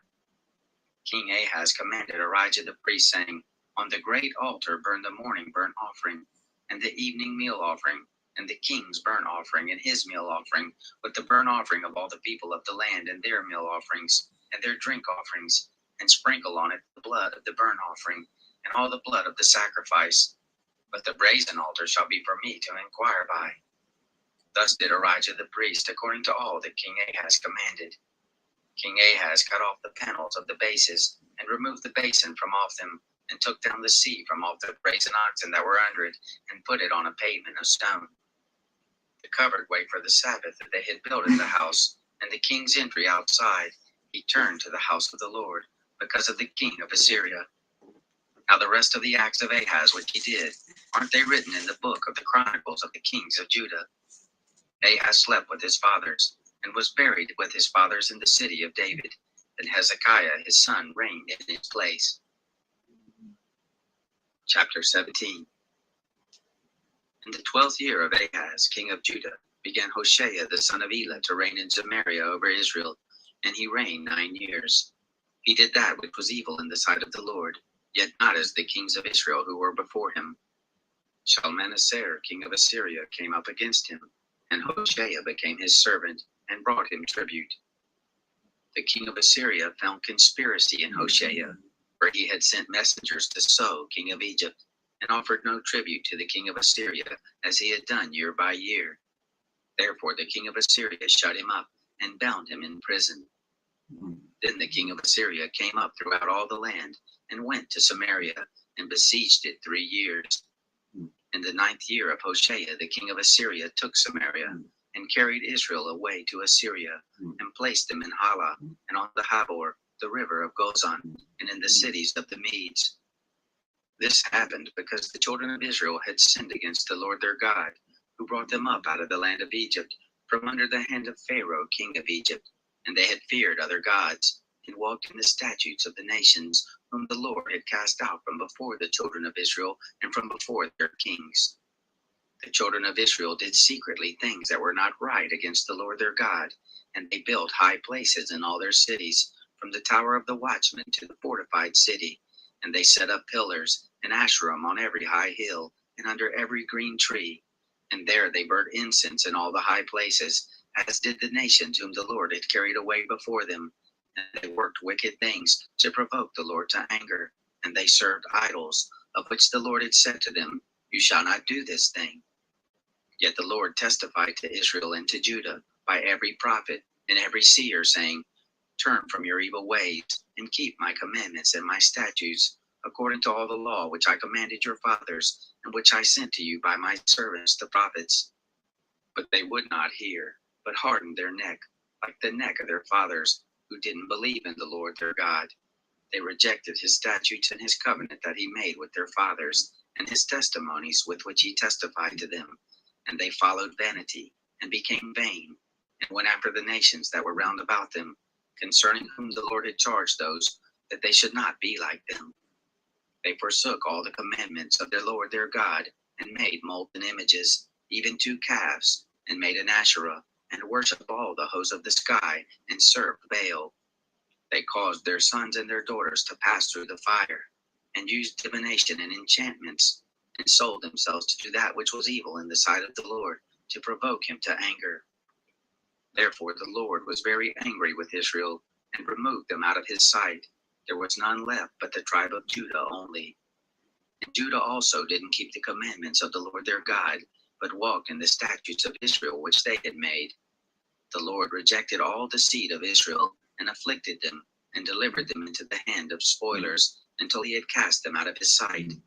For he tore Israel from the house of David, and they made Jeroboam the son of Nebat king, And Jeroboam drove Israel from following the Lord, and made them sin a great sin. The children of Israel walked in all the sins of Jeroboam which he did, and they didn't depart from them, until the Lord removed Israel from out of his sight, as he spoke by all his servants the prophets. So Israel was carried away out of their own land to Assyria to this day. The king of Assyria brought men from Babylon, and from Cutha, and from Ava, and from Hamath, and from Sepharvaim, and placed them in the cities of Samaria instead of the children of Israel, and they possessed Samaria and lived in the cities of it. So it was at the beginning of their dwelling there that they didn't fear the Lord. Therefore the Lord sent lions among them, which killed some of them. Then they spoke to the king of Assyria, saying, The nations which you have carried away and placed in the cities of Samaria don't know the law of the God of the land. Therefore he has sent lions among them, and they kill them, because they don't know the law of the God of this land. Then the king of Assyria commanded, saying, Carry there one of the priests whom you brought from there, and let him go and dwell there, and let him teach them the law of the God of the land. So one of the priests whom they had carried away from Samaria came and lived in Bethel, and taught them how they should fear the Lord. However, every nation made gods of their own, and put them in the houses of the high places which the Samaritans had made, every nation in their cities in which they lived. The men of Babylon made Succoth Benoth, and the men of Cuth made Nergal, and the men of Hamath made Ashima, and the Avites made Nibhaz and Tartak, and the Sepharvites burnt their children in the fire to Adramelech and Anamelech, the gods of Sepharvaim. So they feared the Lord, and made to them from among themselves priests of the high places, who sacrificed for them in the houses of the high places. They feared the Lord, and served their own gods, after the manner of the nations from among whom they had been carried away. They follow these practices to this day. They don't fear the Lord, neither do they follow after his statutes, or after his ordinances, or after the law, or after the commandment which the Lord commanded the children of Jacob, whom he named Israel, with whom the Lord had made a covenant and charged them, saying, You shall not fear other gods, nor bow yourselves to them, nor serve them, nor sacrifice to them, but the Lord, who brought you up out of the land of Egypt with great power and with an outstretched arm, him shall you fear, and to him shall you bow yourself, and to him shall you sacrifice. And the statutes and the ordinances, and the law and the commandment which he wrote for you, you shall observe to do forever, and you shall not fear other gods. And the covenant that I have made with you, you shall not forget, neither shall you fear other gods. But the Lord your God shall you fear, and he will deliver you out of the hand of all your enemies. However, they did not listen, but they did after their former manner. So these nations feared the Lord, but served their engraved images, their children likewise, and their children's children, as did their fathers, so they do to this day. Chapter 18. Now it happened in the 3rd year of Hoshea, son of Elah, king of Israel, that Hezekiah, the son of Ahaz, king of Judah, began to reign. He was 25 years old when he began to reign, and he reigned 29 years in Jerusalem. His mother's name was Abi, the daughter of Zechariah. He did that which was right in the eyes of the Lord, according to all that David his father had done. He removed the high places, and broke the pillars, and cut down the Asherah, and he broke in pieces the brazen serpent that Moses had made. For to those days the children of Israel did burn incense to it, and he called it Nehushtan. He trusted in the Lord, the God of Israel, so that after him was none like him among all the kings of Judah, nor among them that were before him. For he joined with the Lord. He didn't depart from following him, but kept his commandments, which the Lord commanded Moses. The Lord was with him. Wherever he went forth, he prospered. And he rebelled against the king of Assyria and didn't serve him. He struck the plaza and the borders of it, from the tower of the watchman to the fortified city.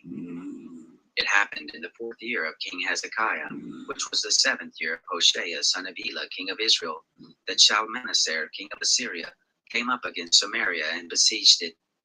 At the end of 3 years they took it, and in the 6th year of Hezekiah, which was the 9th year of Hoshea, king of Israel, Samaria was taken.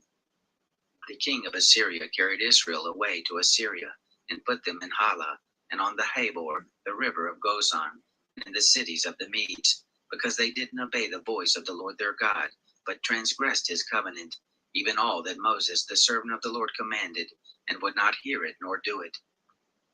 Now in the 14th year of King Hezekiah did Sennacherib, king of Assyria, come up against all the fortified cities of Judah and took them.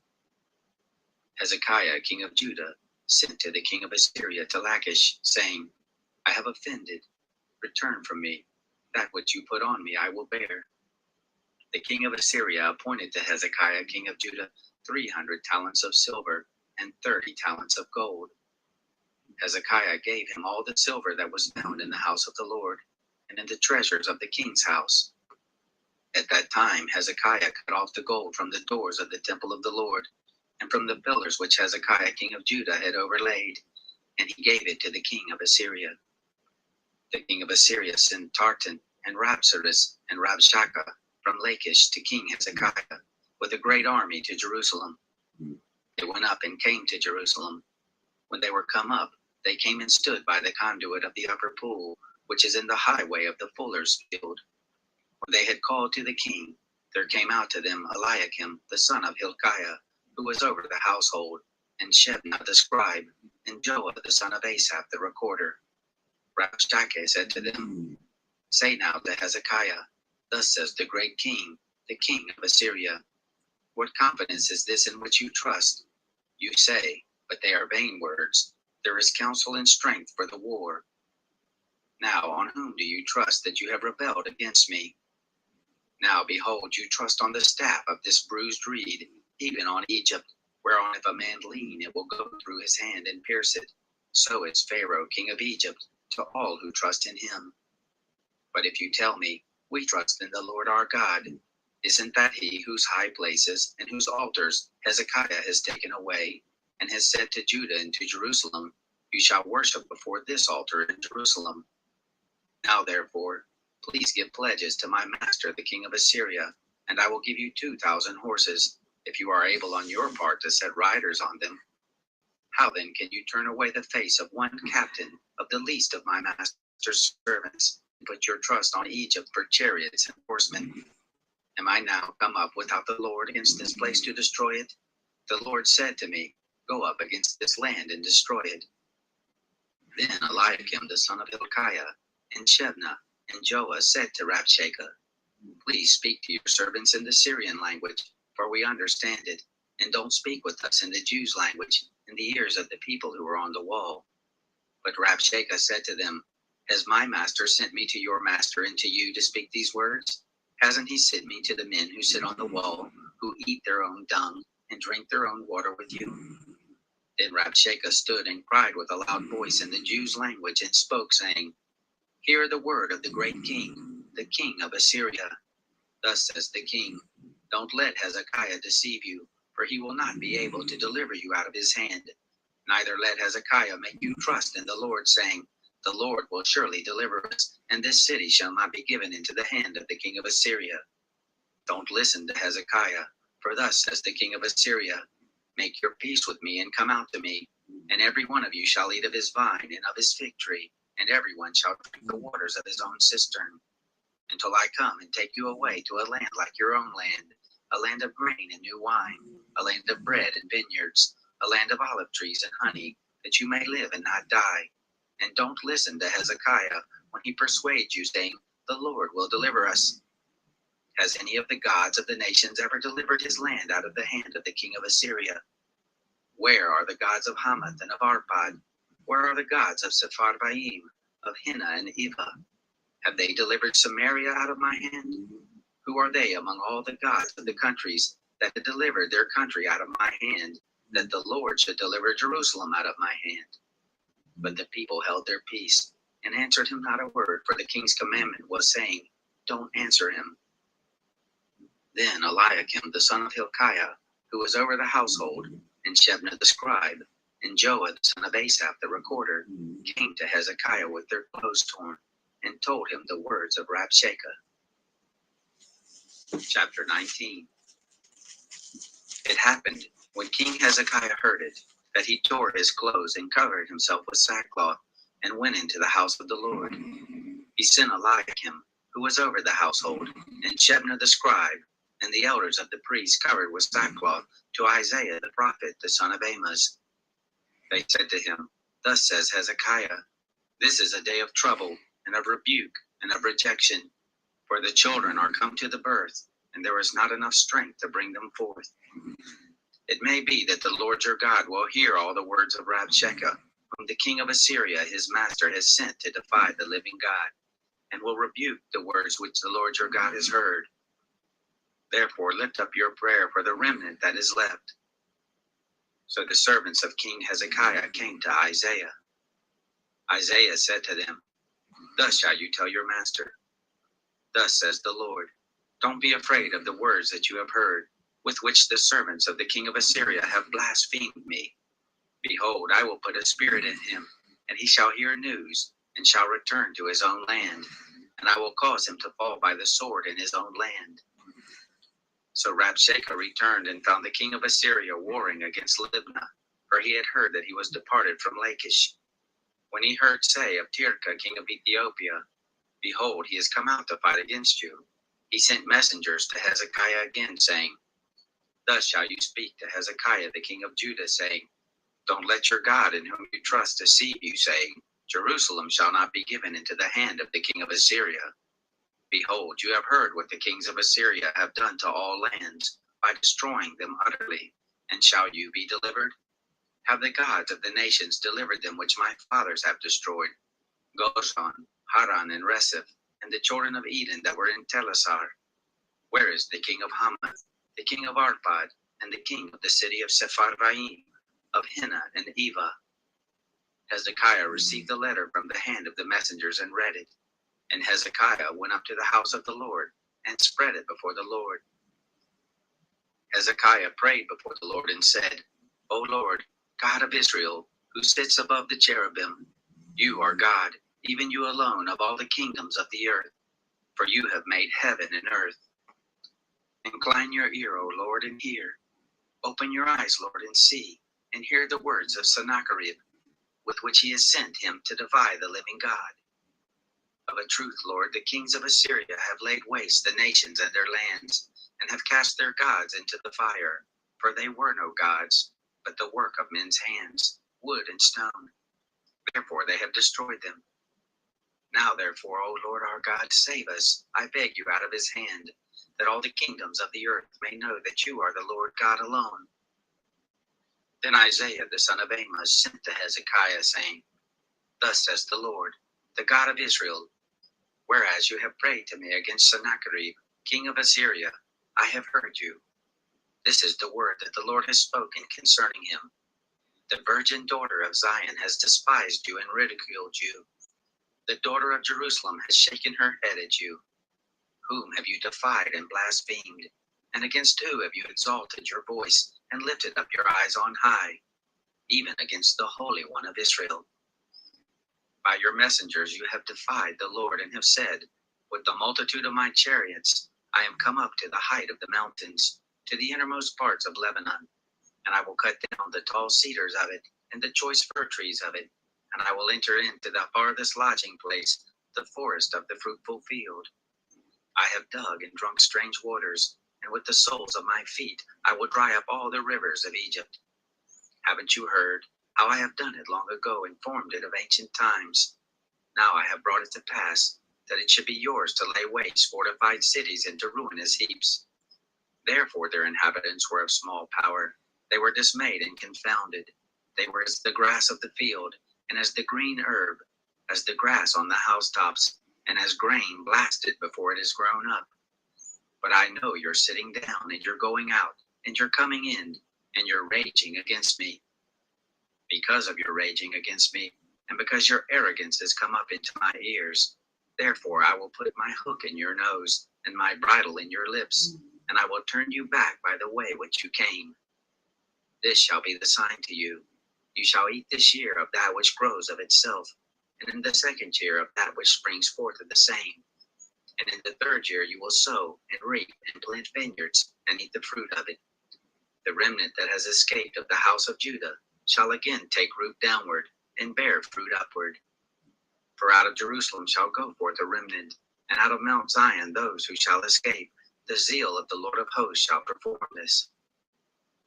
Therefore thus says the Lord concerning the king of Assyria, he shall not come to this city, nor shoot an arrow there, neither shall he come before it with shield, nor cast up a mound against it.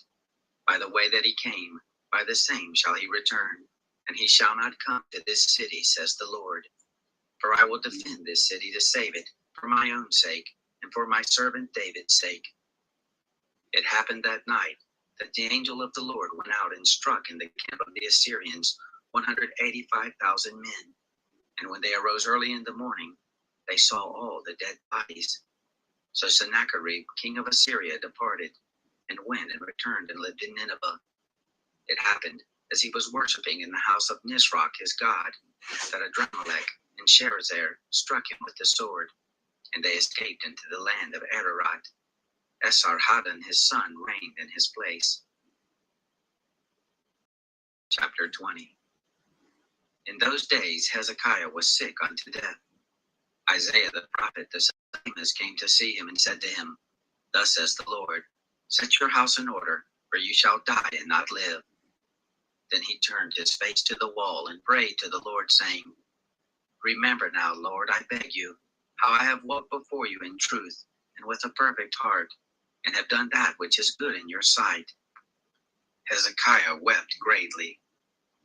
It happened, before Isaiah had gone out into the middle part of the city, that the word of the Lord came to him, saying, Turn back and tell Hezekiah, the prince of my people, Thus says the Lord, the God of David your father, I have heard your prayer, I have seen your tears. Behold, I will heal you. On the third day you shall go up to the house of the Lord. I will add to your days 15 years, and I will deliver you in this city out of the hand of the king of Assyria. And I will defend this city for my own sake, and for my servant David's sake. Isaiah said, Take a cake of figs. They took it and laid it on the boil, and he recovered. Hezekiah said to Isaiah, What will be the sign that the Lord will heal me, and that I should go up to the house of the Lord the third day? Isaiah said, This will be the sign to you from the Lord, that the Lord will do the thing he has spoken. Shall the shadow go forward 10 steps, or go back 10 steps? Hezekiah answered, It is a light thing for the shadow to decline 10 steps.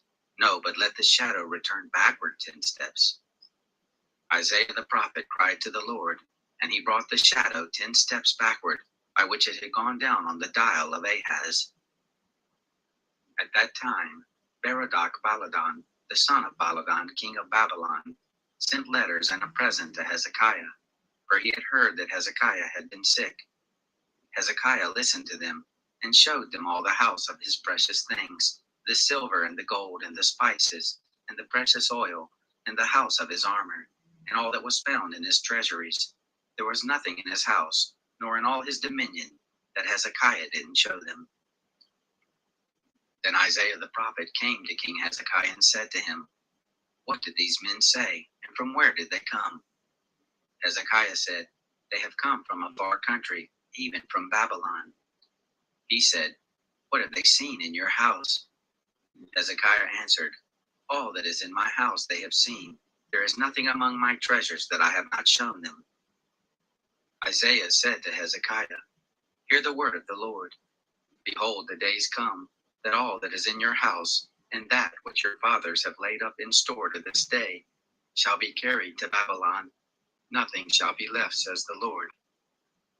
Of your sons who shall issue from you, whom you shall father, they shall take them away, and they shall be eunuchs in the palace of the king of Babylon. Then Hezekiah said to Isaiah, The word of the Lord which you have spoken is good, because there shall be peace and truth in my days.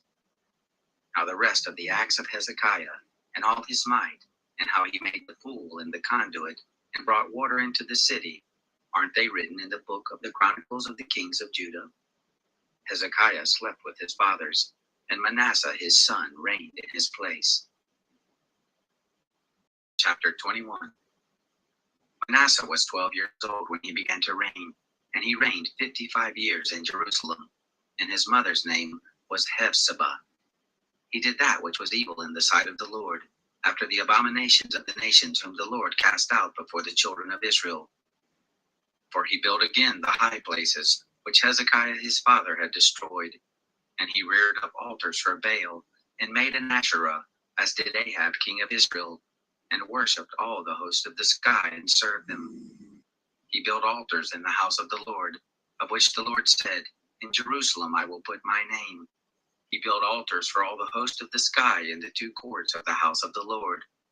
He made his son to pass through the fire, and practiced sorcery, and used enchantments, and dealt with those who had familiar spirits and with wizards.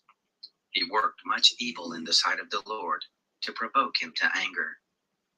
He set the engraved image of Asherah that he had made in the house, of which the Lord said to David and to Solomon his son, In this house and in Jerusalem, which I have chosen out of all the tribes of Israel, will I put my name forever.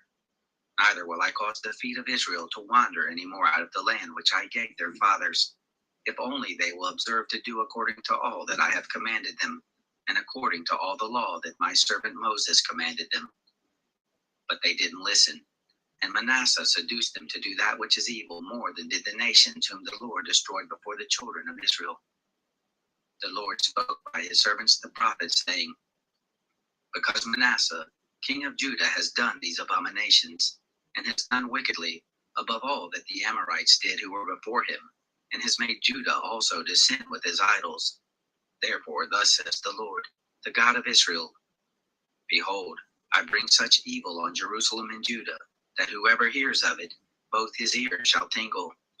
I will stretch over Jerusalem the line of Samaria, and the plummet of the house of Ahab, and I will wipe Jerusalem as a man wipes a dish, wiping it and turning it upside down. I will cast off the remnant of my inheritance, and deliver them into the hand of their enemies, and they shall become a prey and a spoil to all their enemies, because they have done that which is evil in my sight, and have provoked me to anger, since the day their fathers came forth out of Egypt, even to this day. Moreover, Manasseh shed innocent blood in great quantity, until he had filled Jerusalem from one end to another, besides his sin with which he made Judah to sin, in doing that which was evil in the sight of the Lord. Now the rest of the acts of Manasseh, and all that he did, and his sin that he sinned, aren't they written in the book of the Chronicles of the kings of Judah? Manasseh slept with his fathers, and was buried in the garden of his own house, in the garden of Uzzah, and Amon his son reigned in his place. Amon was 22 years old when he began to reign, and he reigned 2 years in Jerusalem. And his mother's name was Meshullemeth, the daughter of Haruz of Zobah. He did that which was evil in the sight of the Lord, as did Manasseh his father. He walked in all the way that his father walked in, and served the idols that his father served, and worshipped them. And he forsook the Lord, the God of his fathers, and didn't walk in the way of the Lord. The servants of Ammon conspired against him, and put the king to death in his own house. But the people of the land killed all those who had conspired against King Ammon, and the people of the land made Josiah his son king in his place. Now the rest of the acts of Ammon which he did, aren't they written in the book of the Chronicles of the kings of Judah? He was buried in his tomb in the garden of Uzzah, and Josiah his son reigned in his place. Chapter 22. Josiah was 8 years old when he began to reign, and he reigned 31 years in Jerusalem. And his mother's name was Jedidah, the daughter of Adiah of Bozkah. He did that which was right in the eyes of the Lord, and walked in all the way of David his father, and didn't turn aside to the right hand or to the left. It happened in the 18th year of King Josiah, that the king sent Shaphan, the son of Azaliah, the son of Meshullam the scribe, to the house of the Lord, saying, Go up to Hilkiah the high priest, that he may count the money which is brought into the house of the Lord, which the keepers of the threshold have gathered of the people, and let them deliver it into the hand of the workmen who have the oversight of the house of the Lord, and let them give it to the workmen who are in the house of the Lord to repair the breaches of the house, to the carpenters, and to the builders, and to the masons, for buying timber and hewn stone to repair the house. However, there was no accounting made with them of the money that was delivered into their hand, for they dealt faithfully. Hilkiah the high priest said to Shaphan the scribe, I have found the book of the law in the house of the Lord. Hilkiah delivered the book to Shaphan, and he read it. Shaphan the scribe came to the king, and brought the king word again, and said, Your servants have emptied out the money that was found in the house, and have delivered it into the hand of the workmen who have the oversight of the house of the Lord. Shaphan the scribe told the king, saying, Hilkiah the priest has delivered to me a book. Shaphan read it before the king. It happened, when the king had heard the words of the book of the law, that he tore his clothes. The king commanded Hilkiah the priest, and Ahikam the son of Shaphan, and Achbor the son of Micaiah, and Shaphan the scribe, and Asaiah the king's servant, saying, Go inquire of the Lord for me, and for the people, and for all Judah, concerning the words of this book that is found.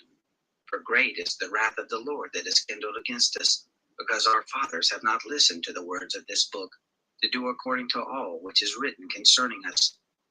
So Hilkiah the priest, and Ahikam, and Achbor, and Shaphan, and Asaiah went to Huldah the prophetess, the wife of Shallum the son of Tikvah the son of Harhas, keeper of the wardrobe.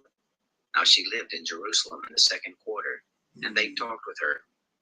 She said to them, Thus says the Lord, the God of Israel, Tell the man who sent you to me, Thus says the Lord, Behold, I will bring evil on this place, and on the inhabitants of it, even all the words of the book which the king of Judah has read, because they have forsaken me, and have burned incense to other gods, that they might provoke me to anger with all the work of their hands. Therefore my wrath shall be kindled against this place, and it shall not be quenched. But to the king of Judah, who sent you to inquire of the Lord, thus shall you tell him, Thus says the Lord, the God of Israel, as touching the words which you have read, because your heart was tender, and you did humble yourself before the Lord, when you heard what I spoke against this place, and against the inhabitants of it, that they should become a desolation and a curse. And you have torn your clothes and have wept before me. I also have heard you, says the Lord. Therefore, behold, I will gather you to your fathers, and you shall be gathered to your grave in peace. Neither shall your eyes see all the evil which I shall bring on this place. They brought the king word again. Chapter 23.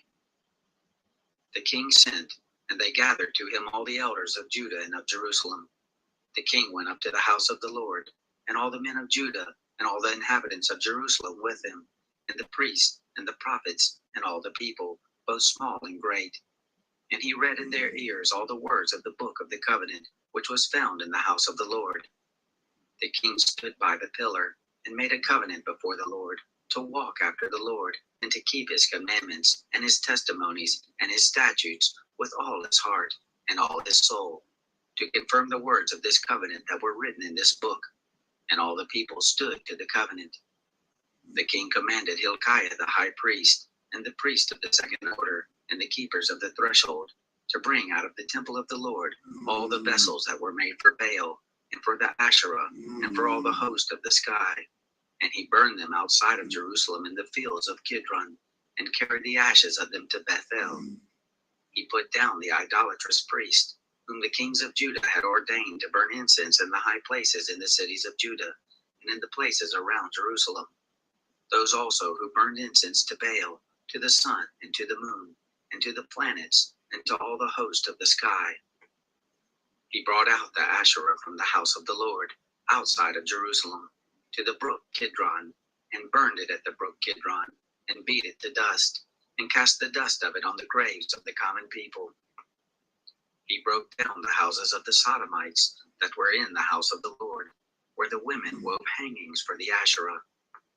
He brought all the priests out of the cities of Judah, and defiled the high places where the priests had burned incense, from Geba to Beersheba.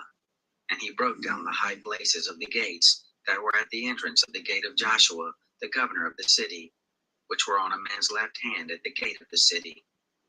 Nevertheless, the priests of the high places didn't come up to the altar of the Lord in Jerusalem, but they ate unleavened bread among their brothers. He defiled Topheth, which is in the valley of the children of Hinnom, that no man might make his son or his daughter to pass through the fire to Moloch. He took away the horses that the kings of Judah had given to the sun at the entrance of the house of the Lord, by the chamber of Nathan Melech the chamberlain. who was in the precincts, and he burned the chariots of the sun with fire. The altars that were on the roof of the upper chamber of Ahaz, which the kings of Judah had made, and the altars which Manasseh had made in the two courts of the house of the Lord, did the king break down, and beat them down from there, and cast the dust of them into the brook Kidron. The high places that were before Jerusalem, which were on the right hand of the mountain of corruption, which Solomon the king of Israel had built for Ashtoreth, the abomination of the Sidonians, and for Chemosh, the abomination of Moab, and for Milcom, the abomination of the children of Ammon, did the king defile. He broke in pieces the pillars, and cut down the Asherim, and filled their places with the bones of men. Moreover, the altar that was at Bethel, and the high place which Jeroboam, the son of Nebat, who made Israel to sin, had made, even that altar and high place he broke down, and he burned the high place and beat it to dust, and burned the Asherah. As Josiah turned around, he spied the tombs that were in the mountain, and he sent and took the bones out of the tombs, and burned them on the altar, and defiled it, according to the word of the Lord, which the man of God proclaimed, who proclaimed these things. Then he said, "What is the monument that I see?" The men of the city told him, "It is the tomb of the man of God who came from Judah, who proclaimed these things that you have done against the altar of Bethel." He said, "Let him alone. Let no man move his bones." So they let his bones alone, with the bones of the prophet who came out of Samaria. All the houses of the high places that were in the cities of Samaria, which the kings of Israel had made to provoke the Lord to anger, Josiah took away, and did to them according to all the acts that he had done in Bethel. He killed all the priests of the high places that were there on the altars, and burned men's bones on them, and he returned to Jerusalem. The king commanded all the people, saying, "Keep the Passover to the Lord your God, as it is written in the book of the covenant." Surely there was not kept such a Passover from the days of the judges who judged Israel, nor in all the days of the kings of Israel, nor of the kings of Judah. But in the 18th year of King Josiah was this Passover kept to the Lord in Jerusalem. Moreover, those who had familiar spirits, and the wizards, and the teraphim, and the idols, and all the abominations that were seen in the land of Judah and in Jerusalem, did Josiah put away, that he might confirm the words of the law which were written in the book that Hilkiah the priest found in the house of the Lord. There was no king like him before, who turned to the Lord with all his heart and with all his soul and with all his might, according to all the law of Moses. Neither after him arose there any king like him. Nevertheless, the Lord didn't turn from the fierceness of his great wrath, with which his anger was kindled against Judah, because of all the provocation with which Manasseh had provoked him. The Lord said, "I will remove Judah out of my sight, as I have removed Israel, and I will cast off this city which I have chosen, even Jerusalem, and the house of which I said, my name shall be there." Now the rest of the acts of Josiah and all that he did, aren't they written in the book of the Chronicles of the kings of Judah? In his days, Pharaoh Necho, king of Egypt, went up against the king of Assyria to the river Euphrates, and King Josiah went against him. And Pharaoh Necho killed him at Megiddo when he had seen him. His servants carried him in a chariot dead from Megiddo, and brought him to Jerusalem, and buried him in his own tomb. The people of the land took Jehoahaz the son of Josiah, and anointed him, and made him king in his father's place. Jehoahaz was 23 years old when he began to reign, and he reigned 3 months in Jerusalem. And his mother's name was Hamutal, the daughter of Jeremiah of Libnah. He did that which was evil in the sight of the Lord, according to all that his fathers had done. Pharaoh Necho put him in bonds at Riblah in the land of Hamath, that he might not reign in Jerusalem, and put the land under tribute of 100 talents of silver and a talent of gold. Pharaoh Necho made Eliakim the son of Josiah king in the place of Josiah his father, and changed his name to Jehoiakim. But he took Jehoahaz away, and he came to Egypt and died there. Jehoiakim gave the silver and the gold to Pharaoh, but he taxed the land to give the money according to the commandment of Pharaoh. He exacted the silver and the gold of the people of the land, of everyone according to his taxation, to give it to Pharaoh Necho.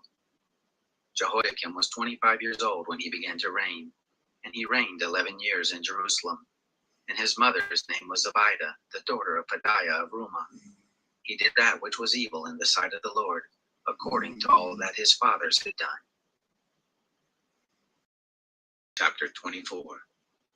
In his days, Nebuchadnezzar, king of Babylon, came up, and Jehoiakim became his servant 3 years. Then he turned and rebelled against him. The Lord sent against him bands of the Chaldeans, and bands of the Syrians, and bands of the Moabites, and bands of the children of Ammon, and sent them against Judah to destroy it, according to the word of the Lord, which he spoke by his servants the prophets. Surely at the commandment of the Lord did this come to Judah, to remove them out of his sight, for the sins of Manasseh, according to all that he did, and also for the innocent blood that he shed. For he filled Jerusalem with innocent blood, and the Lord would not pardon. Now the rest of the acts of Jehoiakim, and all that he did, aren't they written in the book of the Chronicles of the kings of Judah? So Jehoiakim slept with his fathers, and Jehoiachin his son reigned in his place. The king of Egypt didn't come out of his land anymore, for the king of Babylon had taken from the brook of Egypt to the river Euphrates all that pertained to the king of Egypt. Jehoiachin was 18 years old when he began to reign, and he reigned in Jerusalem 3 months, and his mother's name was Nehushta, the daughter of Elnathan of Jerusalem. He did that which was evil in the sight of the Lord, according to all that his father had done. At that time the servants of Nebuchadnezzar, king of Babylon, came up to Jerusalem, and the city was besieged. Nebuchadnezzar, king of Babylon, came to the city while his servants were besieging it, and Jehoiachin, the king of Judah, went out to the king of Babylon, he and his mother, and his servants, and his princes, and his officers. And the king of Babylon took him in the 8th year of his reign. He carried out all the treasures of the house of the Lord, and the treasures of the king's house, and cut in pieces all the vessels of gold, which Solomon king of Israel had made in the temple of the Lord, as the Lord had said. He carried away all Jerusalem, and all the princes, and all the mighty men of valor, even 10,000 captives, and all the craftsmen and the smiths. None remained, save the poorest sort of the people of the land. He carried away Jehoiachin to Babylon, and the king's mother, and the king's wives, and his officers, and the chief men of the land, he carried into captivity from Jerusalem to Babylon. All the men of might, even 7,000, and the craftsmen and the smiths 1,000, all of them strong and ready for war. Even them the king of Babylon brought captive to Babylon. The king of Babylon made Mattaniah, Jehoiakim's father's brother, king in his place, and changed his name to Zedekiah. Zedekiah was 21 years old when he began to reign, and he reigned 11 years in Jerusalem. And his mother's name was Hamutal, the daughter of Jeremiah of Libnah. He did that which was evil in the sight of the Lord, according to all that Jehoiakim had done. The anger of the Lord was poured out in Jerusalem and Judah, until he had cast them out from his presence. Zedekiah rebelled against the king of Babylon. Chapter 25. It happened in the 9th year of his reign, in the 10th month, in the 10th day of the month, that Nebuchadnezzar, king of Babylon, came, he and all his army, against Jerusalem, and encamped against it, and they built forts against it round about. So the city was besieged to the 11th year of King Zedekiah. On the 9th day of the 4th month, the famine was great in the city, so that there was no bread for the people of the land. Then a breach was made in the city, and all the men of war fled by night by the way of the gate between the 2 walls, which was by the king's garden. Now the Chaldeans were against the city round about, and the king went by the way of the Arabah. But the army of the Chaldeans pursued after the king, and overtook him in the plains of Jericho, and all his army was scattered from him. Then they took the king, and carried him up to the king of Babylon to Riblah, and they gave judgment on him. They killed the sons of Zedekiah before his eyes, and put out the eyes of Zedekiah, and bound him in fetters, and carried him to Babylon. Now in the 5th month, on the 7th day of the month, which was the 19th year of King Nebuchadnezzar, king of Babylon, came Nebuzaradan, the captain of the guard, a servant of the king of Babylon, to Jerusalem. He burnt the house of the Lord, and the king's house, and all the houses of Jerusalem. Even every great house he burnt with fire. All the army of the Chaldeans who were with the captain of the guard broke down the walls of Jerusalem round about. The residue of the people who were left in the city, and those who fell away, who fell to the king of Babylon, and the residue of the multitude, did Nebuzaradan, the captain of the guard, carry away captive. But the captain of the guard left of the poorest of the land to work the vineyards and fields. The pillars of brass that were in the house of the Lord, and the bases, and the brazen sea that were in the house of the Lord, did the Chaldeans break in pieces, and carried the brass of them to Babylon. The pots and the shovels, and the snuffers and the spoons, and all the vessels of brass with which they ministered they took away. The fire pans and the basins, that which was of gold in gold, and that which was of silver in silver, the captain of the guard took away. The two pillars, the one sea and the bases, which Solomon had made for the house of the Lord, the brass of all these vessels could not be measured. The height of the one pillar was 18 cubits, and a capital of brass was on it, and the height of the capital was 3 cubits, with network and pomegranates on the capital around it, all of brass. And like to these had the second pillar with networks. The captain of the guard took Sariah the chief priest, and Zephaniah the second priest, and the 3 keepers of the threshold. And out of the city he took an officer who was set over the men of war, and 5 men of those who saw the king's face, who were found in the city, and the scribe, the captain of the host, who mustered the people of the land, and 60 men of the people of the land who were found in the city. Nebuzaradan, the captain of the guard, took them, and brought them to the king of Babylon to Riblah. The king of Babylon struck them, and put them to death at Riblah in the land of Hamath. So Judah was carried away captive out of his land. As for the people who were left in the land of Judah, whom Nebuchadnezzar, king of Babylon, had left, even over them he made Gedaliah, the son of Ahikam, the son of Shaphan, governor. Now when all the captains of the forces, they and their men, heard that the king of Babylon had made Gedaliah governor, they came to Gedaliah to Mizpah, even Ishmael, the son of Nethaniah, and Johanan, the son of Kareah, and Sariah, the son of Tahumeth, the Netophalite, and Jazaniah, the son of the Maccathite, they and their men. Gedaliah swore to them and to their men, and said to them, Don't be afraid because of the servants of the Chaldeans. Live in the land, and serve the king of Babylon, and it shall be well with you. But it happened in the 7th month, that Ishmael, the son of Nethaniah, the son of Elishama, of the royal seed, came with 10 men, and struck Gedaliah so that he died, and the Jews and the Chaldeans that were with him at Mizpah. All the people, both small and great, and the captains of the forces, arose and came to Egypt, for they were afraid of the Chaldeans. It happened in the 37th year of the captivity of Jehoiachin, king of Judah, in the 12th month, on the 27th day of the month, that Evil-Merodach, king of Babylon, in the year that he began to reign, did lift up the head of Jehoiachin, king of Judah, out of prison. And he spoke kindly to him, and set his throne above the throne of the kings who were with him in Babylon, and changed his prison garments. Jehoiachin ate bread before him continually all the days of his life, and for his allowance there was a continual allowance given him of the king, every day a portion, all the days of his life. Chapter 1. Adam, Seth, Enosh, Kenan, Mahalalel, Jared, Enoch, Methuselah, Lamech, Noah, Shem, Ham, and Japheth. The sons of Japheth, Gomer and Magog, and Madai, and Javan, and Tubal, and Meshach, and Tiras. The sons of Gomer, Ashkenaz, and Diphath, and Togarmah. The sons of Javan, Elisha, and Tarshish, Kittim, and Rodanim. The sons of Ham, Cush, and Mizraim, Put, and Canaan. The sons of Cush, Seba, and Havilah, and Sapta, and Rama, and Sabteka. The sons of Rama, Sheba, and Dedan. Cush became the father of Nimrod.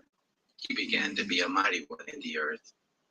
Mizraim became the father of Ludum, and Ananim, and Lahabim, and Nephtuhim, and Pathrusim, and Casluhim, from whence came the Philistines, and Captorim. Canaan became the father of Sidon, his firstborn, and Heth, and the Jebusite, and the Amorite, and the Girgashite, and the Hivite, and the Archite, and the Sinite, and the Arvadite, and the Zemarite, and the Hamathite.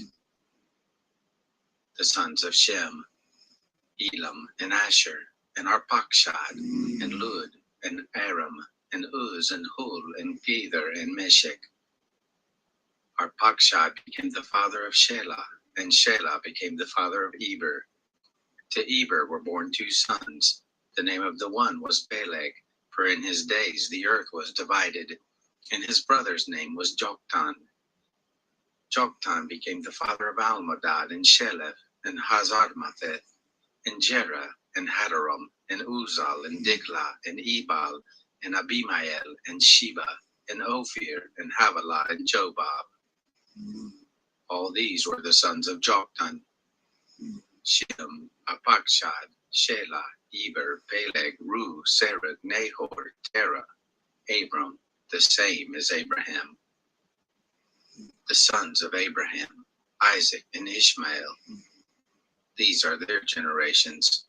The firstborn of Ishmael, Nebaioth, then Kedar, then Adbeel, and Mibsam, Mishma, and Duma, Masa, Hadad, and Tema, Jeter, Naphish, and Kedema. These are the sons of Ishmael. The sons of Keturah, Abraham's concubine. She bore Zimran, and Jokshan, and Medan, and Midian, and Ishbak, and Shua. The sons of Jokshan, Sheba, and Dedan. The sons of Midian, Ephah, and Epher, and Hanak, and Abida, and Elda. All these were the sons of Keturah. Abraham became the father of Isaac. The sons of Isaac, Esau, and Israel. The sons of Esau, Eliphaz, Ruel, and Jeush, and Jalam, and Korah. The sons of Eliphaz, Teman, and Omar, Zephi, and Gatam, Kenaz, and Timnah, and Amalek. The sons of Ruel, Nahath, Zerah, Shammah, and Misa. The sons of Seir, Lotan, and Shobal, and Zibeon, and Anna, and Dishon, and Ezer, and Dishan.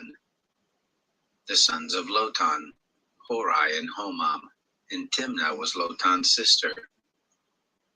The sons of Shobal, Alian, and Manahath, and Ebal, Shephi, and Onam. The sons of Zibeon, Aiah, and Anna. The sons of Anna, Dishon. The sons of Dishon, Amran, and Eshban, and Ithran, and Cheran. The sons of Ezer, Bilhan, and Zavan, Jachan. The sons of Dishan, Uz, and Aran. Now these are the kings who reigned in the land of Edom, before there reigned any king over the children of Israel. Bela, the son of Beor, and the name of his city was Dinhaba. Bela died, and Jobab, the son of Zerah of Bozrah, reigned in his place. Jobab died, and Husham of the land of the Timonites reigned in his place. Husham died, and Hadad, the son of Bedad, who struck Midian in the field of Moab, reigned in his place, and the name of his city was Avith. Hadad died, and Samlah of Masrekah reigned in his place. Samlah died, and Shaul of Rehoboth by the river reigned in his place. Shaul died, and Baal-Hanan, the son of Akbor, reigned in his place. Baal-Hanan died, and Hadad reigned in his place. And the name of his city was Pai, and his wife's name was Mehetabel, the daughter of Matred, the daughter of Mezahab. Hadad died. The chiefs of Edom were Chief Timnah, Chief Eliah, Chief Jetheth, Chief Haholibamah, Chief Elah, Chief Pinon, Chief Kenaz, Chief Teman, Chief Mibzar, Chief Magdiel, Chief Imran. These are the chiefs of Edom. Chapter 2. These are the sons of Israel: Reuben, Simeon, Levi, and Judah, Issachar and Zebulun, Dan, Joseph, and Benjamin, Naphtali, Gad, and Asher. The sons of Judah, Ir, and Onan, and Shelah, which 3 were born to him of Shua's daughter, the Canaanitess. Judah's firstborn, was wicked in the sight of the Lord, and he killed him. Tamar, his daughter-in-law, bore him Perez and Zerah. All the sons of Judah were 5. The sons of Perez, Hezron and Hamul. The sons of Zerah, Zimri and Ethan, and Heman and Calcol and Dara, 5 of them in all. The sons of Carmi, Achar, the troubler of Israel, who committed a trespass in the devoted thing. The sons of Ethan, Azariah. The sons also of Hezron, who were born to him, Jeramiel, and Ram, and Jelibai. Ram became the father of Aminadab, and Aminadab became the father of Nashon, the prince of the children of Judah. And Nashon became the father of Salma, and Salma became the father of Boaz, and Boaz became the father of Obed, and Obed became the father of Jesse, and Jesse became the father of his firstborn, Eliab, and Abinadab the second, and Shemaiah the third, Nethanel the fourth, Radai the fifth, Ozam the sixth, David the seventh, and their sisters were Zeruiah and Abigail. The sons of Zeruiah, Abishai and Joab and Asahel, 3. Abigail bore Amasa, and the father of Amasa was Jether the Ishmaelite. Caleb the son of Hezron became the father of children with Azubah his wife, and of Jerioth, and these were her sons, Jesher and Shobab and Arvan. Azubah died, and Caleb took to him Ephrath, who bore him Hur. Hur became the father of Uri, and Uri became the father of Bezalel. Afterward, Hezron went into the daughter of Machir, the father of Gilead, whom he took as a wife when he was 60 years old, and she bore him Segub. Segub became the father of Jair, who had 23 cities in the land of Gilead. Gesher and Aram took the towns of Jair from them, with Kenath and its villages, even 60 cities. All these were the sons of Machir, the father of Gilead. After that Hezron was dead, and Caleb Ephrathah, then Abijah, Hezron's wife, bore him Asher, the father of Tekoa. The sons of Jeramiel, the firstborn of Hezron, were Ram, the firstborn, and Bunah, and Oren, and Ozam, and Ahijah. Jeramiel had another wife, whose name was Akada. She was the mother of Onam. The sons of Ram, the firstborn of Jeramiel, were Maaz, and Jamin, and Eker. The sons of Onam were Shammai and Jada. The sons of Shammai, Nadab and Abishur. The name of the wife of Abishur was Abihail, and she bore him Aban and Molid. The sons of Nadab, Selab and Abaim, but Seled died without children. The sons of Abaim, Ishai. The sons of Ishai, Shishan. The sons of Shishan, Alai. The sons of Jada, the brother of Shammai, Jether and Jonathan, and Jether died without children. The sons of Jonathan, Peleth and Zaza. These were the sons of Jeramiel. Now Sheshan had no sons, but daughters. Sheshan had a servant, an Egyptian, whose name was Jarha. Sheshan gave his daughter to Jarha, his servant, as a wife, and she bore him Attai. Attai became the father of Nathan, and Nathan became the father of Zabad, and Zabad became the father of Ephlal, and Ephlal became the father of Obed, and Obed became the father of Jehu, and Jehu became the father of Azariah, and Azariah became the father of Helez, and Helez became the father of Eliashah, and Eliashah became the father of Sismai, and Sismai became the father of Shalom, and Shalom became the father of Jechamiah, and Jechamiah became the father of Elishama.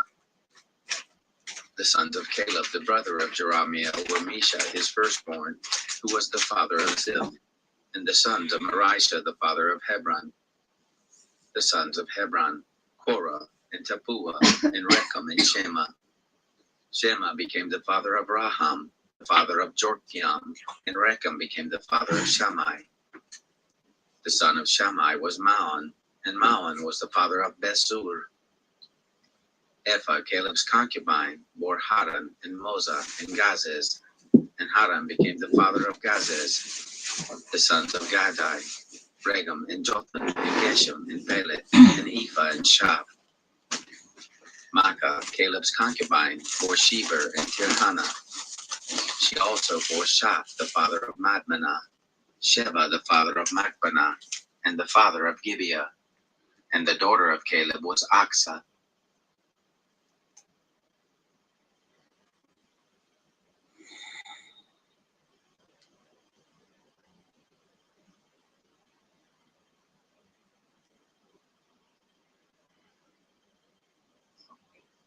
And at the time, my daughter-in-law Sit well with the child. She answered, God is come here. The priest consented that they should take no more money from the people, neither repair the breaches of the house.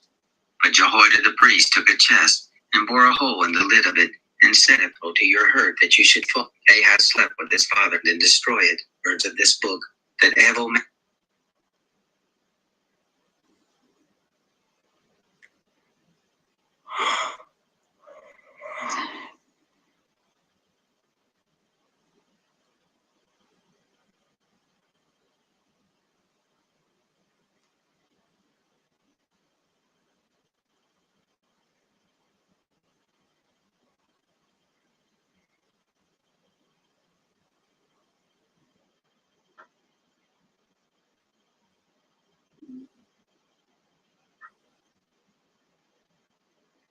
of Assyria appointed to Hezekiah king of Judah 300 talents of silver and 30 talents of gold.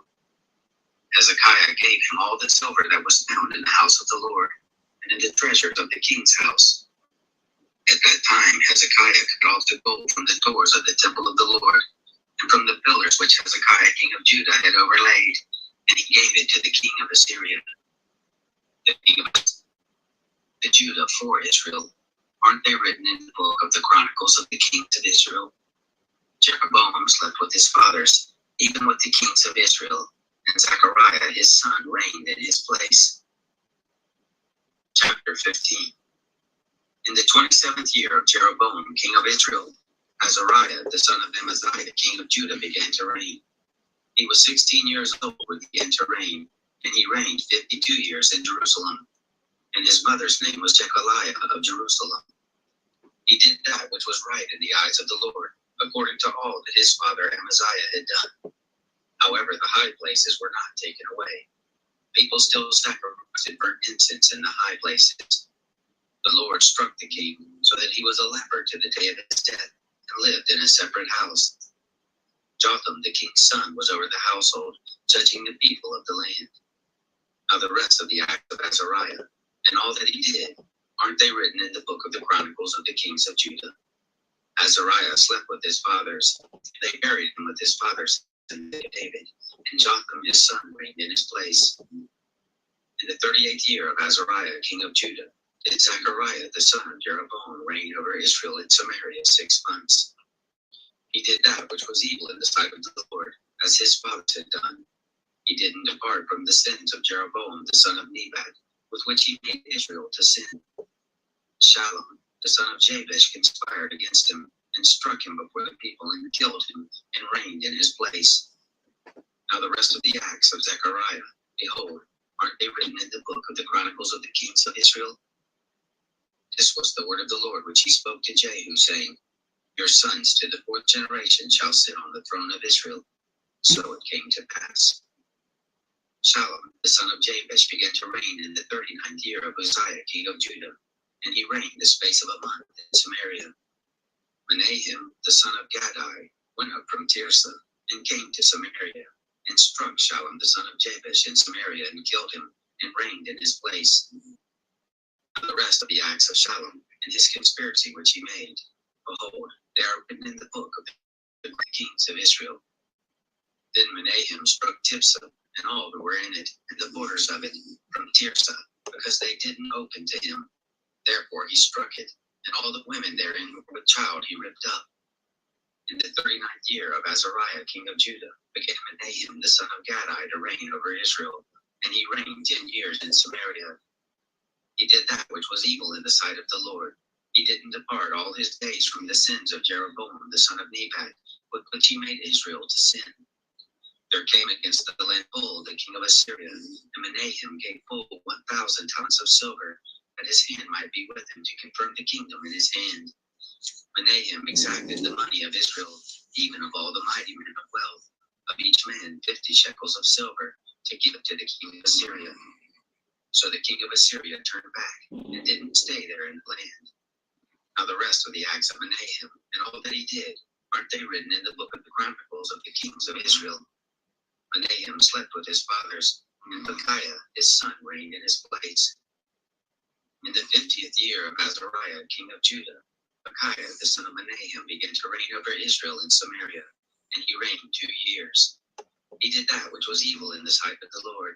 He didn't depart from the sins of Jeroboam the son of Nebat, with which he made Israel to sin. Pekah the son of Remaliah his captain conspired against him, and struck him in Samaria, in the castle of the king's house, with Argob and Uriah. With him were 50 men of the Hittites, and he killed him, and reigned in his place. Now the rest of the acts of Pekahiah, and all that he did, behold, they are written in the book of the Chronicles of the kings of Israel. In the 52nd year of Azariah king of Judah, Pekah the son of Remaliah began to reign over Israel in Samaria, and he reigned 20 years. He did that which was evil in the sight of the Lord. He didn't depart from the sins of Jeroboam son of Nebat, with which he made Israel to sin.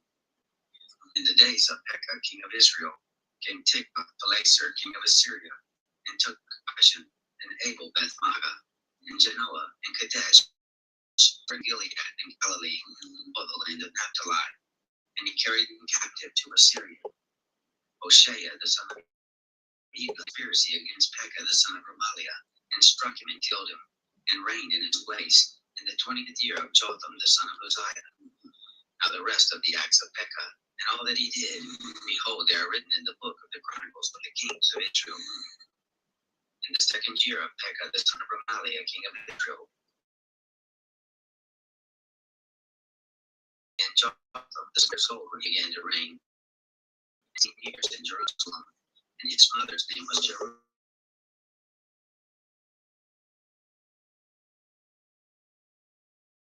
Uzziah had done. However, the high places were not taken away. The people still sacrificed and burned. He built the upper gate of the Lord's house.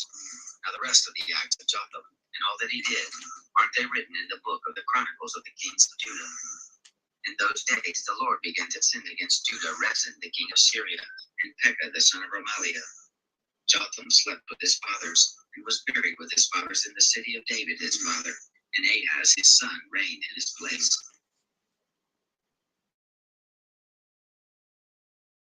Chapter 16. In the 17th year of Pekah the son of Remaliah, Ahaz the son of Jotham king of Judah began to reign. He was 20 years old when he began to reign, and he reigned 16 years in Jerusalem. And he didn't do that which was right in the eyes of the Lord his God, like David his father. But he walked in the way of the kings of Israel, yes, and made his son to pass through the fire, according to the abominations of the nations, whom the Lord cast out from before the children of Israel.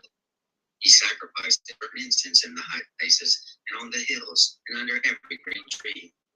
Then Rezin, king of Syria, and Pekah, son of Remaliah, king of Israel, came up to Jerusalem to make war, and they besieged Ahaz, but could not overcome him. At that time Rezin, king of Syria, recovered Elath to Syria, and drove the Jews from Elath, and the Syrians came to Elath and lived there to this day. So Ahaz sent messengers to Tiglath-Pileser, king of Assyria, saying, I am your servant and your son. Come up and save me out of the hand of the king of Syria, and out of the hand of the king of Israel, who rise up against me. Ahaz took the silver and gold that were found in the house of the Lord, and in the treasures of the king's house, and sent it for a present to the king of Assyria. The king of Assyria listened to him, and the king of Assyria went up against Damascus, and took it, and carried the people of it captive to Kir, and killed Rezin. King Ahaz went to Damascus to meet Tiglath-Pileser, king of Assyria, and saw the altar that was at Damascus. And King Ahaz sent to Arijah the priest the manner of the altar and the pattern of it, according to all the workmanship of it.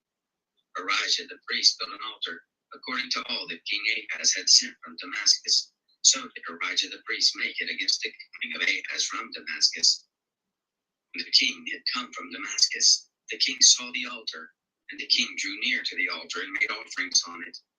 He burnt his burnt offering and his meal offering, and poured his drink offering, and sprinkled the blood of his peace offerings on the altar. The brazen altar which was before the Lord, he brought from the forefront of the house from between his altar. Elisha said, Each month, till about 3 days.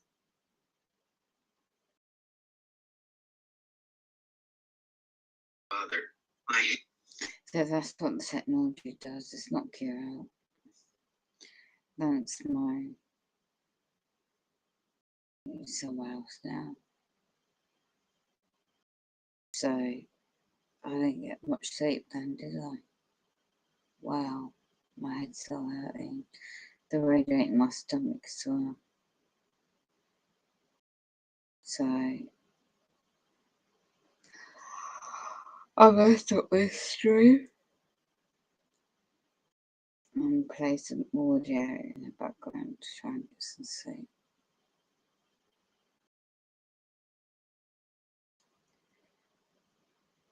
I'll keep this stream in, and then just whatever you hear is not. It's just like a robot voice meant to be sleeping. See me is affecting the sun. Just gonna check. I'm gonna listen to Bible on the headphones.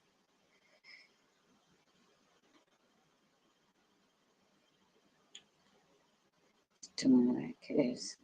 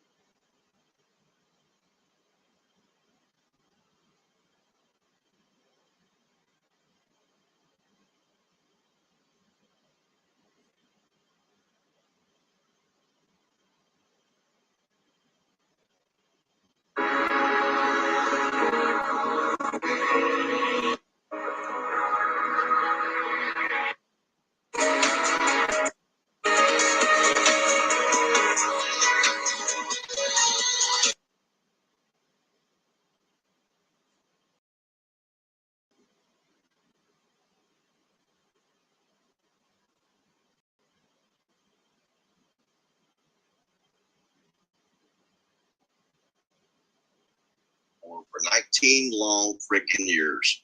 I just wanted to cut a real quick video to say thank you to everybody that donated. You made They got fake, very fake people begging for cash, donate, to keep their lifestyles going, to monetize.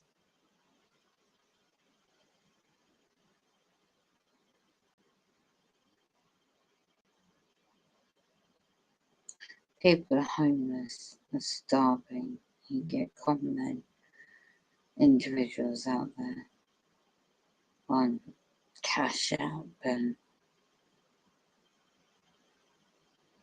good gosh. So what? I struggle like everybody else paying that stuff you can pay for. And you go begging, and this is evil spirits in people sometimes.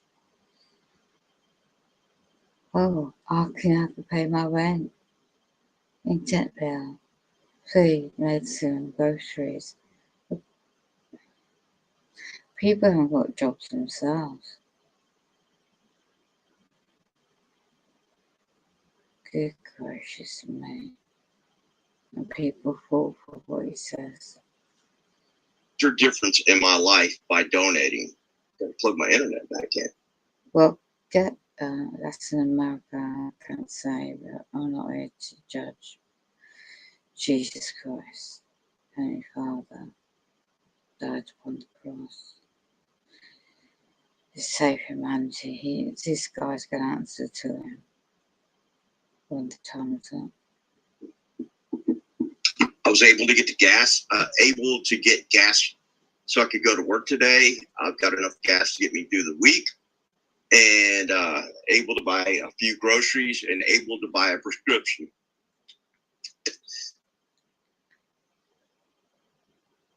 It would have turned it into 12 grand. I took half that money, which is about $900. I gave half it to my grandmother, who helped put me through nursing school, and I kept the other half for myself. And that's what I did. But had I won that, I wouldn't be a targeted individual right now. It would have totally changed the path that I was on. It would have totally, I don't want to get in. You hear that? A grandmother, when you're definitely targeted individual, you don't have any contact with any family.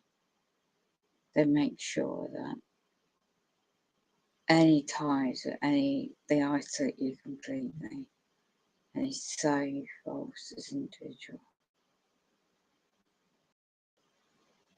Up, and I can't get it to do that. So I'm gonna have to go to work in the morning dressed really warm because it's gonna be cool. I couldn't get my window to roll up, and when I came home, before I left home this morning, I turned. This individual is able-bodied, fit and healthy. And there's so many people out there starving and homeless. And you don't know what it's like. Oh my goodness.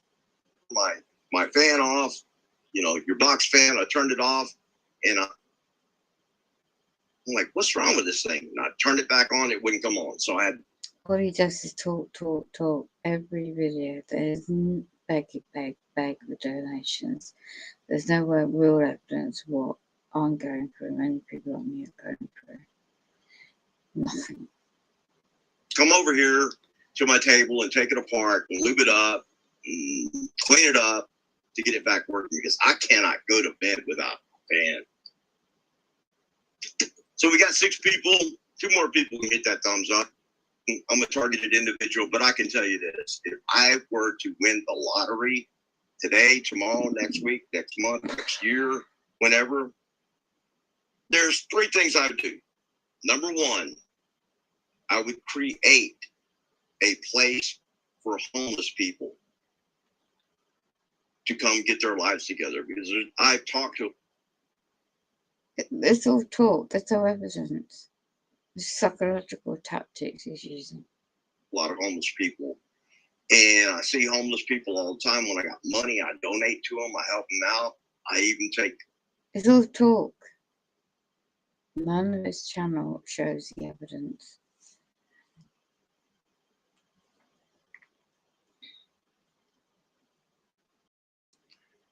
He's making income out of YouTube. And that's all he cares about as well. Perhaps he's using platforms. Thumbnails he's using on his videos.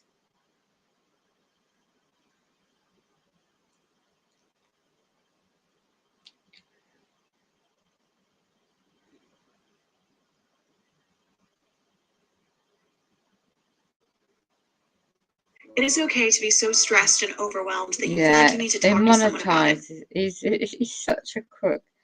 Monetizes his videos as well. And they're begging for people who haven't got it in the first place.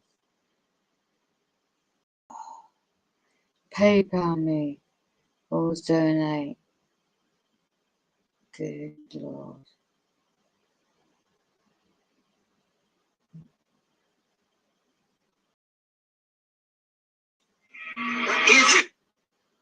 Stalking. Yeah. And then there were other signs and symptoms, but then Snowden comes out. Edward Snowden comes out in 2013 with all the documents and all of that. Yeah. That the NSA basically taps into all emails, all just everything that crosses the pipeline of the internet. They plug right into the pipeline and they have it all. They don't have to decrypt it. They have backdoors given to them by all the big tech companies. What did that do for your understanding when that all came out? How did that, or maybe you and other people, because you actually have a big, YouTube channel and all that, so you don't speak for just yourself, but I'm sure you get hundreds of comments. How did he get that on his channel? Was he mates with him or something? Turn to TV.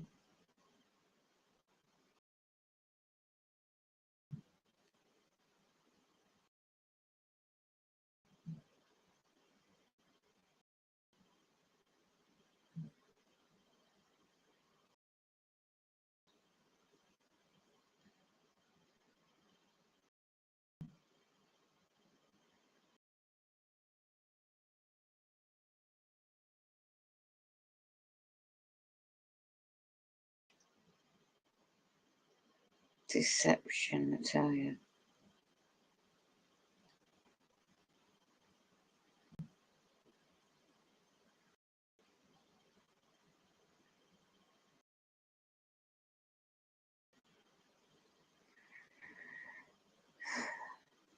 YouTube channel and all that, so you don't speak for just yourself, but I'm sure you get hundreds of comments and all of that.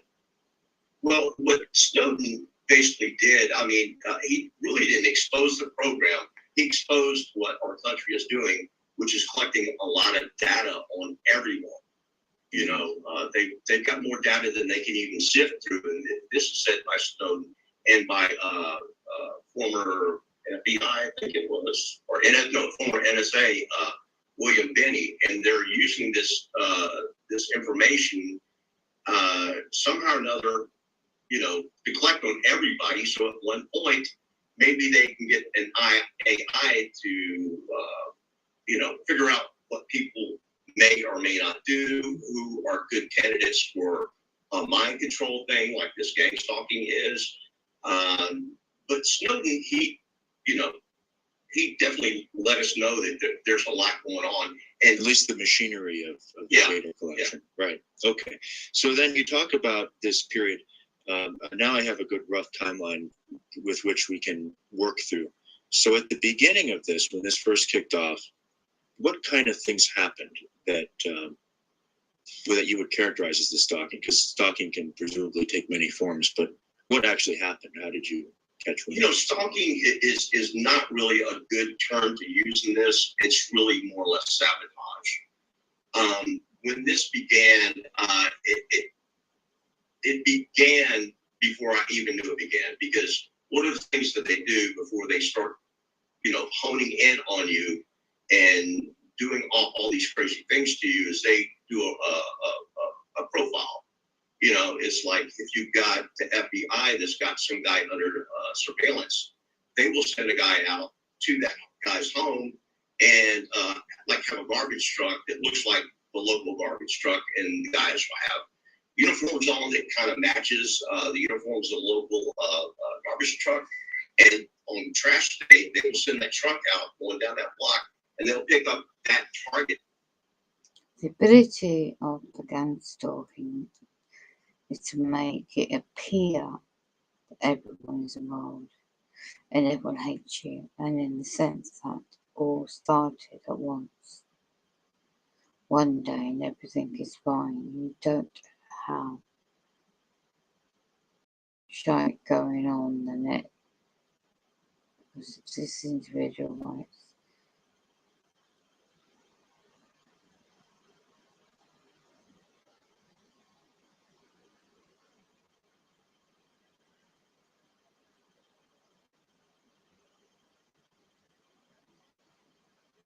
Yeah, you need to look back at this to see why you've done this.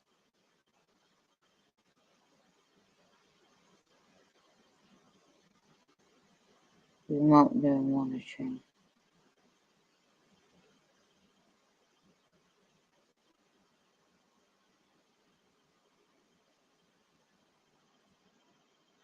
Interesting.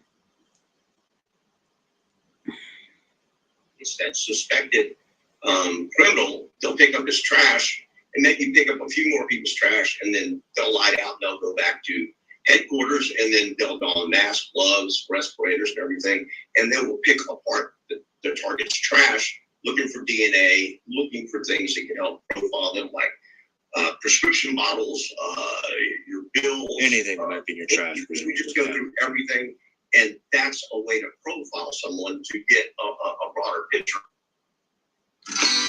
They don't need that. The technology is too advanced. I'll listen to that.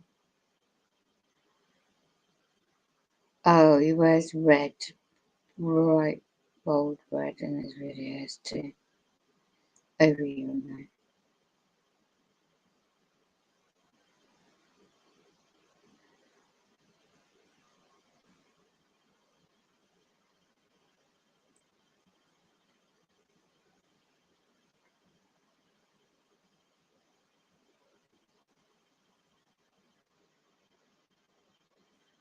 No, there's no evidence of this. What you genuine people are going through. Just been making income out of people. When it started 5 years ago, first video had 121K videos. Yeah, look at that.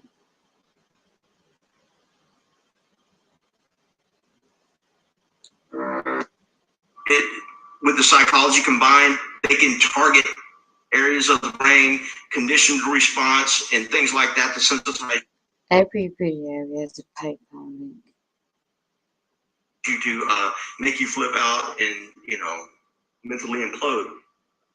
Like I said, long before the gang stalking started, someone selected you as a target. Probably somebody in your life that fucking hates you, doesn't like you at all, and they want to cause you as most emotional grief as possible. These are not conflict resolution types of people. They're not people who follow social norms. These tend to be people with personality disorders or sociopaths, and most importantly, people that are narcissistic. I'm not going to explain all that stuff. It's all done by fucking hanged or shot in the fucking head. But that was my daughter, which is totally fucking fictitious, hog fucking wash quackery. But I've watched at least 3 programs where a guy would be tricked and manipulated by his new spouse or girlfriend or whatever, and she would tell them that my ex, he was a fucking pedophile, he molested my daughter, whatnot. And guess what? Every one of these stupid fucking Joes would go out and kill the ex-spouse, and it would come out in court that the guy never touched his daughter or touched anybody. He was never even suspect for it. They would, the police would go through stuff like that. They went through my done. Okay, I'm not going to do that anymore. It's just third-party false information.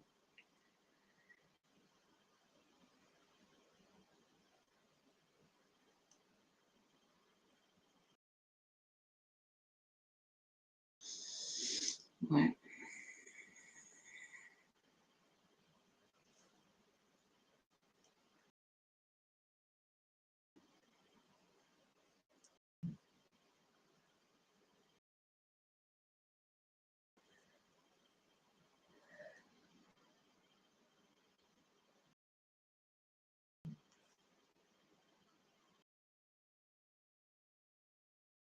Trying you at sea.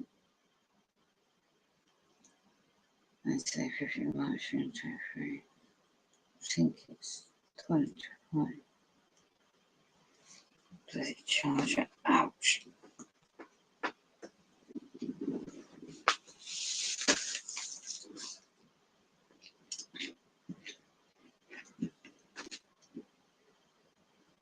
Oh,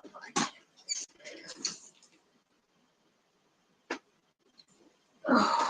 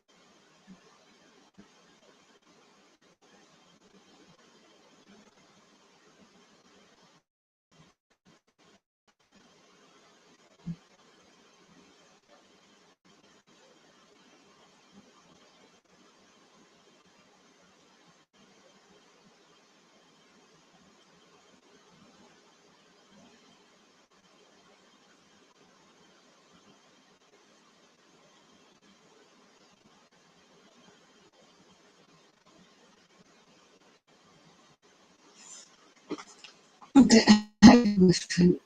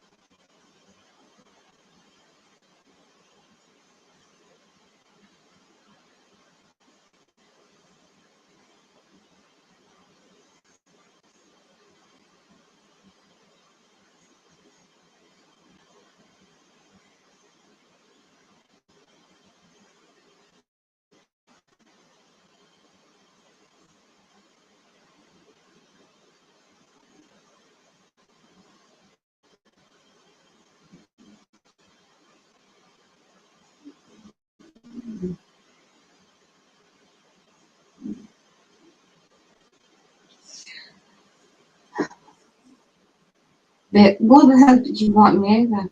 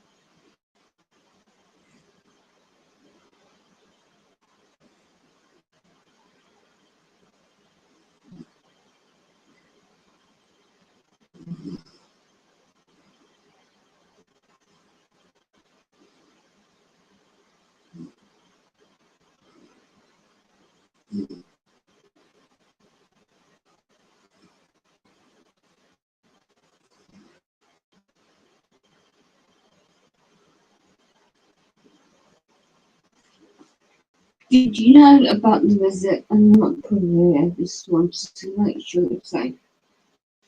You okay?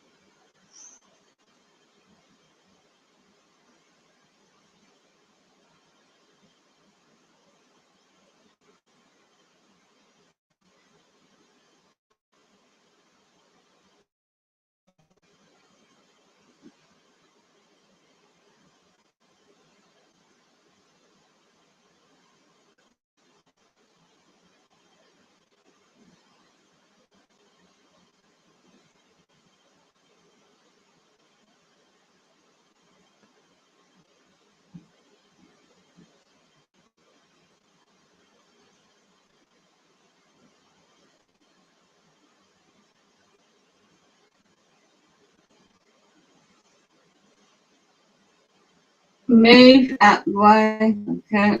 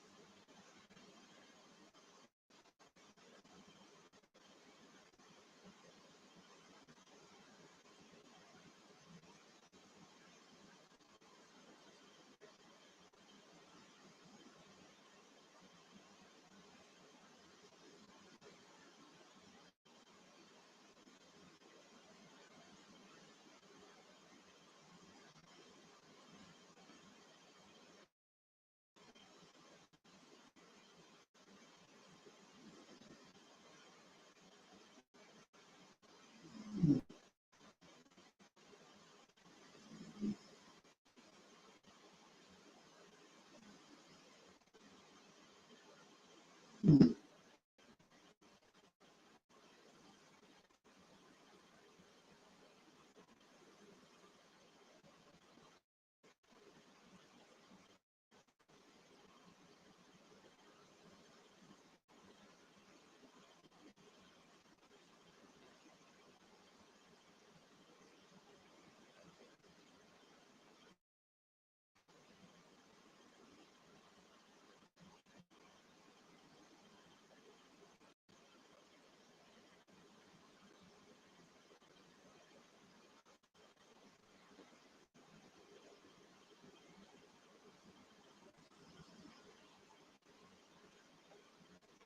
Mm.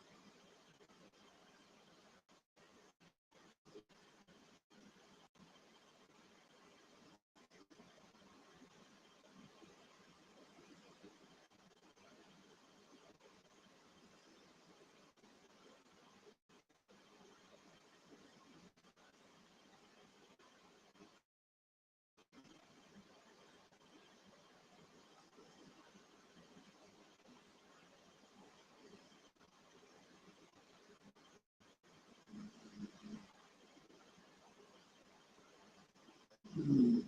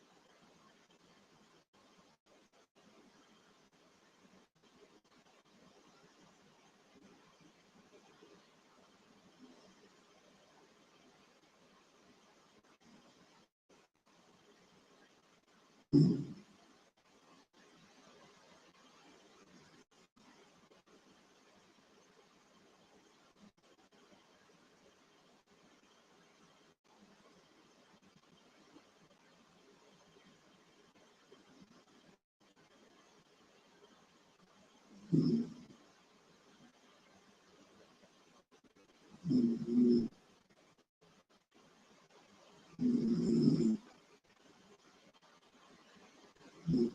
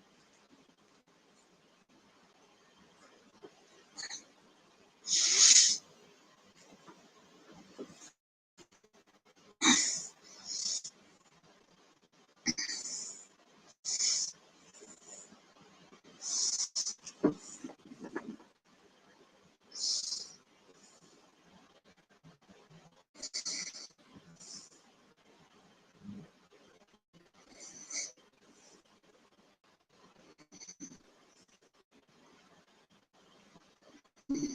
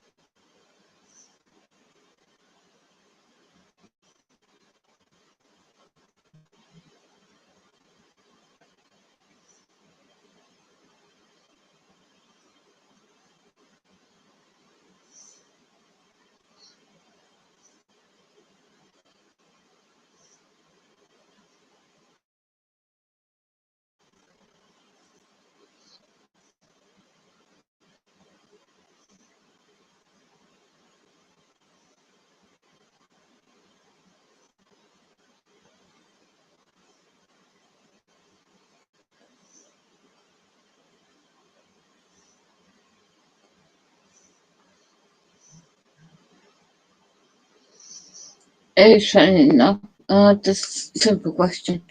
I just wonder, I heard something on the news. I thought I'll ask him.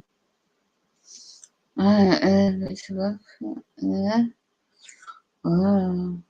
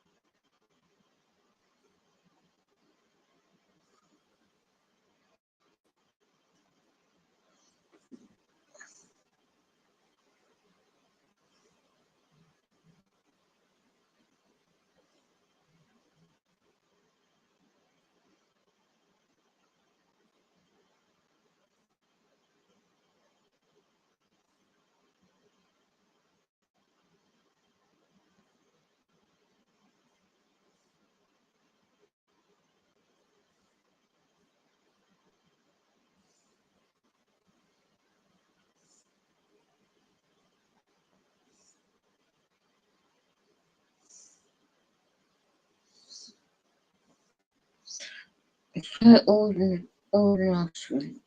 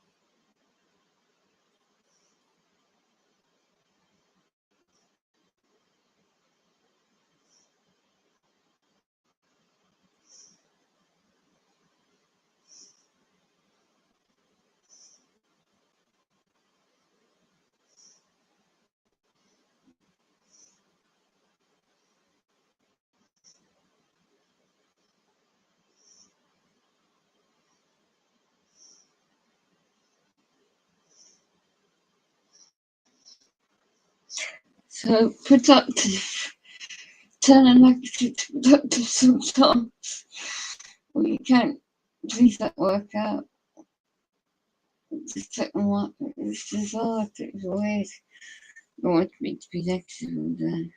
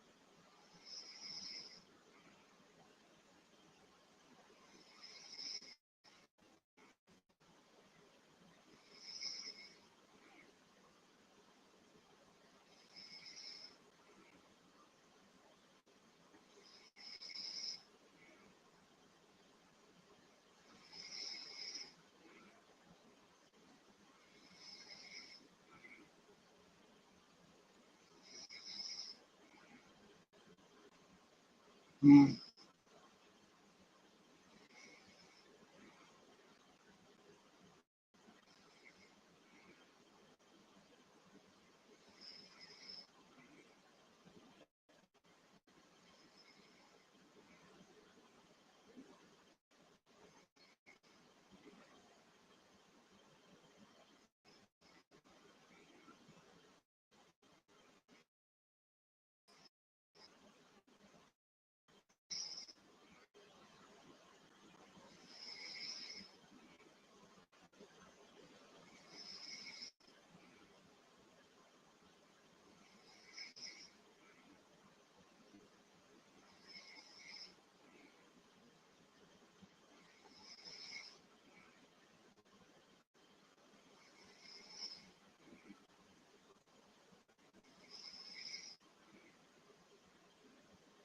Mm.